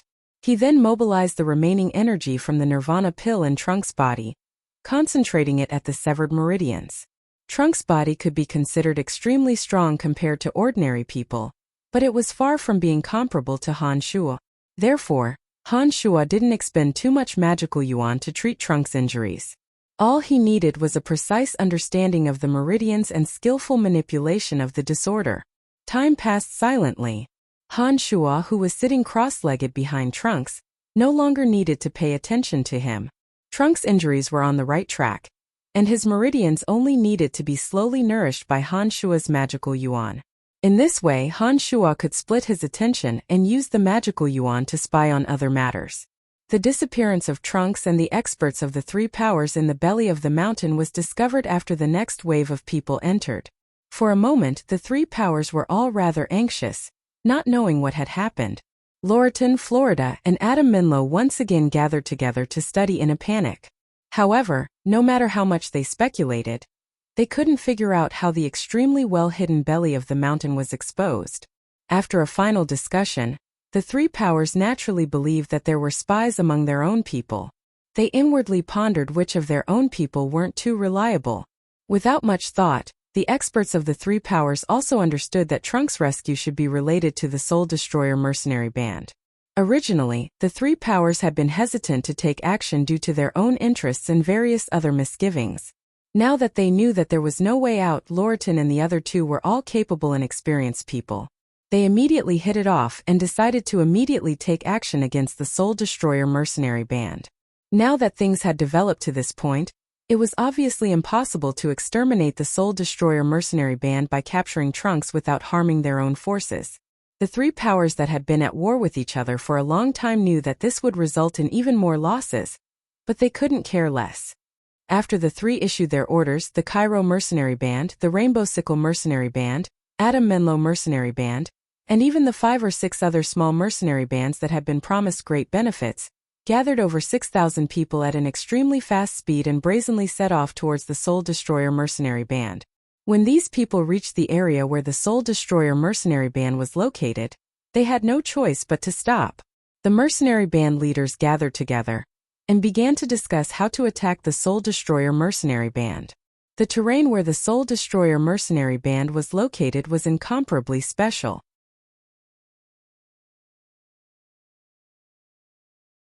It was located on a protruding rock wall below a cliff, like a large flat cake suspended halfway up a mountain.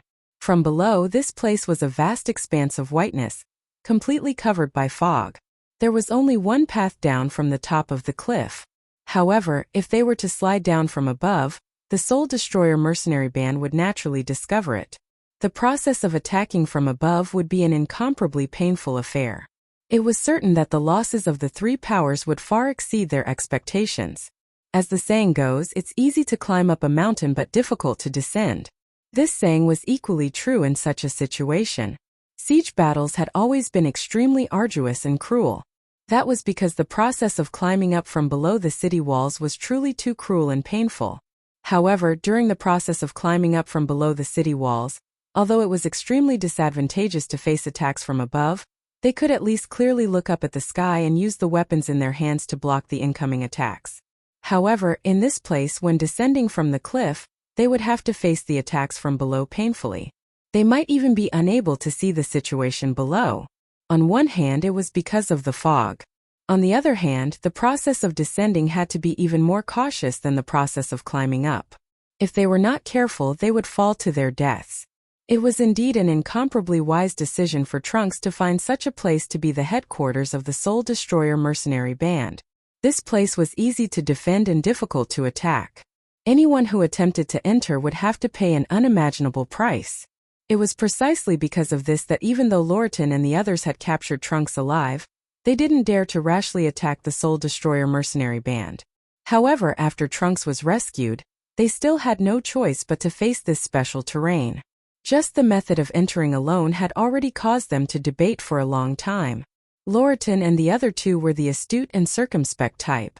They understood that the first to descend would definitely suffer the greatest losses. Naturally, they didn't want to be the first to descend. However, the others weren't fools. No one was willing to be the vanguard of such a life-risking attack. Therefore, when they truly needed to attack, the group suddenly stopped. After discussing and pushing, No one dared to let their subordinates be the first to descend. Once they thought of the Soul Destroyer mercenary band's strength that wasn't inferior to theirs, coupled with such an easy-to-defend and difficult-to-attack terrain, Lorton had a headache and didn't know what to do.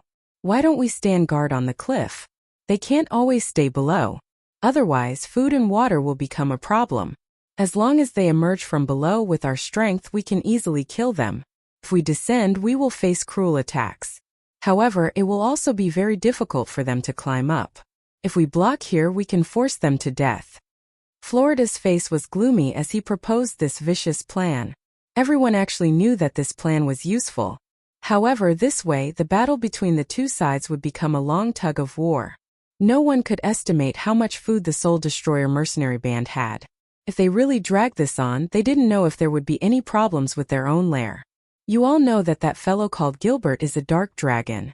In addition, the Soul Destroyer mercenary band also has mages that can use levitation spells to fly out.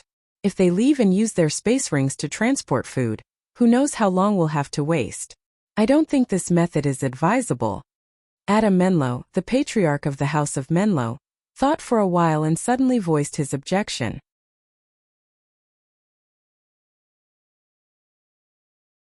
Then what do you think we should do? Seeing that his suggestion had been rejected, Florida's face turned even uglier. He looked at Adam Menlo with disdain and asked.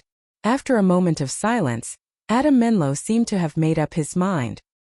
He lifted his head to look at Lorton and Florida and said in a low voice, "Our family still has a batch of tamed flying magical beasts. Together with some of the flying magical beasts we have now, we can carry 300 people at a time. If these 300 people are experts from our three great powers, we can use large-scale destructive magic to block them for a while. Then we can use flying magical beasts to transport them back and forth. In this way, I don't think we need to go through the slow process of descending." Hearing these words, everyone was overjoyed. Florida also smiled excitedly and said, "Old thing, you obviously have good things in your hands. Why didn't you say so earlier?" Adam Menlo's gloomy face twitched. He thought to himself, "Those are my treasures. I was originally planning to keep them for last to deal with you guys.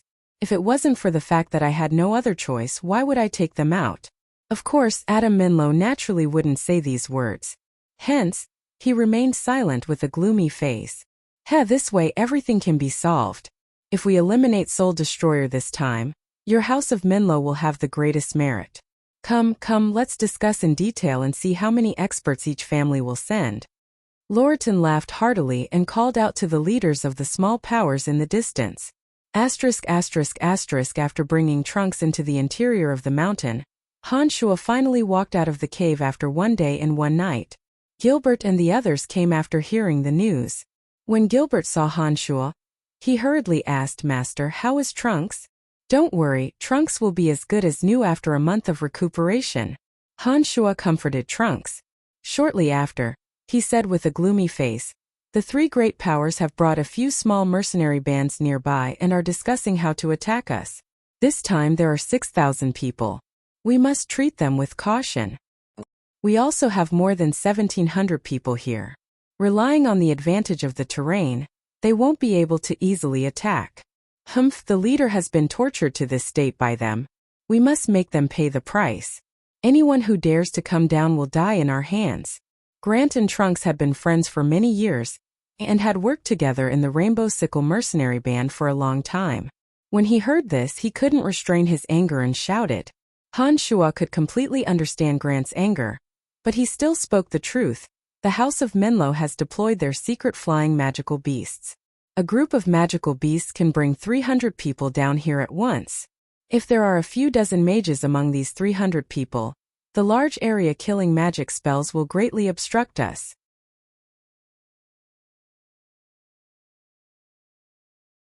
During this process, the group of flying magical beasts will be able to bring another 300 people in.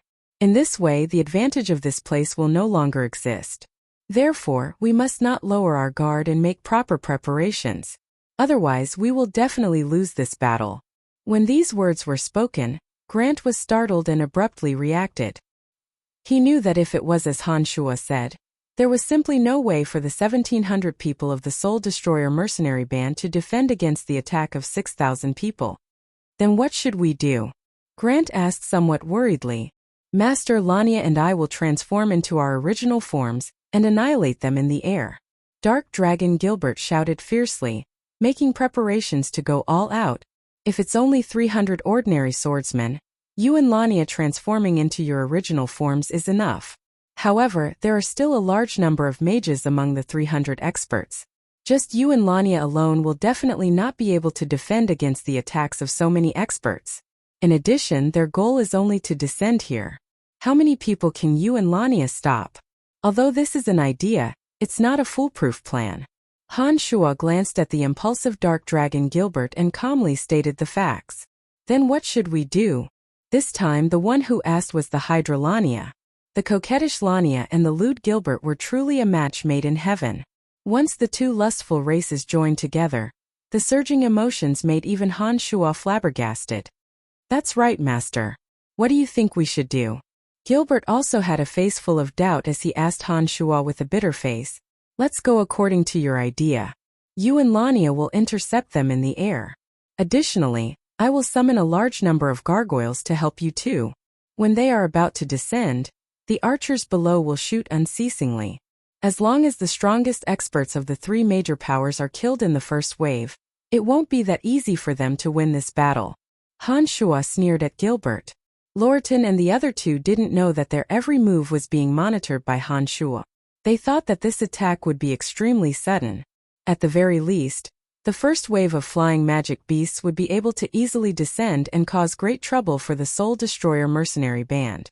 Then they would be able to transport an unending stream of experts down and settle the battle in one fell swoop.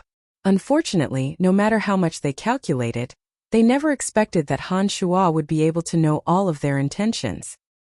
He would be able to calmly arrange everything in advance and give them a head-on attack when they thought they were descending covertly.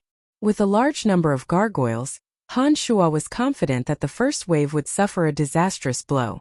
Once more than half of the experts in the first wave were killed, not only would it have a huge impact on their morale, the next wave of experts would also not dare to descend on flying magic beasts. Based on the terrain's advantage, Han Shuo believed that the three parties would definitely not be able to get what they wanted. The 12 mystical demons had a panoramic view of the three parties' every move. Han Shuo methodically commanded Grant and the others to gather the mercenaries who were adept at shooting. They arranged the stored crossbows and arrows and even took out some javelins that could be thrown. They were prepared to deal with the first wave of flying magic beasts. Time passed silently. Lorton and the others had discussed for a long time and finally decided on a list of 300 people to descend in the first wave. These 300 people would protect dozens of precious mages. The swordsmen who could descend in the first wave were at least senior swordsmen. It could be said that the strongest experts of the major powers were gathered here.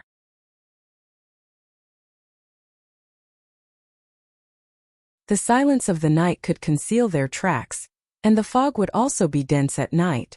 Therefore, this time's operation was naturally arranged to take place at night. When the full moon gradually rose into the sky, the gentle and clear moonlight poured down.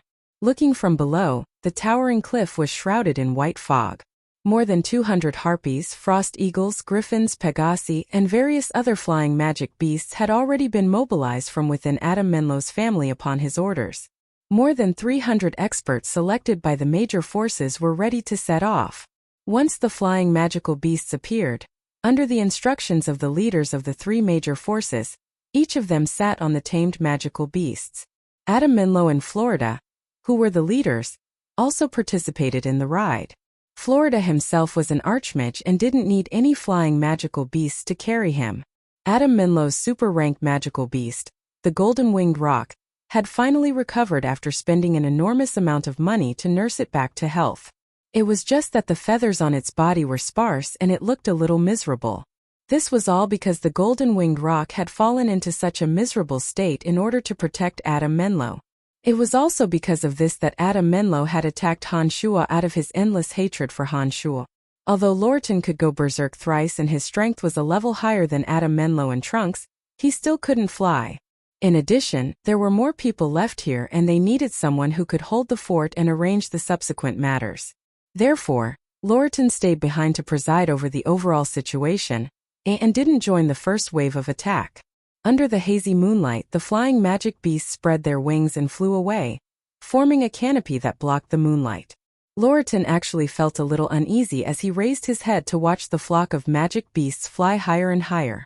Actually, Lorton had felt uneasy ever since Trunks had been miraculously rescued. This was because no matter how he looked at it, the Soul Destroyer mercenary band should have fallen into a state of panic after losing their leader Trunks. Lorton was well aware of how powerful Dark Dragon Gilbert was. However, Lorton, who had interacted with Dark Dragon Gilbert, understood that Gilbert was only a brute. He definitely wouldn't have any meticulous plans or calm reasoning. The reason why Lorton had waited for so long was because he was certain that the Soul Destroyer mercenary band would leave this natural stronghold and attack. At that time, they would be able to easily annihilate the experts of the Soul Destroyer mercenary band one by one. However, the Soul Destroyer mercenary band's calmness had exceeded his expectations. Not only did they not leave this natural stronghold, they even managed to retrieve all the experts in the periphery.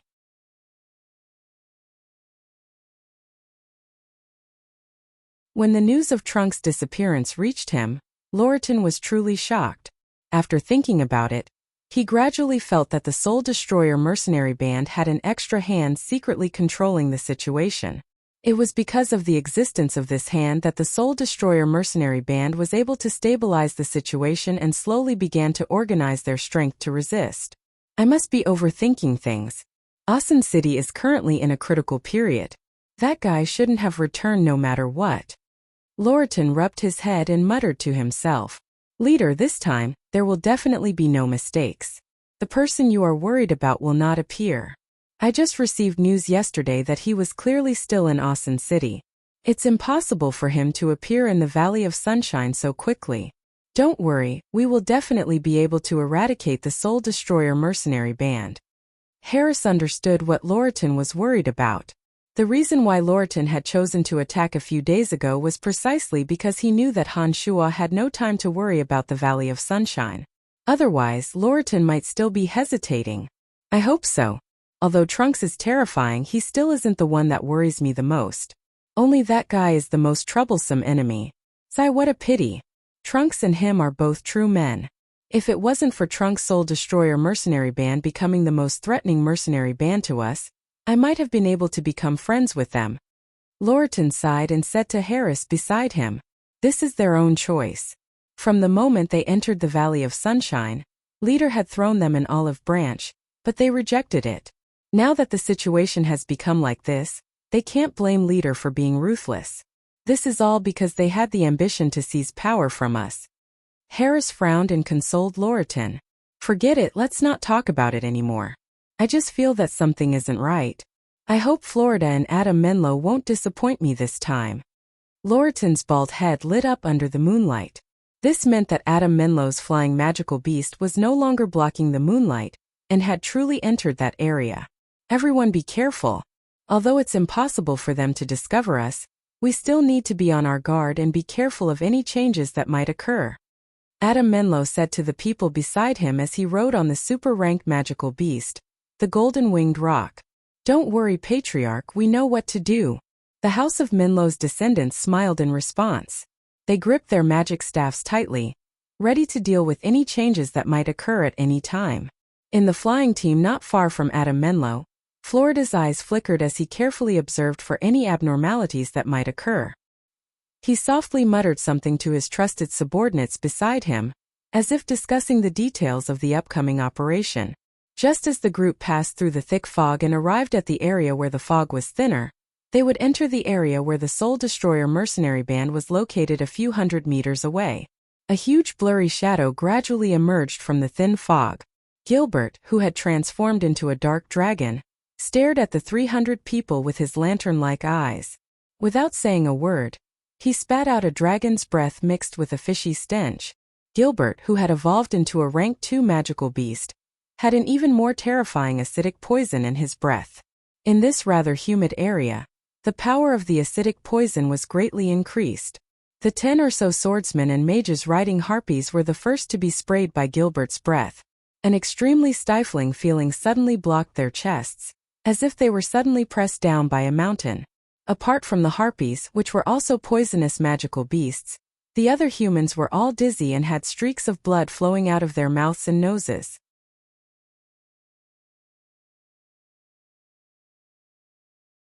Apart from the acidic poison, the impact of the dragon's breath was equally terrifying. The harpies screeched shrilly as they swayed left and right. The 10 or so humans were thrown away on the spot by the harpies. Dark dragon! It's that dark dragon! Horrified cries suddenly rang out. It was obvious that someone had discovered Gilbert's existence. Hey, you dare to come to my territory! All of you shall die! Gilbert's dignified voice resounded through the sky. With a flick of his thick and long neck, a raging flame shot out, burning another 10 or so scattered magical beasts and humans to the ground. Attack! It's just a dark dragon. There's nothing to be afraid of. Adam Menlo, who came after hearing the news, suddenly shouted. The wings of the golden-winged rock beneath him suddenly set off a hurricane. The hurricane covered an area of more than 10 meters, blowing away the raging flame shot by Dark Dragon Gilbert to the side. Adam Menlo, who was riding the golden-winged rock, shot the spear in his hand towards Dark Dragon Gilbert like lightning. The other magicians who had stabilized themselves intertwined their magic and lightning for a moment and shot towards Dark Dragon Gilbert. If it was just Adam Menlo riding the golden-winged rock, Dark Dragon Gilbert would not be afraid. However, just as Han Shuo had said, the first wave of attack that gathered the strongest experts of the three major forces was not something that he, Gilbert, could handle alone. Dozens of magic attacks of various elements suddenly fell. Gilbert had no choice but to temporarily avoid the sharp edge and hide behind the fog. It's just a dark dragon, what can you do? Adam Menlo loudly ridiculed. Shortly after, he waved his hand and said, Our whereabouts have been exposed. We need to hurry and get there. We must not delay and give them the opportunity to prepare. Charge! After tonight, the Soul Destroyer mercenary band will forever disappear from the Valley of Sunshine. Florida, who was in the distance, also shouted with a cold face. He used the levitation spell and took the lead in Adam Menlo's direction. Huff! Huff! A strange sound suddenly came from all directions. What's that sound? It's so strange. A mercenary voiced out everyone's thoughts. Then everyone looked around curiously, not knowing what the strange sound was. Suddenly, swarms of black creatures shrouded over like dark clouds. They flapped their wings like a dense swarm of locusts. Thousands of gargoyles lined up neatly and rapidly approached. Gargoyles were not a powerful existence among the undead creatures. Their individual fighting strength was inferior to any of the magical beasts of the House of Menlo. However, gargoyles usually appeared in groups. It definitely wouldn't be just one or two gargoyles. This time Han Shuo's mental strength had greatly improved.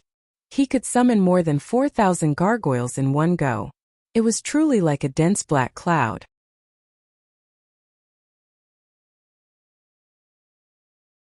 Any creature would be very frightening when it reached a certain scale.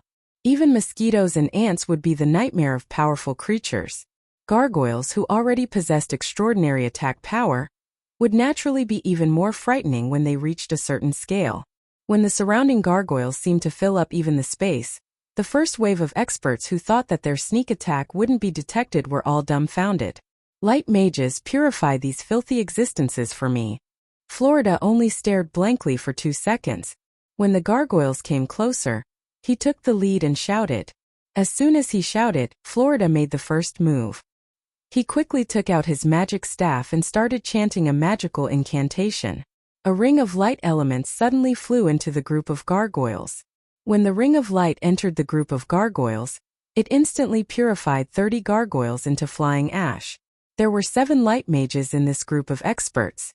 When they saw Florida make his move, they also released the light magic they were proficient in, unwilling to be left behind. One by one, the light magic fell into the group of gargoyles. As expected, it caused great damage to the group of gargoyles. However, the strongest among them, Florida, was only a light archmage. The stronger ones were adept mages, and the weaker ones were only novice mages. The power of the light magic they could release was limited. The loss of more than 200 gargoyles compared to the 4,000 or so undead creatures was simply insignificant. Idiot, undead creatures are indeed afraid of light magic. But other magic is also useful. What are you all standing there for? Hurry up and make your move. When Adam Menlo saw that the remaining mages were only watching from afar after the light mages made their move, he immediately cursed in a flustered and exasperated manner. After being scolded by Adam Menlo, these people suddenly reacted. One by one, the mages started chanting various types of magic. Wind blades, lightning bolts, and fire snakes danced in the sky. The howling gargoyles that were charging over suddenly lost another 400 to 500. However, at this time the gargoyles had finally rushed into their group. Groups of gargoyles spread out and targeted the mages, biting and clawing at them. The magical beasts beneath them also fought with all their might against the group of gargoyles. All of a sudden, the entire sky was filled with magnificent rays of light. Dark shadows flew everywhere, accompanied by mournful cries from time to time. Bodies fell from thousands of feet in the sky, smashing into smithereens. Wakaka, I'm here again. Let's see how you're going to hit me this time. Gilbert's arrogant voice sounded once again. His huge dragon body completely stretched out. Beside Gilbert, the Hydra Lania was like a huge octopus. Together with Dark Dragon Gilbert, they charged towards the experts that were being attacked by the group of gargoyles. Florida, we meet again. Han Shua's voice suddenly sounded. In another group of gargoyles, Han Shua had a gloomy expression as he walked towards Florida step by step in the air. Behind Han Shua, hundreds and thousands of gargoyles shrieked and danced wildly. A huge flying undead creature slowly emerged from the dense group of gargoyles. Little Skull, riding on a bone demon, majestically carried a 3-meter-long bone spear and followed closely behind Han Shua.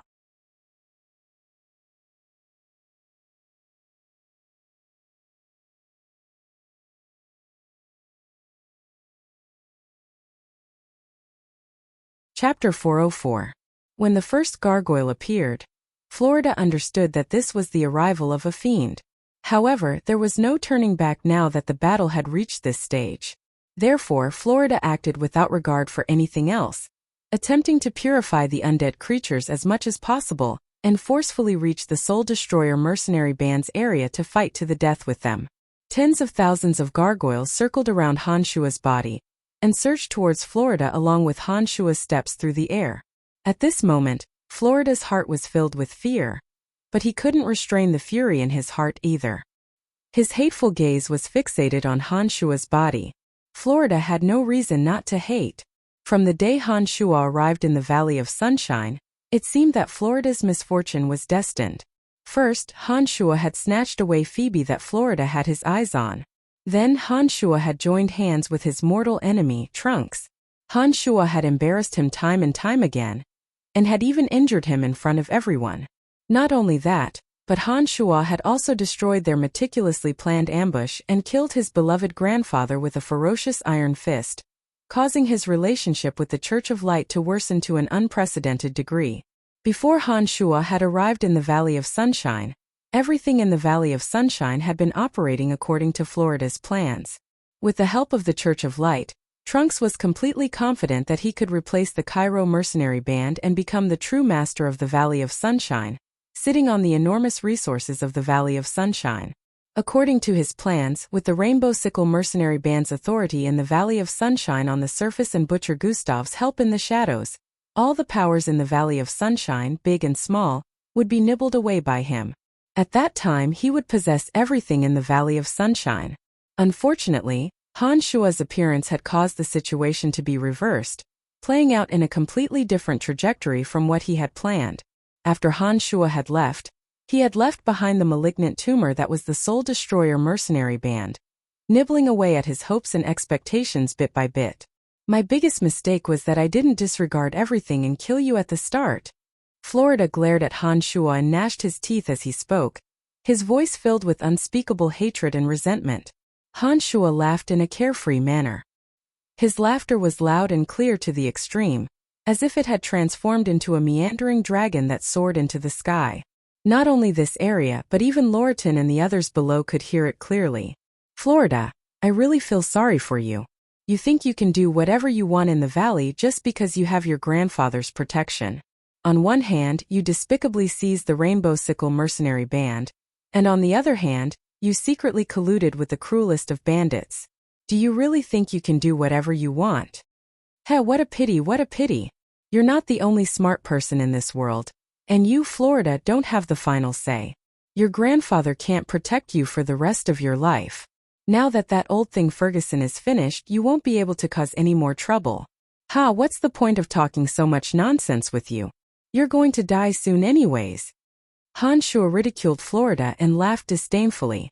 Florida's face looked as if someone had stepped on it with a dirty shoe after Han Shuo's words. It became extremely ugly and gloomy as he glared hatefully at the approaching Han Shuo.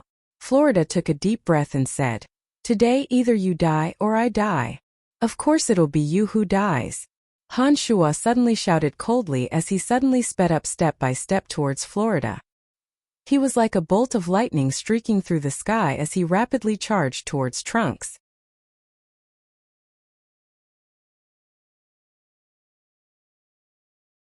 At the same time, the tens of thousands of gargoyles behind Han Shuo suddenly scattered into groups and flew like locusts towards the experts of the three great powers who were being bitten and torn apart by another group of gargoyles.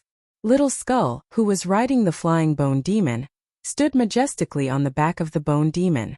His purple demon eye sparkled as he sized up the sky. He pointed the 3-meter-long bone spear in his hand at Adam Menlo. The bone demon beneath him flapped its wings and glided towards Adam Menlo.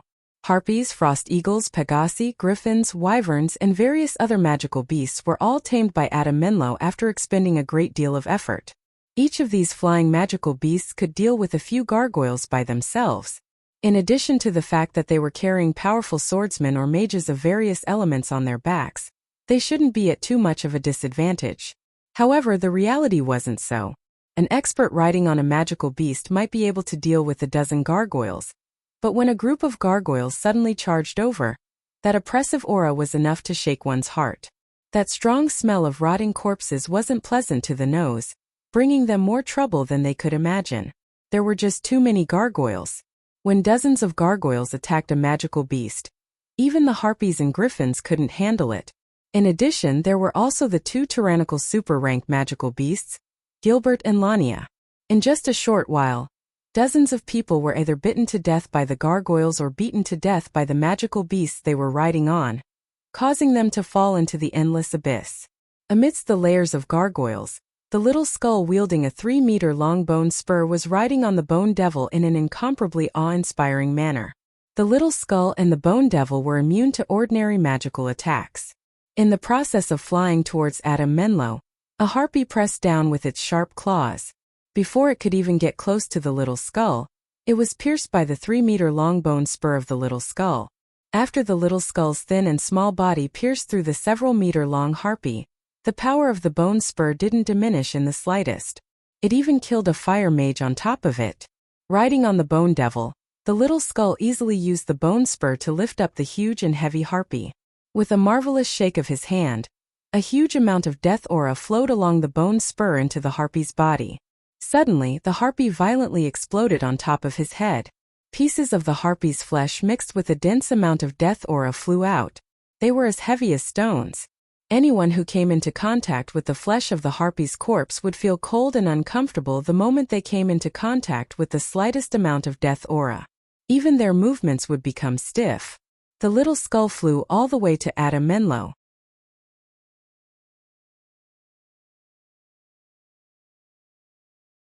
Along the way, he easily killed a harpy. Suddenly, everyone understood the horror of this undead creature. While dealing with the gargoyles that filled the sky, they also very tacitly opened up a path for him to directly reach Adam Menlo. Adam Menlo, who was staring fixedly at Dark Dragon Gilbert, was riding on the super-rank golden-winged rock that could skillfully manipulate wind magic.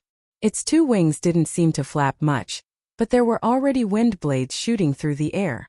Those gargoyles that tried to approach Adam Menlo were all killed by the golden-winged rock's wind blades.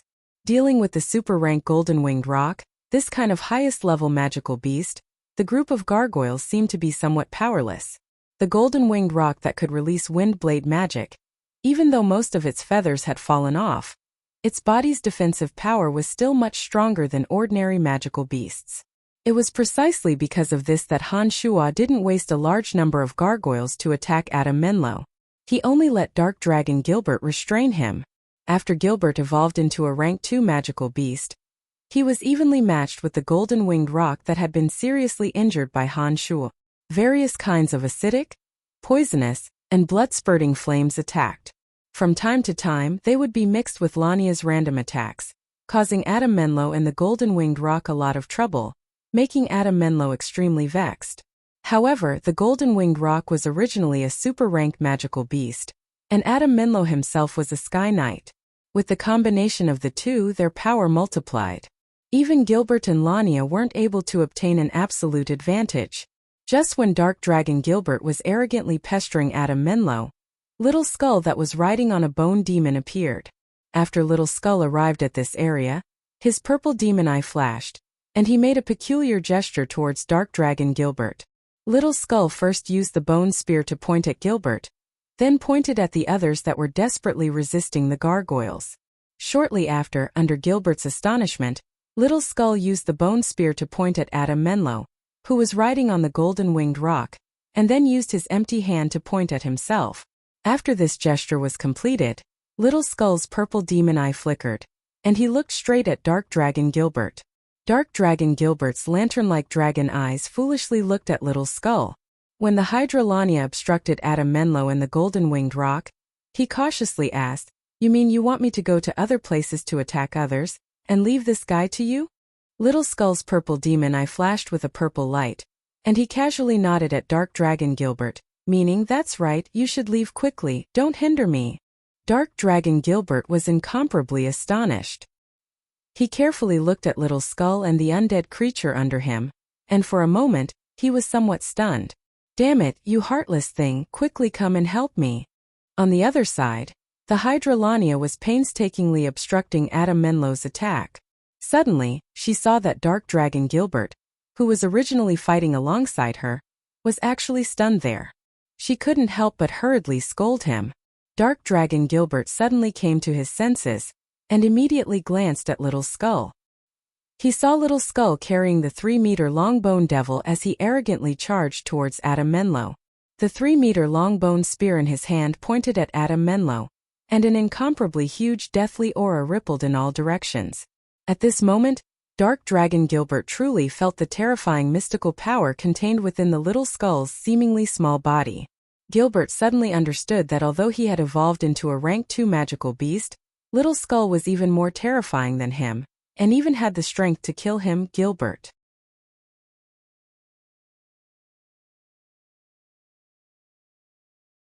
"Lania, let's go, we'll go kill others, and not waste time with this old thing." Dark Dragon Gilbert, who had understood, suddenly shouted at the Hydra Lania. "You idiot! Are you crazy? Didn't Master say to let the two of us restrain this old thing? Are you looking for a scolding or a beating? Quickly come and help me." While the Hydra Lania was speaking, her body gradually disappeared, and soon after, a huge water column fiercely rushed towards Adam Menlo. "Someone here has volunteered to deal with him. Let's not stay here and cause trouble, let's go." Dark Dragon Gilbert shouted loudly, "You slut, quickly come back." Lania, who had used the water to conceal her body, gradually revealed herself. Suddenly, she saw Little Skull flying over on the bone devil. Suddenly, a feeling of not knowing whether to laugh or cry arose in Lania's heart. She ridiculed Gilbert, "Stupid dragon. Is this Little Skull the guy who volunteered?" Just as Lania's words fell, the purple demon eye of the Little Skull suddenly lit up with a glaring purple light. The 3-meter-long bone spur in his hand suddenly transmitted a surging death aura, and a gloomy and cold feeling spread in all directions. The Hydra Lania naturally felt that huge aura, and looked at the Little Skull flying over with incomparable horror. She immediately shut her mouth and didn't say a word. Under Dark Dragon Gilbert's urging, the Hydra Lania no longer hesitated. With incomparable doubts in her heart, she hurriedly avoided the bone devil and the Little Skull, and flew towards Gilbert's side. What is this Little Skull? Why do I feel a very terrifying power from his body?" The Hydra Lania arrived beside Dark Dragon Gilbert. She could no longer suppress the doubts in her heart, and impatiently asked Dark Dragon Gilbert. "Don't ask me, I don't know either. However, I know that he is the first undead creature that Master possesses. It's just that I can't understand. How can a little skull have the same terrifying aura as the bone dragon?" Dark Dragon Gilbert blinked his lantern-like big eyes and explained to the Hydra Lania, who came over to inquire about him. After hearing Dark Dragon Gilbert's explanation, the Hydra Lania was speechless in her heart. She couldn't help but cast her gaze towards Dark Dragon Gilbert's master. In another area 50 meters away from here, Han Shua was holding the Demon Slayer edge that was dripping with fresh blood. His face was ruthless and gloomy, and he was currently slaughtering the enemies around him. Florida was holed up within the layers of protection of the Rainbow Sickle mercenary band. He unceasingly released all kinds of light magic, purifying the surrounding gargoyles that were crazily surging over. Under his light magic, the gargoyles turned into ashes one after another. Among this group, as a light archmage, Florida was the one who posed the greatest threat to the undead creatures.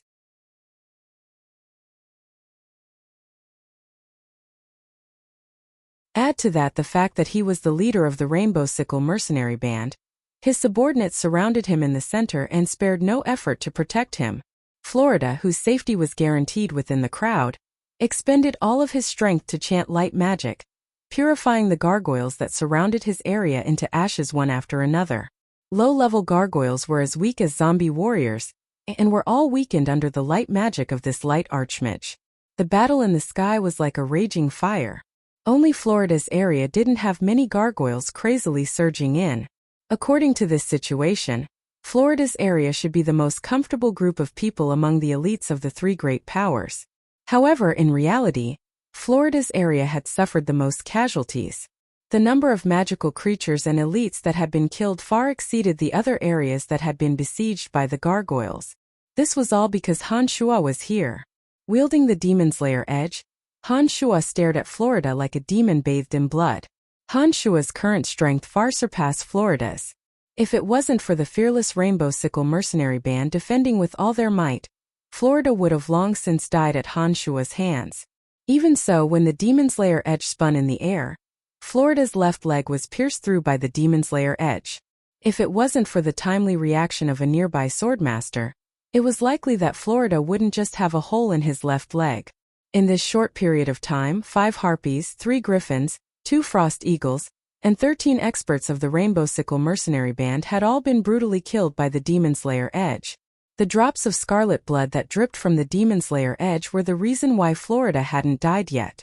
"Heh, how much longer can you hide?" Han Shua mocked as he looked at Florida with a cruel smile when the corpse of a Pegasus fell to the ground. Leader, what should we do? Should we retreat?" Next to Florida, the swordmaster who'd saved Florida's life looked at the fiendish Han Shua and asked Florida with dry lips.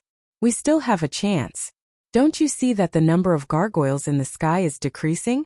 Gargoyles are only low-level undead creatures after all. There's no way they can stop our footsteps under the attack of so many magic spells." Florida hid in the middle of the crowd and scanned the surroundings as he encouraged. "But we only have 100 people left." The swordmaster was obviously a bit afraid of Florida, but still spoke the truth. "We must win, otherwise the three powers will never have the chance to rise to the peak of power in the Valley of Sunshine." Florida roared in exasperation.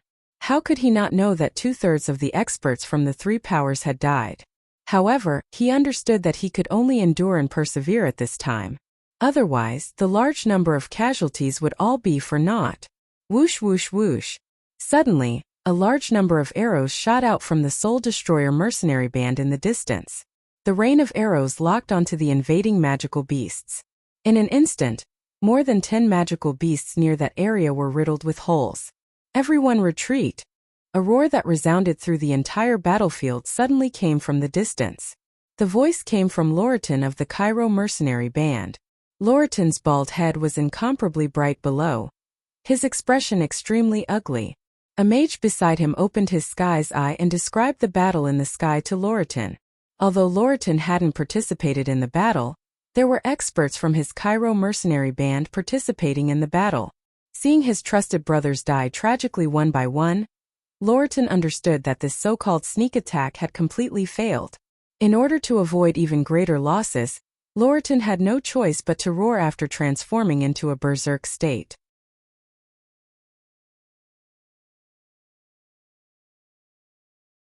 Florida and Adam Menlo naturally heard Loratan's roar that resounded through the sky. Without waiting for them to take any action, the surviving experts of the Cairo mercenary band directly descended from the sky without saying a word. Adam Menlo, who was riding the super-rank golden-winged roc, was forced to continuously retreat by the little skull that was wielding a 3-meter-long bone spur. He had never felt so aggrieved and depressed in his entire life. He couldn't understand why the little skull in front of him would actually have such a dense and powerful aura of death. The little skull's 3-meter-long bone spur carried an incomparably terrifying aura of decaying death. Every attack caused Adam Menlo incomparable pain. If it wasn't for the golden-winged roc blocking the attacks for him, Adam Menlo's body would have already been pierced through. "You, what exactly are you?" Adam Menlo had asked this question many times.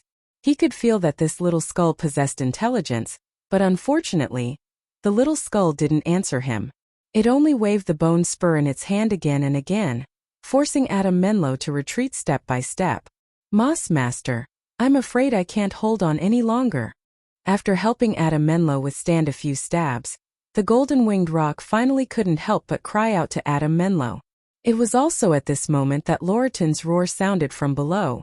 Adam Menlo was only stunned for a moment. When he discovered that the people of the Cairo mercenary band were retreating in an attempt to leave the battlefield, a feeling of helplessness and despair suddenly rose in his heart. "Let's go, we should also retreat." When Adam Menlo said these words, he really felt like crying but had no tears.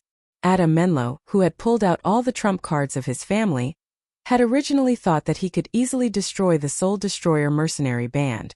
Who would have thought that the malefic star would once again appear midway, forcibly using the gargoyles that filled the sky to reverse the situation, and even caused great damage to them. Although this batch of attackers only consisted of a mere 300 people, they were the true elites of the three major powers. They were the foundation that they relied on to survive. Every one of them was an expert that could take on 10 people at once. Who would have thought that they would ultimately end up in such a state? A sharp cry suddenly sounded from the golden-winged roc's mouth. The golden-winged roc rolled its body in pain and spoke in human language. Master, Master, there's movement in my body. I can't anymore." Crisp popping sounds suddenly sounded from within the golden-winged roc's body. The golden-winged roc's huge body slowly shriveled up, fresh blood sprinkling down like a fine rain. An intense corrosive aura of death amidst the dense evil aura suddenly erupted frantically within the golden-winged roc's body, causing the golden-winged roc's body to rapidly shatter.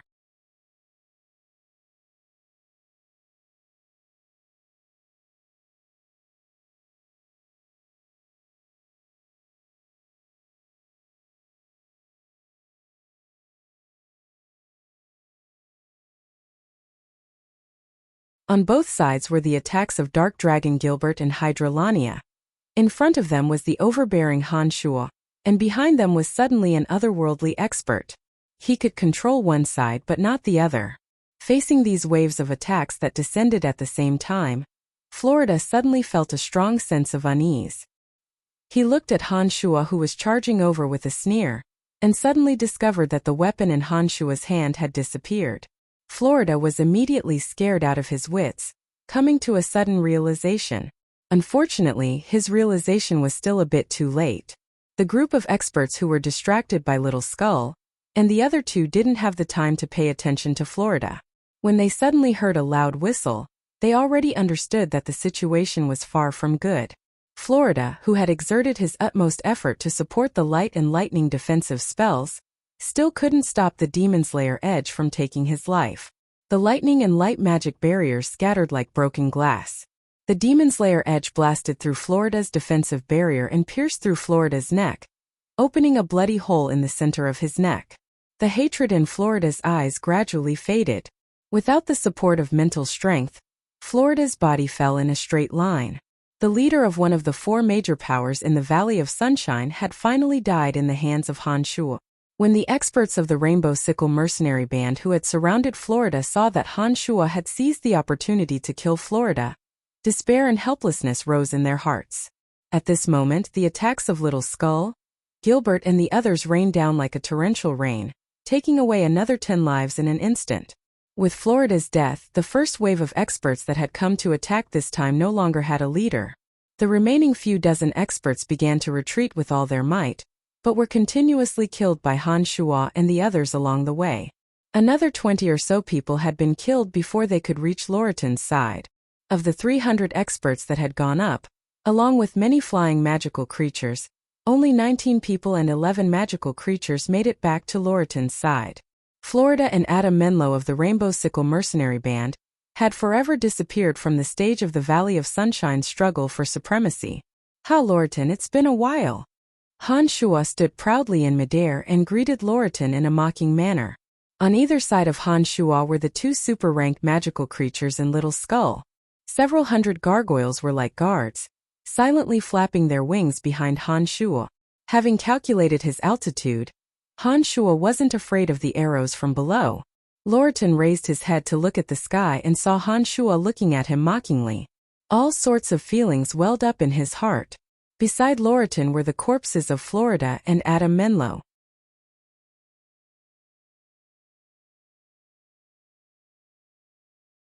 Loritin should have been happy that two of the leaders of the three great powers had died, but when he looked at Han Shua, he felt a sense of panic. "It has indeed been a long time. I should have known that you would come. Apart from you, Trunks didn't have any other tricks up his sleeve." Loritin first sighed, then took a deep breath.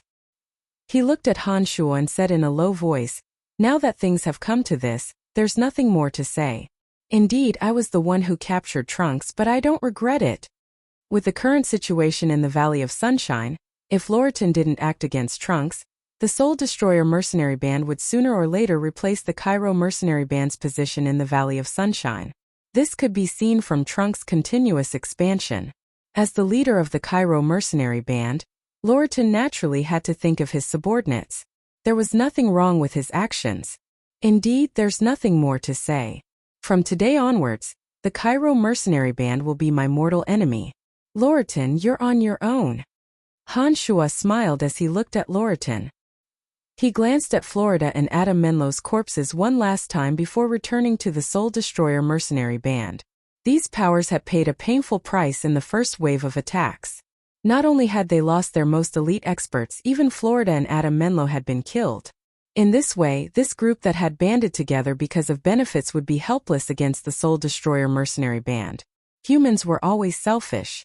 With the deaths of Florida and Adam Menlo, Han Shua was almost certain that the Rainbow Sickle mercenary band and Adam Menlo's family would immediately fall into chaos. Especially Florida's Rainbow Sickle mercenary band, it would inevitably fall into a situation of being seized or divided. In this way, this group's threat to the Soul Destroyer mercenary band would be greatly reduced. Han Shua only needed to sit back and watch them fall apart. That was why he had left so confidently. Reality had indeed developed according to Han Shua's expectations. When Han Shua left, the Rainbow Sickle mercenary band and the House of Menlo immediately fell into a quarrel. The Rainbow Sickle mercenary band, in particular, had immediately split into a few small powers after Florida's death. Only a small portion held the intention of avenging Florida, while the majority of the remaining people advocated leaving this troublesome place as soon as possible. The House of Menlo was slightly better. After all, Adam Menlo was their elder. The House of Menlo, whose authority was mainly concentrated in the hands of their relatives, was crying out in grief that they would first avenge Adam Menlo before deciding what to do next. The sudden quarrel had disrupted Loritin's thoughts. Looking at the Rainbow Sickle mercenary band preparing to retreat, as well as the frightened leaders of the small powers, Loritin suddenly felt a sense of helplessness. With so many flying creatures killed, it was completely impossible to rely on flying creatures to enter the Soul Destroyer mercenary band. With the existence of the space ring, it was impossible for Loritin to exhaust the Soul Destroyer mercenary band to death. The only way was to forcefully enter. However, the price they would have to pay for such a forceful attack was simply not something they could accept. For a moment, Loritin didn't have any confidence in victory. Looking at the Rainbow Sickle mercenary band and the House of Menlo arguing endlessly, he suddenly felt somewhat helpless. Leader, should we take this opportunity to eliminate both of them first? Just as Lorton was feeling vexed, Harris suddenly moved closer and lowered his voice as he suggested maliciously. Glancing at Harris, Lorton looked in the direction Han Shua had left in and smiled wryly. That fellow can't wait for us to do that. If we were to fight with both of them now, then it would really be to his liking.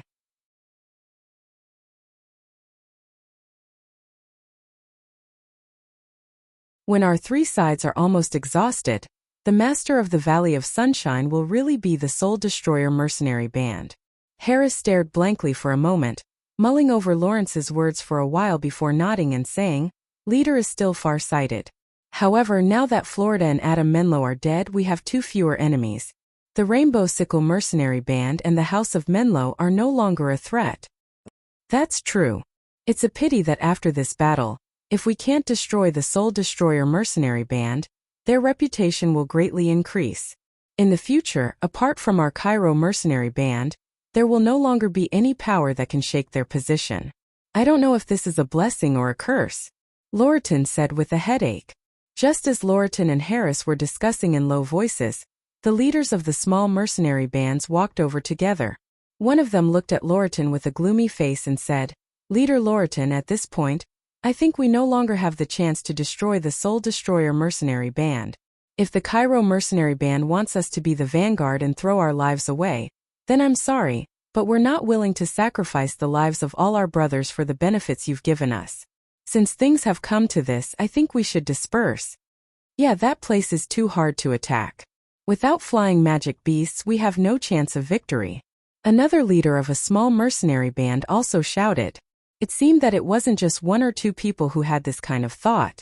These fellows had walked over together, and all of them were probably planning to leave. A bunch of short-sighted fellows. Lorton came to a conclusion about them in his heart.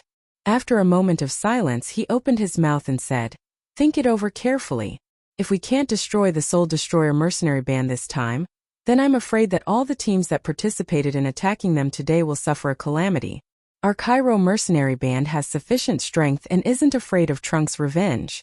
As for you guys, that might be troublesome. There's no need for Leader Lorton to remind us of this. We've naturally thought of it as well. That person replied. Then do as you wish. In any case, I've already reminded you guys. When Trunks comes looking for you for revenge, don't come looking for me. Lorton snorted coldly, feeling that it was beneath him to say anything more to them. These people looked at each other and simultaneously bade farewell to Lorton. They brought their brothers and left this troublesome place. The majority of the Rainbow Sickle mercenary band didn't give Lorton any face after Florida's death. They didn't even bid farewell to Lorton and directly left this place. Of the 6,000 people that had come to attack the Soul Destroyer mercenary band, only 3,000 remained.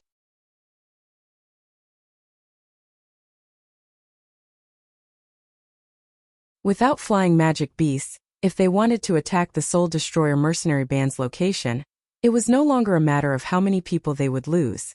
Instead, it was a matter of whether they could attack after suffering heavy losses.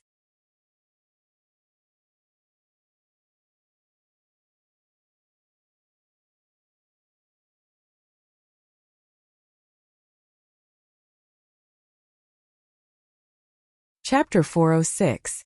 When Han Shua returned to the Soul Destroyer mercenary band, he discovered that Trunks was sitting in the middle of the arena with Grant's support. He was currently looking up at the vast expanse of whiteness in the sky. Trunks was still very weak. Although the wounds on his body had been treated, it would take at least 10 days to half a month to recover. The most serious injuries were the tendons in his arms and legs that had been cut off. It would take about a month to reconnect them and restore their previous tenacity. It was obvious that Trunks was worried about the Soul Destroyer mercenary band. Due to the tendons in his arms and legs being cut off, he could only sit there limply like a disabled person, unable to move his limbs. Fortunately, his eyes had gradually regained their luster. When he gazed up at the sky, his eyes seemed to be in deep thought. This meant that although his body had suffered heavy injuries, his mental state was still pretty good. Why did you come out? It's best for you to obediently stay inside and recuperate. Don't worry, the invaders have already returned in low spirits. Lorton will definitely not be able to do anything in the short term. Han Shua landed beside Trunks and rebuked him. It's alright, I feel a little better now. Hee, when the Soul Destroyer mercenary band is at its most critical moment, I'm not willing to hide inside and bitterly wait for news from others. Trunks said with a smile. He paused and slightly furrowed his brows. Brian, is Florida already dead? Nodding his head, Han Shua replied, that's right. I know you wanted to kill him personally. However, Florida's death at this time was much more beneficial to us. With his death, the Rainbow Sickle mercenary band immediately fell apart, greatly reducing the number of our enemies. Therefore, I didn't let him go. Trunks sighed and said ruefully, AI. It's a pity that I didn't finish him off personally. However, this kind of early death is indeed beneficial to us. If I had killed him earlier, then so many messy matters wouldn't have happened. It seems that this is all my fault. Apart from Florida, there's also Adam Menlo. These two are the pillars of the Rainbow Sickle mercenary band and the House of Menlo. Their deaths have a huge impact on these two powers. Currently, including Lorton's forces, there are still 3,000 people in the vicinity. However, I think they will leave very soon. Han Shua explained to Trunks, you don't have to worry about the rest. I know you have a lot of things to do. Leave Loretta to me. I'll take care of her, Trunks said. It's just Lorton. I can take care of him in passing.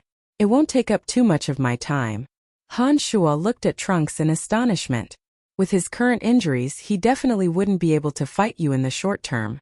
Han Shua was a little worried. Brian, the Valley of Sunshine has its own rules. If I want to convince others, I can't completely rely on your strength.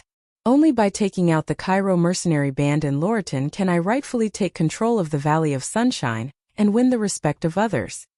Trunks' face was still quite weak as he spoke resolutely. Han Shua was stunned. He hesitated for a moment and said, but your body, don't worry. I won't immediately deal with Lorton. Just as you said, with Lorton's personality, he wouldn't dare attack this place without complete confidence. Now that the House of Menlo's flying creatures have been killed by you, they definitely won't dare to attack in the short term. We still have Gilbert here. As time passes, they'll definitely give up. Don't worry, after the previous pain, I won't be careless again. I'm confident that I can eradicate Lorton and the Cairo mercenary band.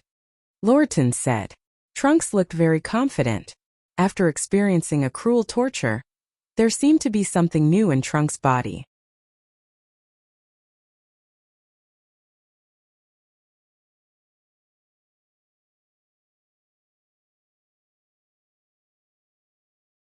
Taking a deep breath, Han Shua slowly condensed his mental strength and explored the area where the boundary existed. Boom! As soon as Han Shua's mental strength touched that area, his brain suddenly shook. A huge force suddenly surged over, squeezing into Han Shua's brain like thousands of little snakes, giving Han Shua an endless numbing pain. Fortunately, Han Shua was already experienced. He hastily held his breath and concentrated, using an even stronger mental strength to blast it in an attempt to break through the boundary like the previous two times. The three-colored light of the skeletal staff in his hand shone brightly. Bam! Han Shua suddenly rammed into it, but the boundary didn't break. Instead, it was Han Shua himself who was bounced back. Just as Han Shua was overwhelmed with shock, the power that had squeezed into Han Shua's brain like thousands of little snakes suddenly went from chaotic to orderly, combining into rays of bright magical symbols. Han Shua, who had studied necromancy magic for a long time, was greatly astonished when the magical symbols appeared in his brain. Immediately afterwards, the three-colored light of the skeletal staff in his hand suddenly grew brighter.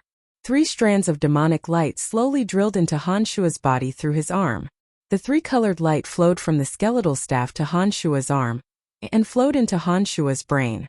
When the light that matched the thousands of magical rays converged, they arranged themselves into paragraphs of incantations and messages that Han Shua could understand.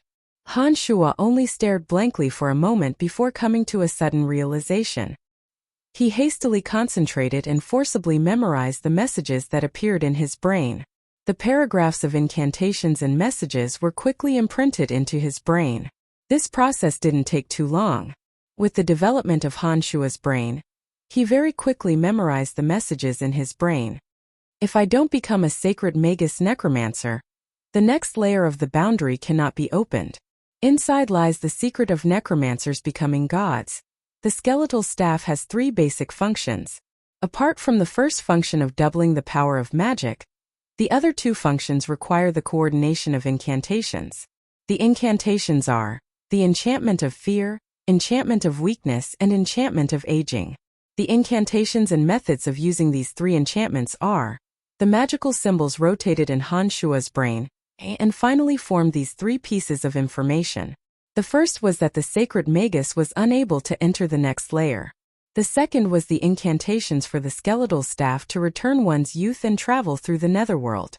The last one was actually the long-lost enchantment of fear, weakness, and aging for necromancers. The next layer actually contained the secret of necromancers becoming gods. Han Shua was greatly alarmed. He looked at the front that was only separated by a layer of boundary, and was stunned by the information in his brain. He stood there in a daze for a long time, his mind in a mess of too many thoughts. After a long time, Han Shua finally calmed his chaotic emotions. He thought to himself that the first piece of information was still illusory to him. It was the second and third pieces of information that were of great use to him at present. Among the 3 miraculous abilities of the skeletal staff, the ability to multiply the power of magic didn't require the coordination of other incantations. However, the miraculous ability to return one's youth and allow one's soul to freely travel through the netherworld weren't so simple to realize. Among them, traveling through the netherworld required the coordination of complicated magical incantations, as well as a precise understanding of one's own soul.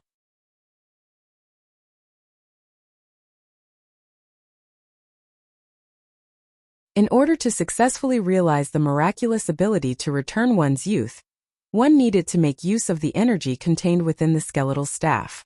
This energy wasn't something that everyone could receive. Only those who were recognized by the skeletal staff would be able to make use of the energy contained within the skeletal staff. Previously, Wolf obviously fulfilled this condition. According to what Wolf said, the followers of the Calamity Church all seemed to meet the requirements to be transformed by the skeletal staff. Those old fellows of the Calamity Church who had lived for God knows how many years would be able to use this energy to regain their youth. The boundary of fear, boundary of weakness, and boundary of aging were the 3 large-scale magical boundaries of necromancers in the legends. Enemies who were enveloped by the boundary of fear would feel fear in their hearts.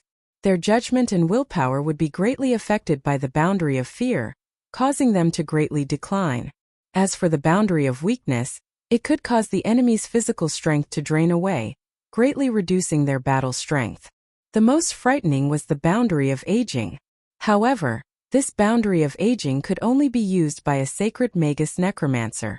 Necromancers who had reached the rank of sacred Magus necromancer already had a very profound understanding of the soul. Once they used their enormous mental strength to cast the boundary of aging, any living being that entered it would accelerate the process of aging.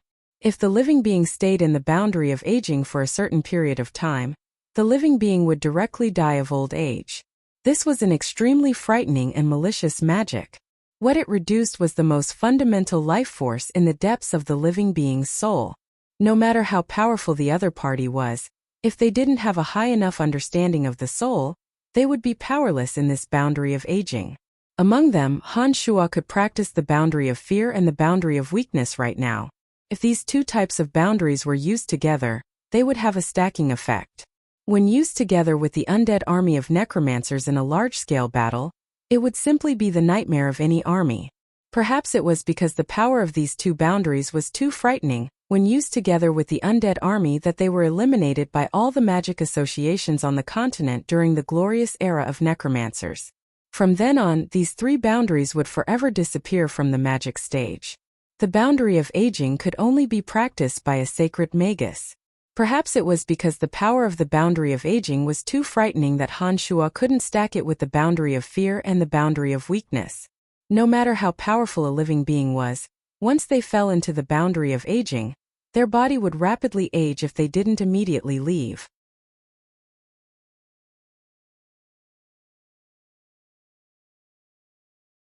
Even if they immediately left the boundary of aging, their body would still be affected and age a part of it would never be able to recover.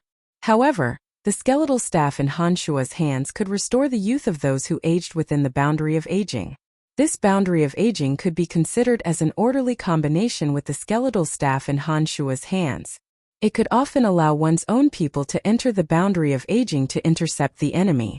After the enemy was defeated and died of old age, one could then use the skeletal staff to restore the youth lost in the boundary of aging.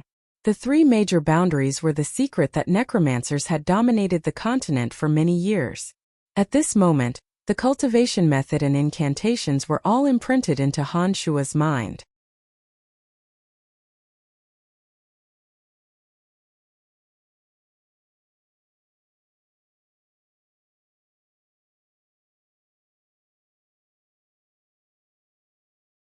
Chapter 407.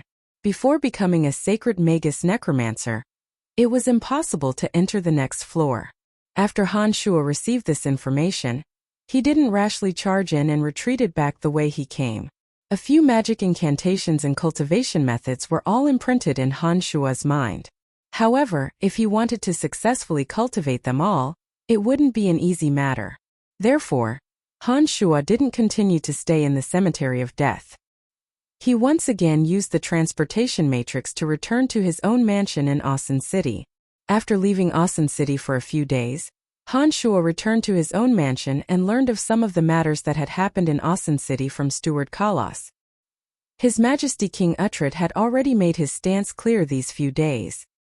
He was determined to support his illegitimate son Lawrence to ascend to the throne. For a moment, the entire Lancelot Empire was shocked. No one could understand why Uhtred would make such a decision. The Dark Mantle organization, which had always been Uhtred's dark hand, suddenly had a close relationship with Lawrence. Some people had already guessed that the Dark Mantle was leaning towards Lawrence. The Empire's legendary sacred swordmaster Carol's attitude was no longer ambiguous. He finally officially announced that he would support Lawrence to ascend to the throne. With the help of His Majesty Uhtred, Lawrence's trusted aides gradually began to grasp the Empire's power. His adoptive father and uncle Boris were both placed in important positions, becoming powerful ministers that no one dared to approach. Everyone could see through Uhtred's intentions. At this time, the other princes and the forces in their hands came and went to the imperial palace more and more frequently. Grand Duke Ashburn even brought Prince Charles to the imperial palace a few times a day in an attempt to change His Majesty the King's decision with his own strength. There were also some stubborn and conservative ministers who jointly wrote a letter to Uhtred, clearly stating that they wanted Uhtred to change his decision. They believed that Lawrence, as an illegitimate son, was simply unworthy of ascending to the pinnacle of Lancelot Empire's power. These people were all old ministers. The old traditions of nobility made it impossible for them to accept this fact. They believed that this was a kind of blasphemy against the Lancelot Empire's royal family. Uhtred's empress, as well as his most beloved wives and concubines, also joined the crusade against Uhtred one after another. For a time, undercurrents surged through Asan City like a tide. However, at this time, Uhtred suddenly fell seriously ill and fell into a coma. He was muddle-headed and showed signs of collapsing at any time. When the princes saw that such a situation had occurred, they disobeyed Uhtred's orders on the surface but disobeyed him in secret. They secretly began to mobilize the forces in their hands, preparing for the upcoming power purge. In the seemingly peaceful Asan City, a few unfamiliar faces suddenly appeared. A storm was slowly brewing. Once His Majesty Uhtred passed away, the storm that had been premeditated for a long time would definitely erupt. At that time, it would be hard to say whether it would engulf the entire Lancelot Empire. At this moment, the minister of the southern border, Firenze, suddenly returned to Asan City. The arrival of this malignant star caused the chaotic Asan City to be filled with too many variables. After listening to Butler Kalas' description, Han Shua was stunned. He really did not expect that in just a few days' time, Asan City would actually undergo earth-shattering changes. It seemed that after King Uhtred understood that his days were numbered, his swift and decisive methods had played a huge role. In the few days that Han Shua had left, Phoebe had come to look for Han Shua 3 times. Lawrence had come to look for Han Shua twice.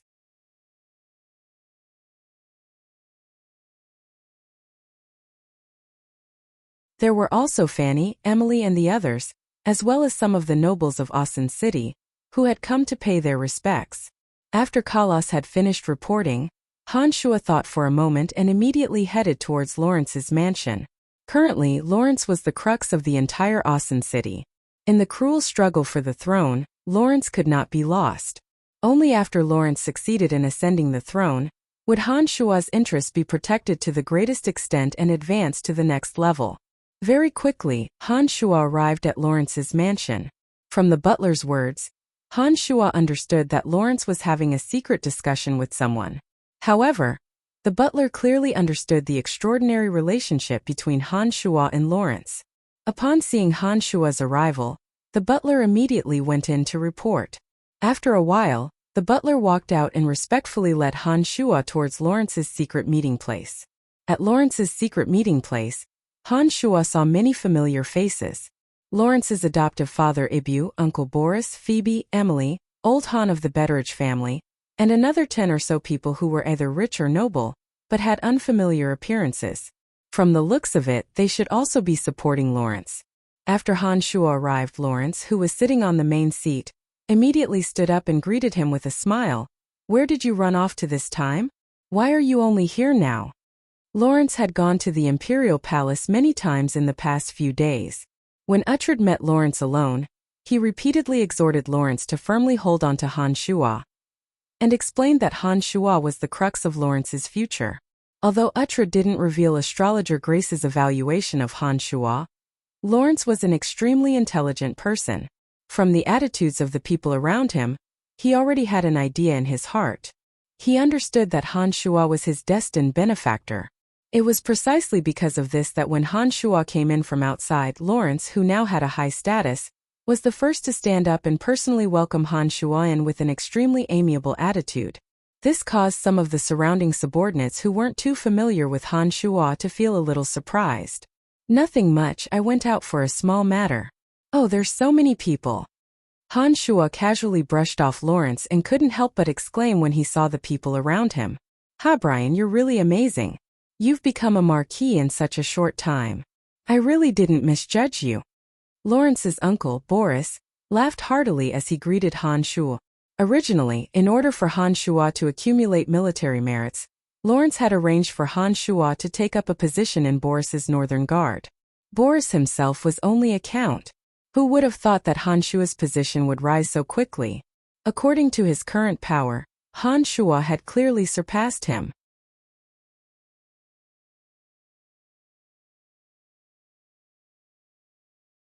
However, when he was in the Northern Guard, Boris had been very friendly towards Han Shua precisely because he knew of Han Shua's prospects. The two of them also had a good relationship in private. Therefore, when he saw Han Shua walk over, he immediately greeted him in a friendly manner. "Haha, Lord Boris is too kind." Han Shua smiled as he saluted Boris. Beside Boris sat Emily and Phoebe. The two girls were extremely close to each other and had been whispering about something. Only when Han Shua walked in did their bright eyes focus on Han Shua. Old Han was also beside Emily, so she only glanced at Han Shua before turning her head away to avoid arousing suspicion. However, Phoebe seemed to still be angry in her heart and couldn't help but glare at Han Shua a few more times. Her beautiful eyes revealed anger, as if she was blaming Han Shua for his mysterious disappearance. "Not bad, young man. I haven't had the time to properly thank you for saving me last time. Haha, I've already told you to come visit my family when you have time. I'll definitely treat you well. I didn't think that you wouldn't come until now." "What? Could it be that you look down on my Betteridge family?" Old Han started out with a smile as he greeted Han Shua, but pretended to be angry. "I've already gone to the Betteridge family, and even secretly ate your wife."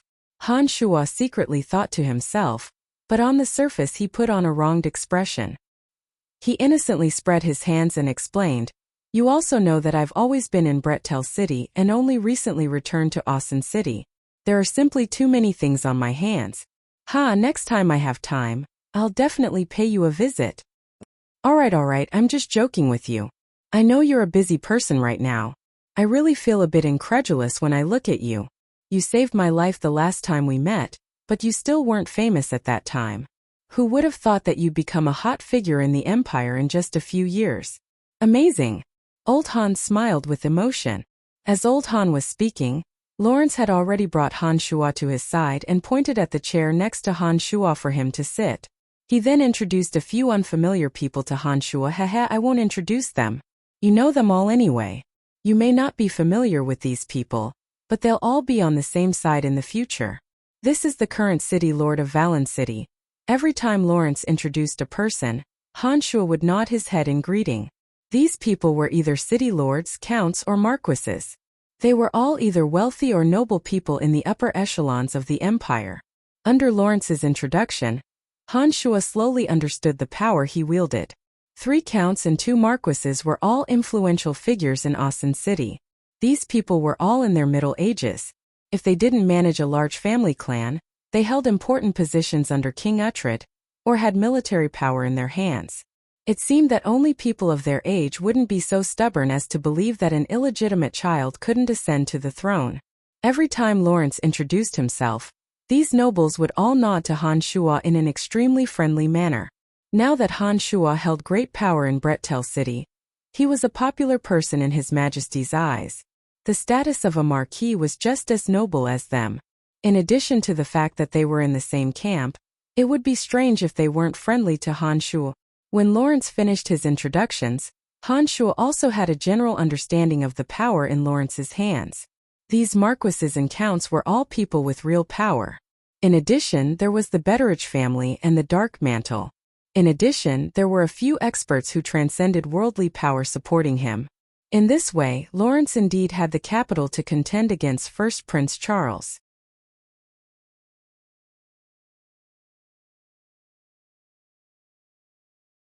It seemed that Uhtred's swift and decisive actions had indeed brought great benefits to Lawrence.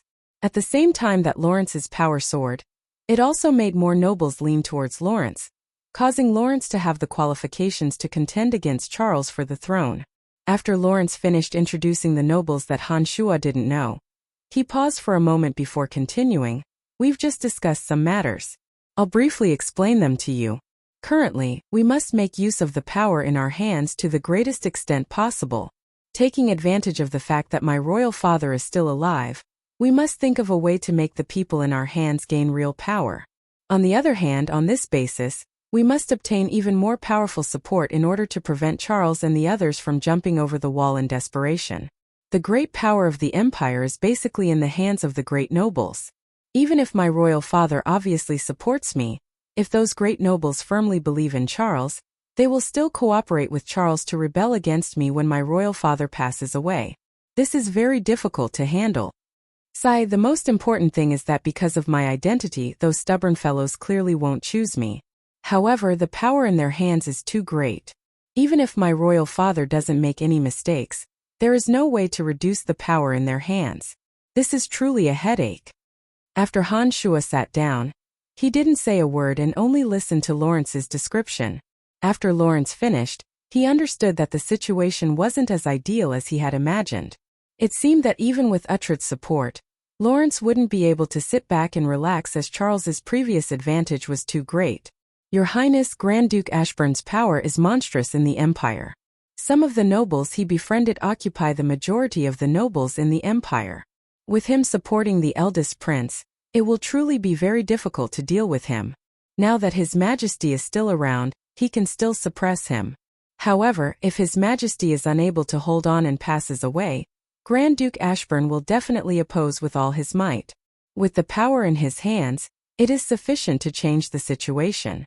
This will truly be somewhat difficult to deal with. A count named Terry said to Lawrence. That's right.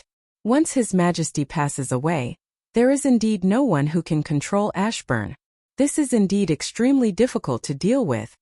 Lawrence's adoptive father, Evie, said with a distressed expression. All of you have forgotten about that person who just arrived in Asin City. If His Highness Lawrence has this person's support, I think the situation will be completely different. Old Han suddenly smiled and said to the crowd. Once these words were spoken, everyone's expressions changed. However, they immediately sighed. Boris opened his mouth and said, "That unreasonable lunatic is indeed not an ordinary person. However, this person even dares to disobey His Majesty's orders.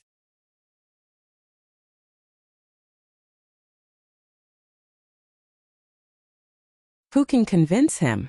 Lawrence stared blankly for a moment before looking at Han Shuo with a fervent gaze. However, when Lawrence glanced at Emily and Phoebe, he hastily hid his fervent gaze. Just from Lawrence's gaze, Han Shuo knew that he was indeed aware of the relationship between Fanny and that lunatic Forenza. Han Shuo couldn't help but sigh in his heart. He understood that Lawrence had a motive for deliberately befriending him. For him to start roping him in so early, it seemed that among the princes, Lawrence was the most far-sighted. You're tuning in to the Li Mei's Wuxia Whispers YouTube channel. We're so grateful for your support, and don't forget to subscribe to join us on this incredible journey through captivating stories. Your generosity through donations truly makes a world of difference, as it's the primary source of revenue that allows me to expand and enhance this channel for you. Thank you from the bottom of my heart for being a part of this adventure.